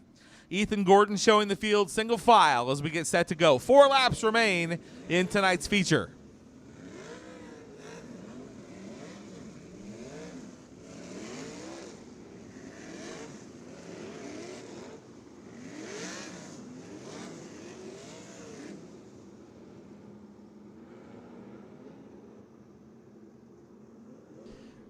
Brian Brown and Ryan Timms will bring the field to the green with just 4 laps to go. Tim's going to try to close the gap here. Brian is on the gas. We're back underway. 4-lap shootout here for your 360s at Knoxville. The green is in the air as they race down into turn number 1. Brown will lead the field. Chris Martin with a run on the top side of the racetrack in that 3rd spot, trying to close in on Ryan Timms. They're side by side for 4th as they enter turn number 3. Riley Goodnow on the bottom, Austin McCarl on the top. They're 2 wide behind them as they race down the front chute. Everybody trying to sort it out. Cade Higday and Carson McCarl battle down the front straightaway. Timms saw his line get blocked in 1 and 2, so now he has to switch. Now he's on the top. 3 laps to go. Can he get to Blackjack as they'll see 2 to go when they come by the start-finish line? Ryan Timms has a run on the top of the racetrack now, closing in on Brian Brown. Brown back to the bottom of turn number 1. Ryan Timms hustles the cushion in turn number 2. Your race is going to be for the lead down the back straightaway. Nose to tail as they go off into 3. Brownie goes low. Timms is up high. They'll see the white flag this time. One more time around. Brian Brown shows the way. If Ryan Timms wants it, he's going to have to come and get it. Into turn number 2 for the final time. Brown in the bottom. Ryan Timms looking to the outside. Brown goes high to block. Here comes Timms to the inside. Ryan Timms barely sneaks underneath Brian Brown, and he's going to make the move. A last lap pass. Ryan Timms steals one at Knoxville. Brian Brown will hold on for the 2nd spot. Chris Martin finishes 3rd. Austin McCarl 4th. Riley Goodnow is 5th unofficially. 2nd career win in the 360s at Knoxville, and flying Ryan Timms steals one from Brownie in turns 3 and 4 on the final lap. What a finish.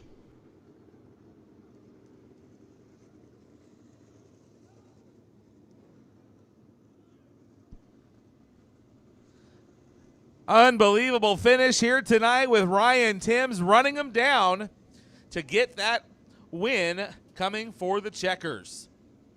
Ryan Timms started on the outside of the 2nd row. Did a great job in traffic as he and Brian were maneuvering through heavy traffic there for a while and just patiently picked him off one at a time to close in on Brown as Ryan Timms makes his way down to the scales. And patient in those final 4 laps. Could have easily gotten away from him. Right. But boy, he found something in the middle. And Timms will make the hard right-hand turn into Casey's victory lane. How'd you like that, race fans? Already out of the car talking to crew. He's going to go up top. Give it up for Ryan Timms, your Randall Roofing 360 feature winner this evening.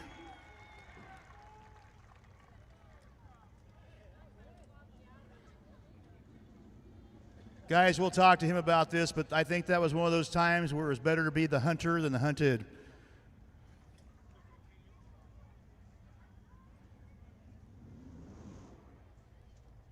He built up a sweat. He had to work tonight, guys. Get the Randall Roofing neckband on, also the Randall Roofing hat. We'll bring him on over here. He knows the way. He's been frequent flyer here at Victory Lane. Come on up here, young man. I mentioned to you when you were talking to your crew, sometimes it's better to be the hunter on that restart, I think it was. Yeah, absolutely. Shane was telling me to go the opposite spot of him going into turn 1 on that start. And I thought he was going to slide himself, and I just felt so good on the bottom, so I tried to stick in the bottom, and he ended up running down there, and I ended up making up my ground on the top, which I just didn't think was happening in the 360 deal here. But man, just what a crazy finish.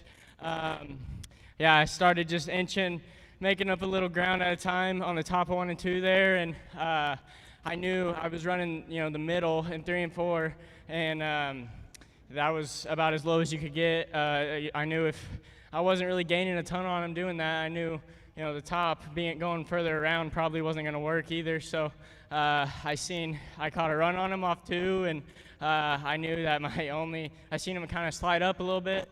I knew that was probably going to be my only opportunity. So I just went down there, took it, and hats off to Brian for not squeezing me too bad there. Man, I knew I could drive it off in there, but I didn't think I was going to come out of the corner. And first I thought he was going to stick the bottom or something and get a run off for. But, man, I'm glad it worked out. It wasn't, a few mistakes here and there, but overall, great night. Great speed we have with the car. And just need to clean a few things up, and we'll be ready for the 360 Nationals here. But I got to thank my crew, Shane Liebig, Dickie, Ben Morris, Marty, Orville, Mitchell Morris, John Cressman for helping out.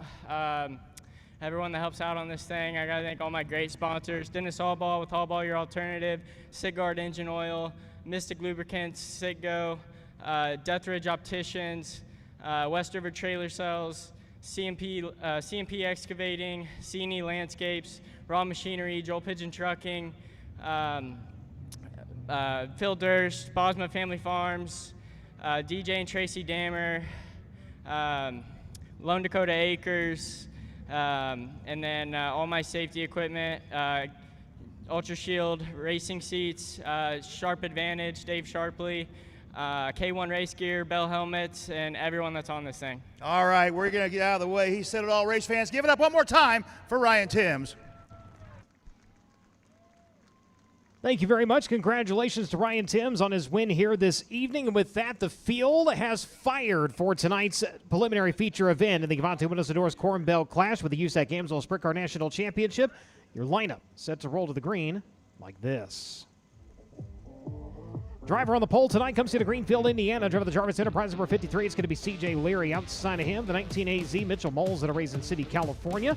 Second row for the inside, the 21 AZ Gavin Miller, the Curb Records entry. And from the 4th starting spot in 4, the NOS Energy Drink entry of Justin Grant out of Ione, California. Kyle Cummins out of Princeton, Indiana. The Avante Windows and Doors number 3P. He'll go from 5th. From 6th, it'll be the Keystone Cap number 39 out of Allentown, Pennsylvania of Briggs Danner. Cale Coon's going to line up in the inside of the 4th row, the Greencastle, Indiana, the Curb Records number 63, and next to him, the Mountain Mechanical Contractors 57 out of Southern California. That is Logan Seavey. Jake Swanson out of Anaheim, California, the Inland Rigging, Darty Motorsports number 5T. He'll go from 9th. From 10th, the Rock City Racing, a Majestic Collector number 3R out of Coleman, Alabama. That is Kevin Thomas Jr.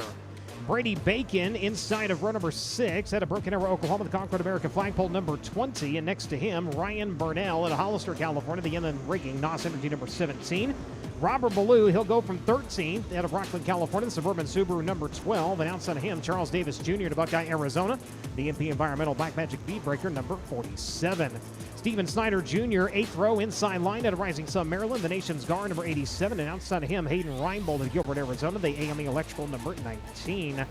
A pair of ones occupy your next row. Inside row number 9, R.J. Johnson out of Levine, Arizona, the Avante Windows and Doors number 1P. And Justin Zimmerman out of Athens, Texas, the go-to electric number 1, lining up in 18th.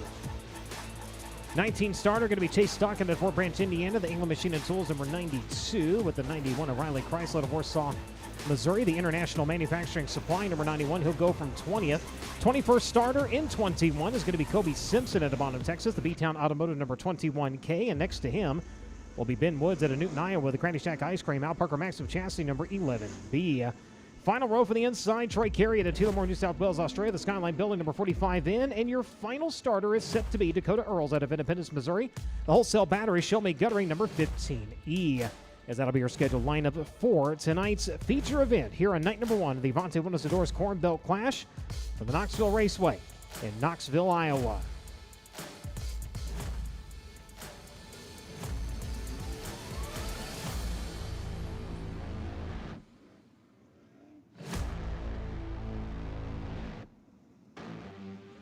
Field making the way down the front straightaway. Real quick, Drake with one to watch.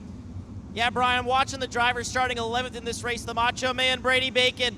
He's won here 5 times. That's far and away the most of any driver when it comes to USAC National Sprint Car Championship. And you look at his record here, 13 races. He's finished inside the top 10 12 times. I think he's going to be tough to beat. Also, keep in mind, he is trying to get second all-time on the wins list by himself. He tied Dave Darlin at the Eldora Speedway during Let's Race 2. He's trying to get second all-time to himself here tonight at Knoxville.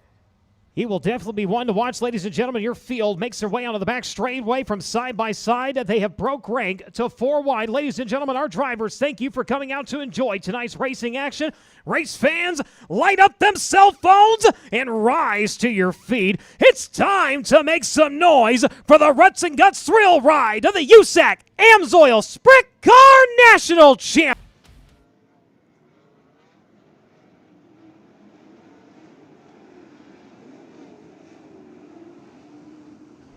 Field going to reassemble back behind the Pella Motors Pace vehicle.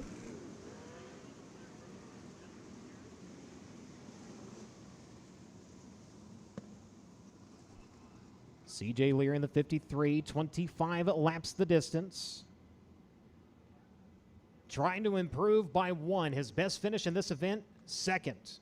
He's done it twice in 2018 and 2019. Can he get to victory lane in his 12th start? Mitchell Moles next to him in row number 1. Miller, then Grant, Cummins, and Danner. Coons, then Seavey, Swanson, then KTJ, your top 10 starters. Field making his way into turns 3 and 4.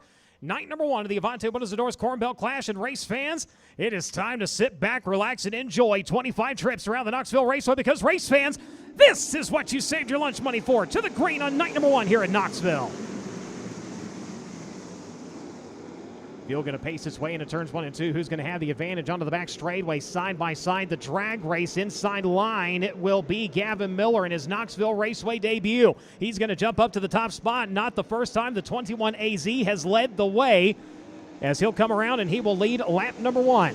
Gavin Miller 3rd to 1st in the opening lap. Cummins in the 3P working down around the bottom side of the speedway, trying to get 2nd away from Leary. Now the 53 going to get that right rear wound up on the cushion and trying to close the gap here as they work onto the far side of the speedway. Now he'll swap lines. He'll drop to the deck over in turns 3 and 4. Enters low side of 3. Lets it swing wide to the exit to number 4. Advantage still to the 21 AZ. The Allentown, Pennsylvania driver leads lap number 2. Leary running in 2nd. Cummins running in 3rd. Moles, then Danner, your top 5. Then it's Grant, Coons, Swanson, Bacon, and Kevin Thomas Jr. right now, your top 10. Briggs, Danner. Justin Grant swapping around the 5th and 6th position. Those 2 drivers chasing the high side of the speedway through turns 3 and 4. Both going to work on the 5T of Jake Swanson. Swanson falls back to 7th. Justin Grant, in the meantime, cracks it up into the top 5 here. The inland rigging, Snake Enterprise number 5T, rolling bottom side once again. Challenge for the lead. Gavin Miller with a bobble through turns 3 and 4. Saves it, brings it across the racetrack, blocks the charge of CJ Leary.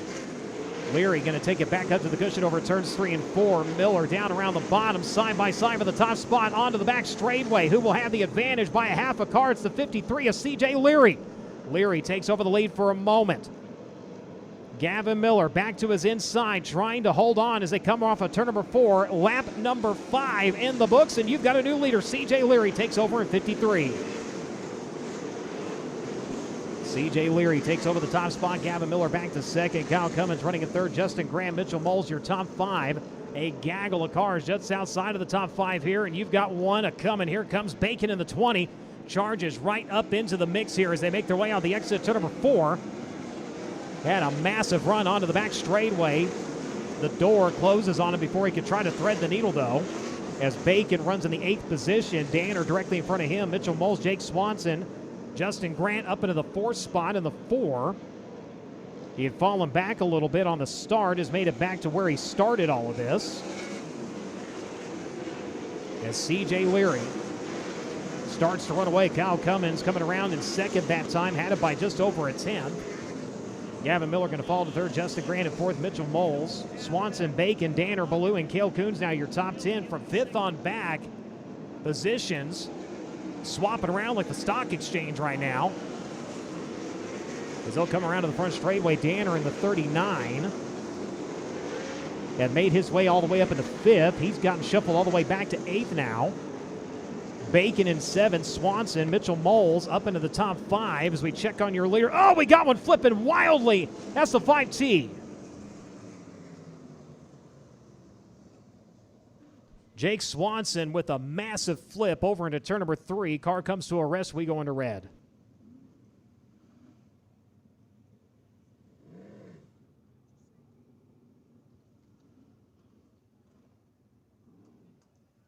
I can fix it now that we're under red, so I'll come over in a minute. Man, that was terrible. That right front's out in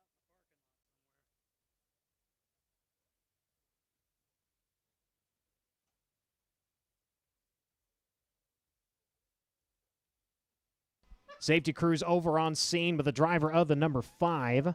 Again, Swanson had been running in the 6th position.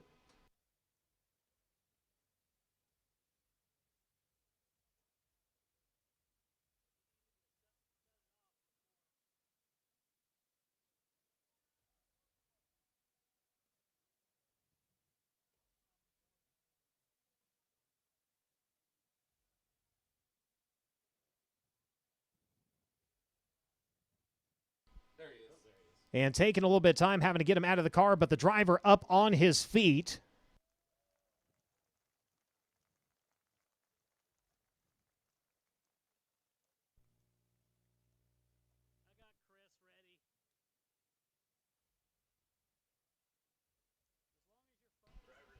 Right front missing from the 5T. We'll see if we have a replay here on the FloRacing on Amazon Prime broadcast. And here we go, working into turn 3, and the right front just leaves.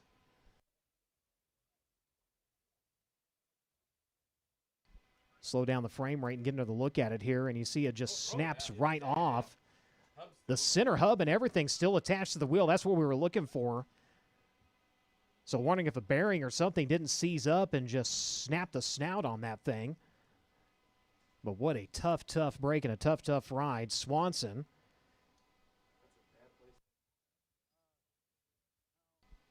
He's had a little bit of a roller coaster of finishes as of late.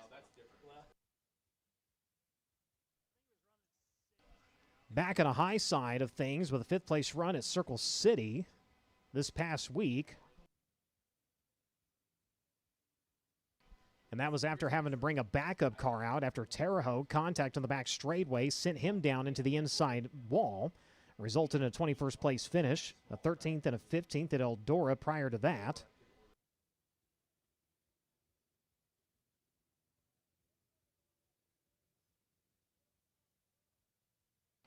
So crews going to work on clearing the scene over in turn number 3. Mentioned that the spare car had to come out of Circle City, and Drake, you've got more on that.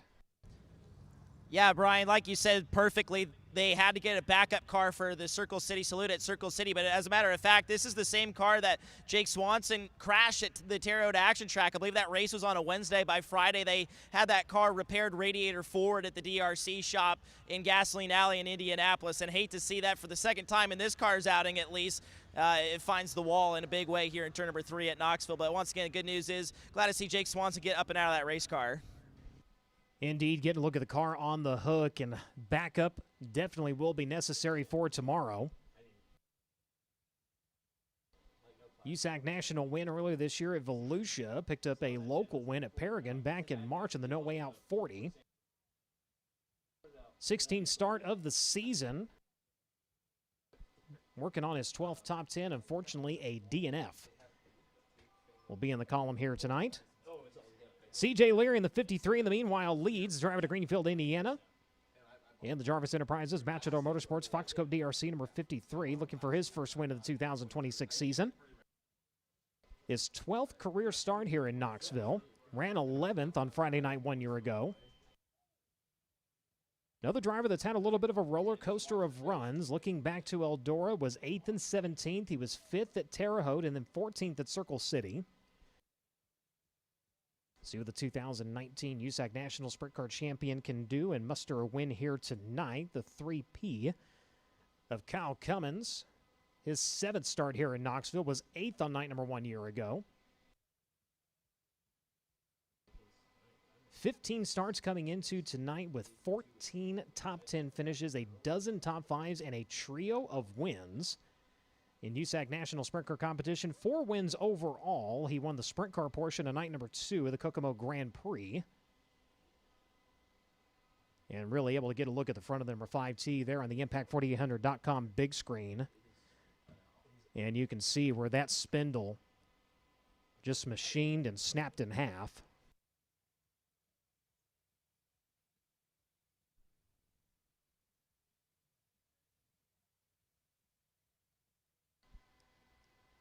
Yeah, and able to get a look where it just snapped right there. The hub, everything's still attached.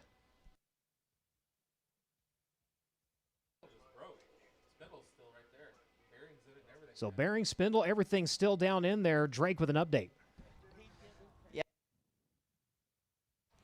Yeah, Brian, you hit the nail on the head there, too. The spindle breaking on the right front corner of the 5T machine. And at least from what I can make out down here at the moment, doesn't look like any severe frame rail damage. Obviously, the team will really dissect this car and take it apart, especially late tonight, early tomorrow morning, and see if they can either A, salvage this car and bring it back tomorrow, or B, if they'll have to go to a backup car. But looking at the arms on the front of this race car, they're knocked off the front axle. The rear arm's knocked off as well. The rear end basically just hanging on by the frame rails in this 5T machine. And like you said, it's been a roller coaster of results as of late for Jake Swanson, and just another one to add on the roller coaster here tonight at Knoxville for night number 1 of the Avante Windows and Doors Corn Belt Clash. Tough break, but like you said, getting another look at it, kind of interesting. The front of the car does not look bad, but again, they'll put the tape to it, make sure she's not in more of a diamond shape than she is square. So Leary leading, Cummins in second. Gavin Miller in his Knoxville Raceway debut jumps up to the front of the field, paces for the first 4 laps. Overall on the season across sprint car and midget competition, 14 starts, 1 win, 6 top 5s, and 8 top 10 finishes. His win in local competition at Paragon back at the start of May.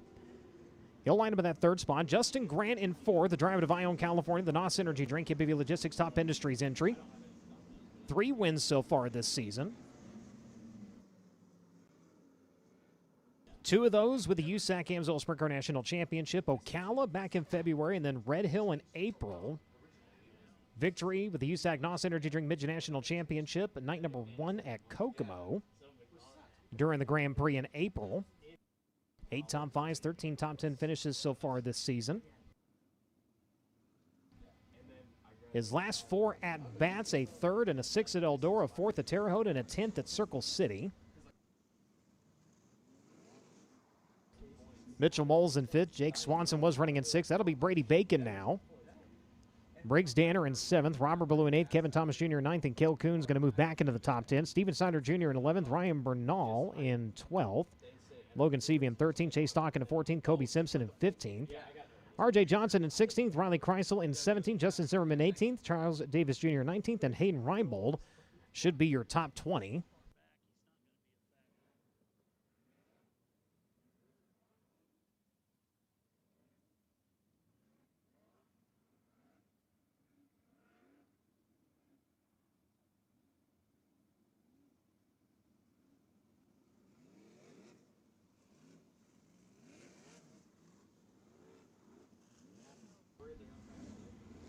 Nine different drivers in victory lanes so far this season. Kyle Cummins has been there more than anyone so far. A trio of wins so far this year. Justin Grant, Logan Seavey, Mitchell Moles, Briggs Danner, all a pair of wins. Stockin, Swanson, Osborne, and Bacon. Leary trying to return to victory lane to be the 10th one so far this year to do so. He'll bring us back to green single file through the NOS Energy start can.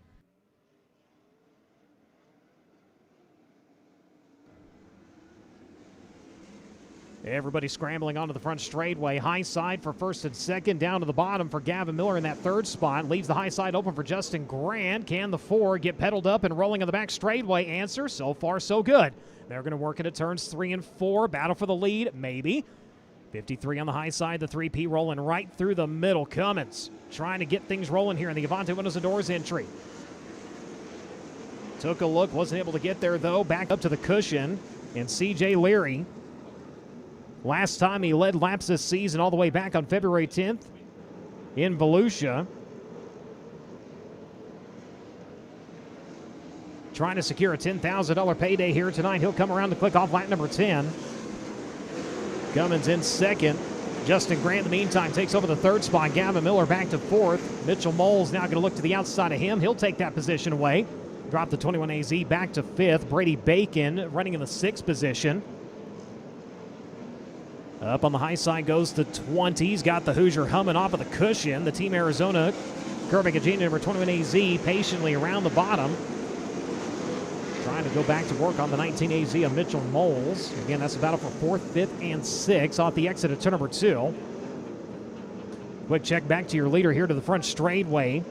CJ Leary, 1.106 seconds to the good last time by. Cummins losing a little bit more ground, 1.258 seconds. As the battle for fourth, fifth, and sixth continues to be fantastic. Moles, Miller, Bacon, now Bacon on the outside. Going to move up into the top 5. He'll go in and take it down to the bottom and steal the line away from the 21 AZ. He's going to go to work on the 19 AZ right now. Loses a little bit of speed that time as he hangs the front end a little bit onto the front straightaway. That's going to allow Briggs Dander to come into that battle. So still 3 cars under a blanket. Red lights come on. We got another one upside down.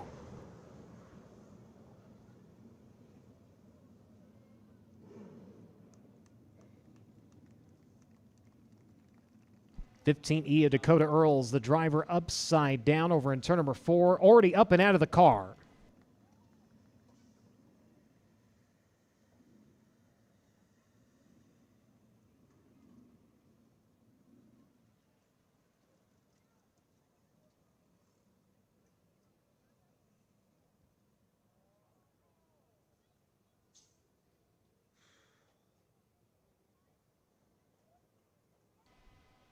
So Dakota Earls, again, the driver getting upside down over in turn number 4, quickly able to make his way out of the top of that number 15E.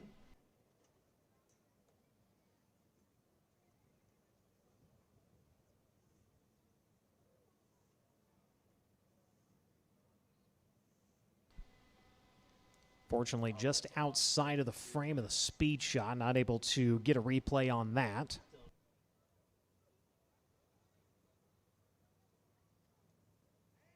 So red lights on, 13 laps completed of the 25 scheduled. CJ Leary continues to lead, took over the top spot on lap number 5.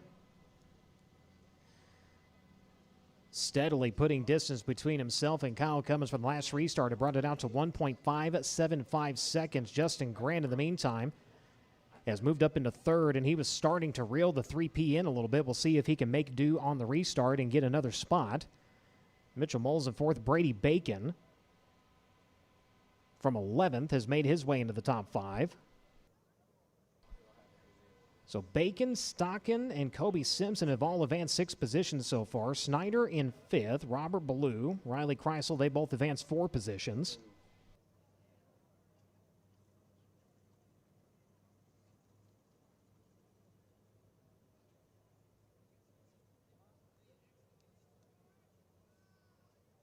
So the bad news, a bent-up race car. The good news, Dakota able to walk away from the scene on his own.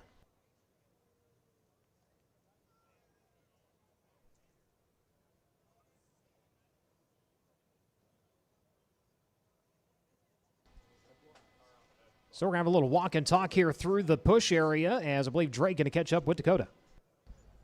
Yeah, catching up with Dakota Earls. Glad to see you walk away from that really scary accident in turn number 4. What did you see and feel from your vantage point? Well, we were just right in the back. We didn't have the car good enough, and went in the corner, brake pedal went to the floor, and I couldn't keep out the cushion and dumped it. I just want to say sorry to Wholesale Batteries. I know they were here. Really bad finish for us, but hopefully we'll be back tomorrow and get them. Glad to see Dakota Earls up and out of that race car. As a matter of fact, his 15 machine coming by on the hook and a lot of front end damage. Same thing as Jake Swanson's car. You know, doesn't look like a lot of frame rail damage, but obviously we'll let the experts on the 15E machine take that car apart and dot their I's and cross their T's and see if they can return tomorrow. Of course, one of the smaller operations you'll see over the course of the weekend here at Knoxville Raceway for the Avanti Windows Corn Belt Clash, and hate to see that for that team, especially right around the halfway point of the first feature event of the weekend. Indeed, very, very tough break.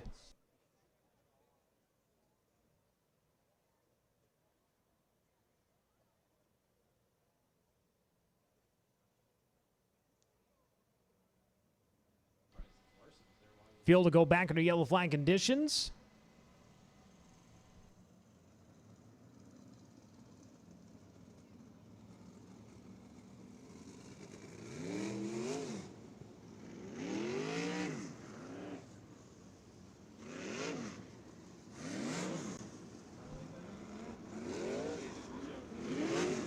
C.J. Leary, career start number 512.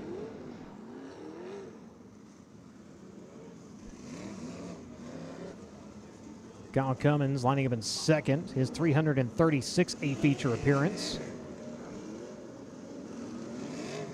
Leary recently taking over as the series Ironman. The most consecutive A-feature starts in USAC National Sprint Car competition at the moment, and I believe Drake with another update. Brian, if you look at CJ's record, it's been a little bit since his last win coming with this series rather being during Indiana Sprint Week at the Circle City Raceway on July 30th of last year, but it's an even longer way back to their last win. When you look at the Fox Brothers Racing side of things, of course, the car owners for CJ, their last win was on August 14th, 2011 in Green Valley, Missouri, with none other than John Stambro behind the wheels. So I know it'd be a welcome return to CJ, the driver, to victory lane, but also it'd be a very welcome return to the Fox Brothers Racing operation, which not only with USAC, but on the local and regional level in Indiana saw a lot of success in their heyday. CJ trying to bring them back to their heyday here tonight at the sprint car capital of the world, no less. Thank you very much.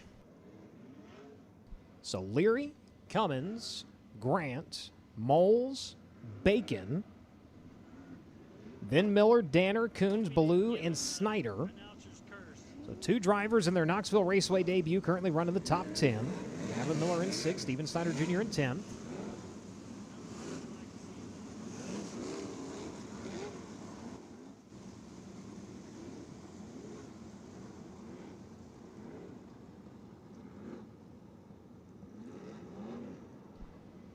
Bella Motors pace truck makes its way down into the infield. 13 in the books, 25 the distance.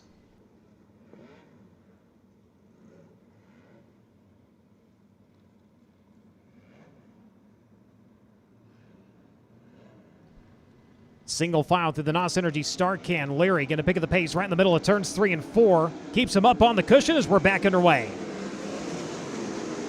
Here comes the challenge for the lead. Cummins going to try to the inside. Can he clear? No, he cannot. The 53 going to muscle around the high side and hold on to the race lead.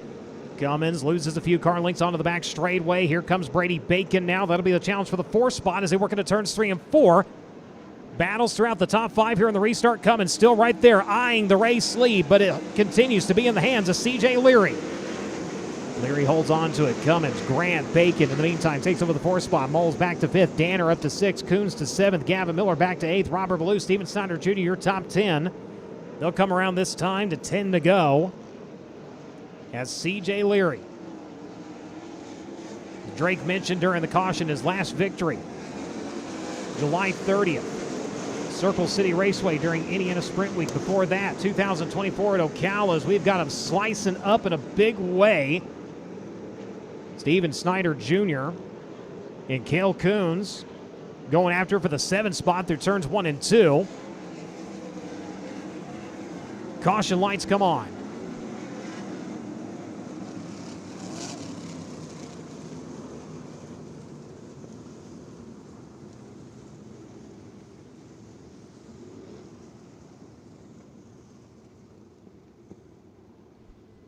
Pella Motors pace truck going to make his way back out onto the speedway. Again, yellow flag conditions.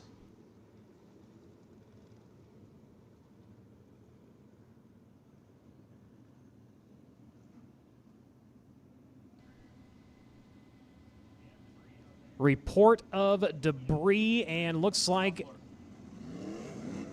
little bit of movement going on down in the Indian Metal finishing work area. One driver looks to maybe have a flat tire indeed.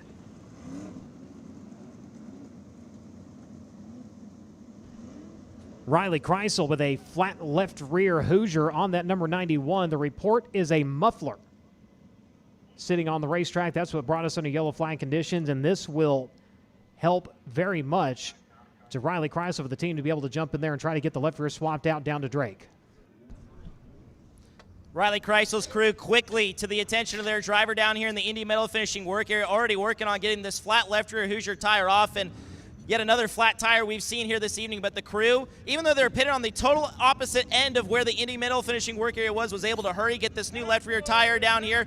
With about 30 seconds left, they're working on putting the final touches on this left rear. I would say Riley's going to make it back out in plenty of time. as the crew now really working on putting the final touches on the 91 machine.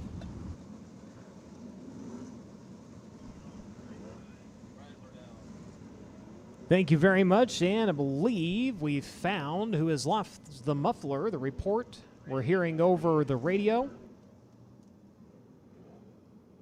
Ryan Burnell.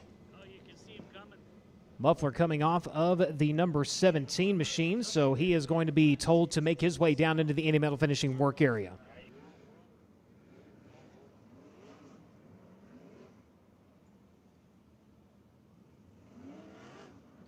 And they got the left rear on, but it looks like maybe some other issues going on with Kreisel.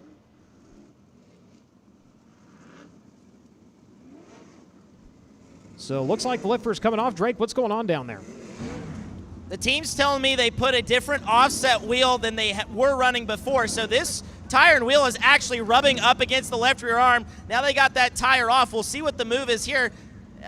Looks like they've got potentially a different left rear rather they're putting on, so a quick adjustment, but lights are still on, so they should have a little bit of time here to get this back out. And definitely not a situation you want to find yourself in, but it looks like they've got the offset differential switched out so that that left rear tire doesn't rub up against the arm.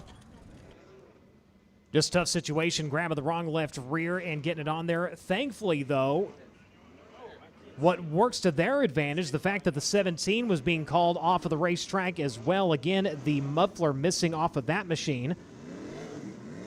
And mufflers required for competition here at Knoxville Raceway. And Drake, you're getting a look at it.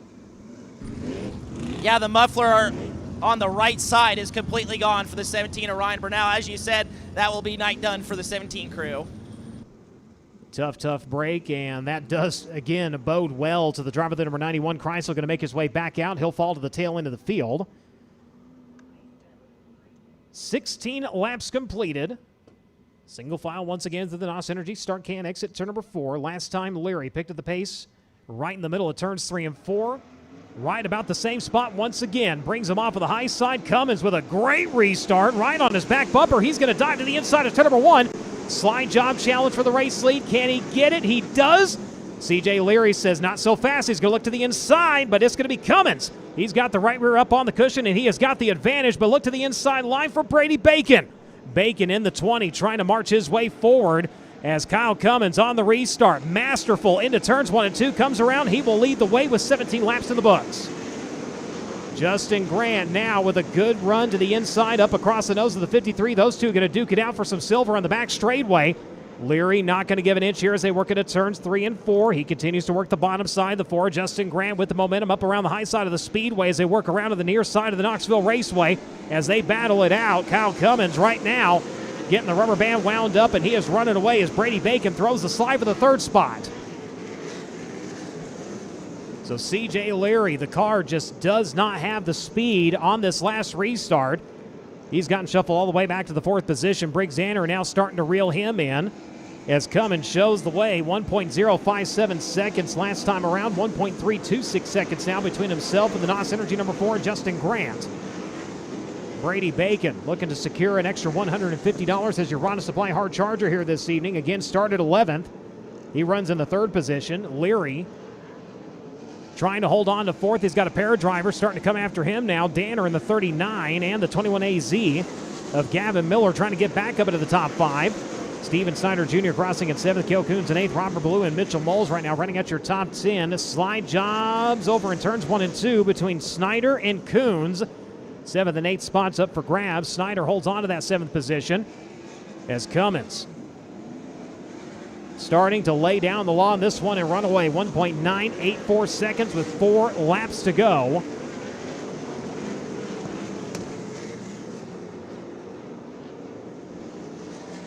Trying to keep an incredible run of top 10 finishes alive here tonight. Last outing at Circle City. Final step of the podium. Makes his way through turns 1 and 2 and onto the back straightaway. Good momentum. And over a half a straightaway between himself and Justin Grant. He'll come around this time to 2 to go. Cummins bounces her hard off of the cushion in the middle of turns 3 and 4. The right rear stays up. It looked like for a second it may have knocked it down. but that's going to cost him a lot. 1.535 seconds now between himself and Justin Grant. Got to keep an eye there again. He caught that lip right in the middle of turn number 4, and it shot that car sideways in a hurry. He's going to go back up to the cushion this time as he'll come around, and he's going to find the white flag flying. 1 to go on night number 1 here at Knoxville.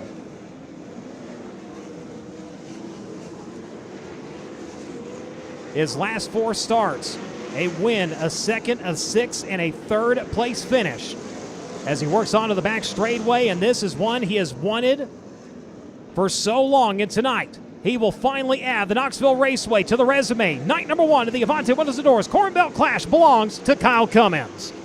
Justin Grant in 2nd, Brady Bacon in 3rd, CJ Leary in 4th, Briggs Danner in 5th, Cale Coons in 6th, Gavin Miller in 7th, Mitchell Moles in 8th, Robert Ballou and Steven Snyder Jr. unofficially your top 10.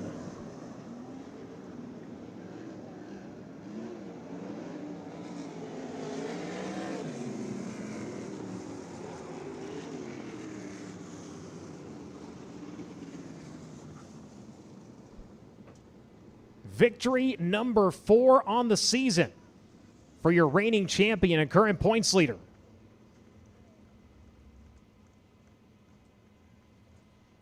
His 13th top 5 and his 15th top 10 in 16 starts this season.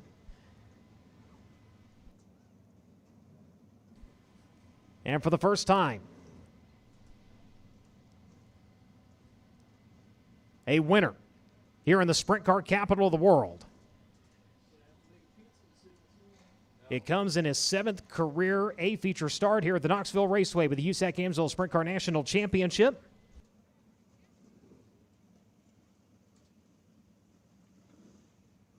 Fourth USAC National Sprint Car win on the season, 5th overall victory this year.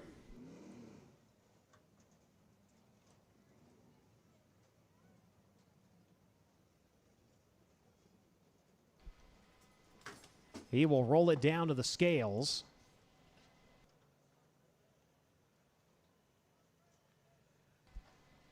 Final restart. Absolutely perfect for the driver of the number 3P as he will make the turn into Casey's victory lane in night number 1 of the Avante Windows and Doors Corn Belt Clash. Belongs to the driver out of Princeton, Indiana. The Avante Windows and Doors, Jugo Superfoods, Premier Recycling, Apache Transport, Petty Performance, Stanton-powered Mach 1 chassis number 3P.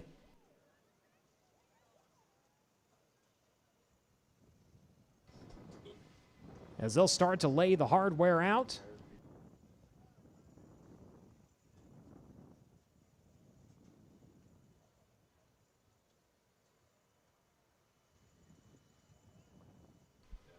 And he will climb up. Ladies and gentlemen, your winner, night number 1 at Knoxville. Give him a hand, Kyle Cummins. His 34th career victory with the USAC Amsoil Sprint Car National Championship, his 145th top 5, his 223rd top 10 finish in 336 8-feature appearances, and $10,000 into the pocket of the Petty Performance Racer number 3P. He'll get the hardware. We're going to go down to victory lane. What a special one this must be for Kyle Cummins and his Petty Performance Racing team, as obviously Jerry Petty and Avante Windows and Doors putting on this Corn Belt Clash here at Knoxville Raceway. Finally getting to add Knoxville Raceway to the list of victories on your resume. Kyle, is there anything you can compare this feeling to as being a winner in victory lane at Knoxville? Not really. It's probably just because Jerry Petty's up there. He told me we had to win, and we had to win tonight. And then if we're going to win tonight, then we have to win tomorrow. So, we've never won here with him. We always are terrible here. Just seems like I just can't get a hold of the track. And tonight we kind of brought a little bit different something. And I tried something in the heat race and was really bad. So I kind of went back to what we've kind of been running again. And the first couple laps I felt good, and then I think CJ was definitely faster. And then as the run went on, I felt like if I fell back enough to see the cushion, then I could start running back down. And as my tires got heat in them, I think I became a little bit better, but then we always had a yellow. So it's really, really hard to pass here. Just all you can do. And so that one restart, I didn't get a good restart, and I threw it down in there. I'm like, not clear, like not even close here. Tried to run the middle, thought maybe that was something. And that middle in 3 and 4, I was looking at it the whole night thinking, man, maybe I can get something. And then on that last restart, I was like, okay, I have such a head of steam that surely I can get him cleared there. But, it's just they were good tonight. They've been getting better. And but I can't thank enough for our team. Jerry Petty with Avanti Windows and Doors. There's banners all over this place. So it's only right that his car's up here. But just thank Jerry and Bev. His whole family's up there. And their wives and Joni and Jugo Superfoods. We got a new shock package with Jugo Superfood gummies on the covers here, and that helped us stay glued to the racetrack. But just thank Premier Recycling, Lucas Oil of Evansville, Bill Floyd, S&C Machine, Lance with Lifestyle Homes, and oh gosh darn it, Apache Transport, Phil with Apache Transport. But just a lot of people. I can't thank everybody. My team: Cameron LaRose, Zach Fields, Casey DeRenzi, Aiden Schmidt, my wife and kids. We drove all night through the night. Or Thursday we came, and the kids. That's a lot for the kids in the car. So we were kind of worn out by the time we got here. But just thank my wife, thank all my team, Tanner for selling shirts. Just appreciate everybody for coming out, and hopefully we can get another one tomorrow. You talked a little bit about what made that last restart different and why it was more successful for you particularly. What was the lead up to that like each time, and was it the kind of situation where you kind of just had to wait to see what the 53 was going to do before you could react? Yeah, I actually decided on that. So the one before, I was all messed up. The next one, I went through the middle and was like, not good, but the middle was better than 3 and 4. So I decided, okay, that one, don't even think about sliding him. Just get a start, get around 1 and 2, and hopefully break some momentum and get in 3 and 4, because I thought I could really stick a lot better there. And when we took off, I was like backpedaling down the straightaway. I'm like, come on, man, go. And I'm like, okay, this is the only time I can get it. And, just got to run here. It's like I said, it's extremely tough to pass somebody. And then once I got out there, I could see the cushion. And so then I was like, we got to go, you know what I'm saying? And it about bit me a couple of times there. But just glad to get one here, and hopefully we can get another one with the big money tomorrow. Really good stuff here for Kyle Cummins in Petty Performance Racing. He puts his Petty Performance number 3P in victory lane for night number 1 of the Avanti Windows and Doors Corn Belt Clash at Knoxville Raceway. Justin Grant, runner-up here, night number 1 of the Avanti Windows and Doors Corn Belt Clash. And the first thing you said to me when you got up here was, that was gnarly. The curb was definitely tricky in some places. It stacked up really high. Take us through how tricky and challenging that was to tackle the curb, not only to just stay on all 4 wheels, but make speed up there as well. Yeah, it was tough. It was stacked up really, really tall in the middle and punished you pretty hard for cheating it if you were trying to make speed. And so you had to get in, plugged in early, but it kind of eats you up and get you tight if you weren't careful. And there was a weird little hole down here into 1. You'd catch every now and then. I could never really, I think it was like if you got a little lazy and cheated, you'd catch it, and then you'd get on the bike and push down into 1. And it was, but Knoxville Raceway, it's always kind of like that, stacks up a big tall curb. And yeah, it's a lot of fun. It's cool. It's fun to go try and pick the thing apart and get the most out of your race car. And our NOS energy drink, MPV Logistics, Top Industries, Top Motorsports number 4 was really, really good tonight. We put together a good night, and just nothing for this 3P anymore. That thing's just a freaking rocket ship. So we just we do our best, watch it drive away, and go back and try and work on getting our stuff better. See if we can't catch it. Justin Grant second here on night number 1 of the Corn Belt Clash. It was a challenging night in places, but he still walks away with the runner-up finish. So Brady Bacon runs 11th to 3rd. He's your Rod and Supply hard charger for night number 1 of the Avanti Windows and Doors Corn Belt Clash. And Kyle Cummins was describing how difficult it can be to pass here at Knoxville Raceway. 2 pretty good groups tonight. Where were you finding the most success to get through the field? Made most of our passes kind of on the bottom on restarts and stuff. But once you get to the front with guys that are good, running the top, it's going to be really hard to get by them. I had a shot when they were racing each other with CJ. And I just kind of spun my tires the one time I was stuck on the bottom and didn't quite capitalize on it, and I might have been able to sneak by Justin there. But, yeah, I mean, Justin and I have always been really good at running the big curb here. It got bigger quicker than I thought. But, yeah, once you get good guys kind of in line out in front, it's kind of hard to pass them for sure. Brady Bacon tiptoed his way from 11th all the way up to 3rd to round out your podium for night number 1 of the Avanti Windows and Doors Corn Belt Clash. Also, your Rod and Supply hard charger for tonight for that charge to the front. Thank you very much. A rundown of your feature finish here tonight. Kyle Cummins in victory lane, Justin Graham, Brady Bacon, C.J. Leary in 4th, Briggs Danner in 5th, Cale Coons crossing in 6th, Gavin Miller with 7th, Mitchell Moles in 8th, Robert Ballou in 9th, and Steven Snyder Jr. your top 10. Chase Stockin in 11th, Kevin Thomas Jr. in 12th, Logan Seavey in 13th, Kobe Simpson in 14th, and R.J. Johnson in 15th. Justin Zimmerman was 16th tonight, Charles Davis Jr. in 17th, Riley Krasel in 18th, Ben Woods in 19th, and Troy Carrier top 20. Hayden Reinbold, Ryan Burnell, Dakota Earls, and Jake Swanson unofficially round out your field. Night number 1 of the Avante Windows and Doors Corn Belt Clash in the books. We look forward to seeing you back here tomorrow at the Sprint Car Capital of the World, Knoxville Raceway in Knoxville, Iowa. On behalf of everybody here at the Knoxville Raceway, the United States Auto Club, and the entire crew at Studio 56, my name is Brian Holbert saying good night, good luck, and God bless.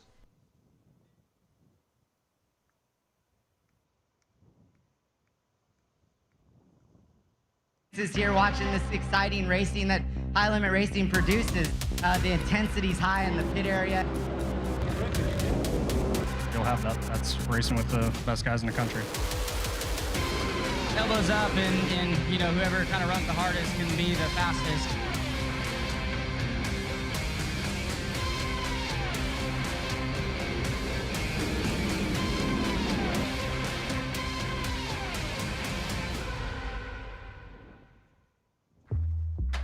Whatever you drive, however you drive.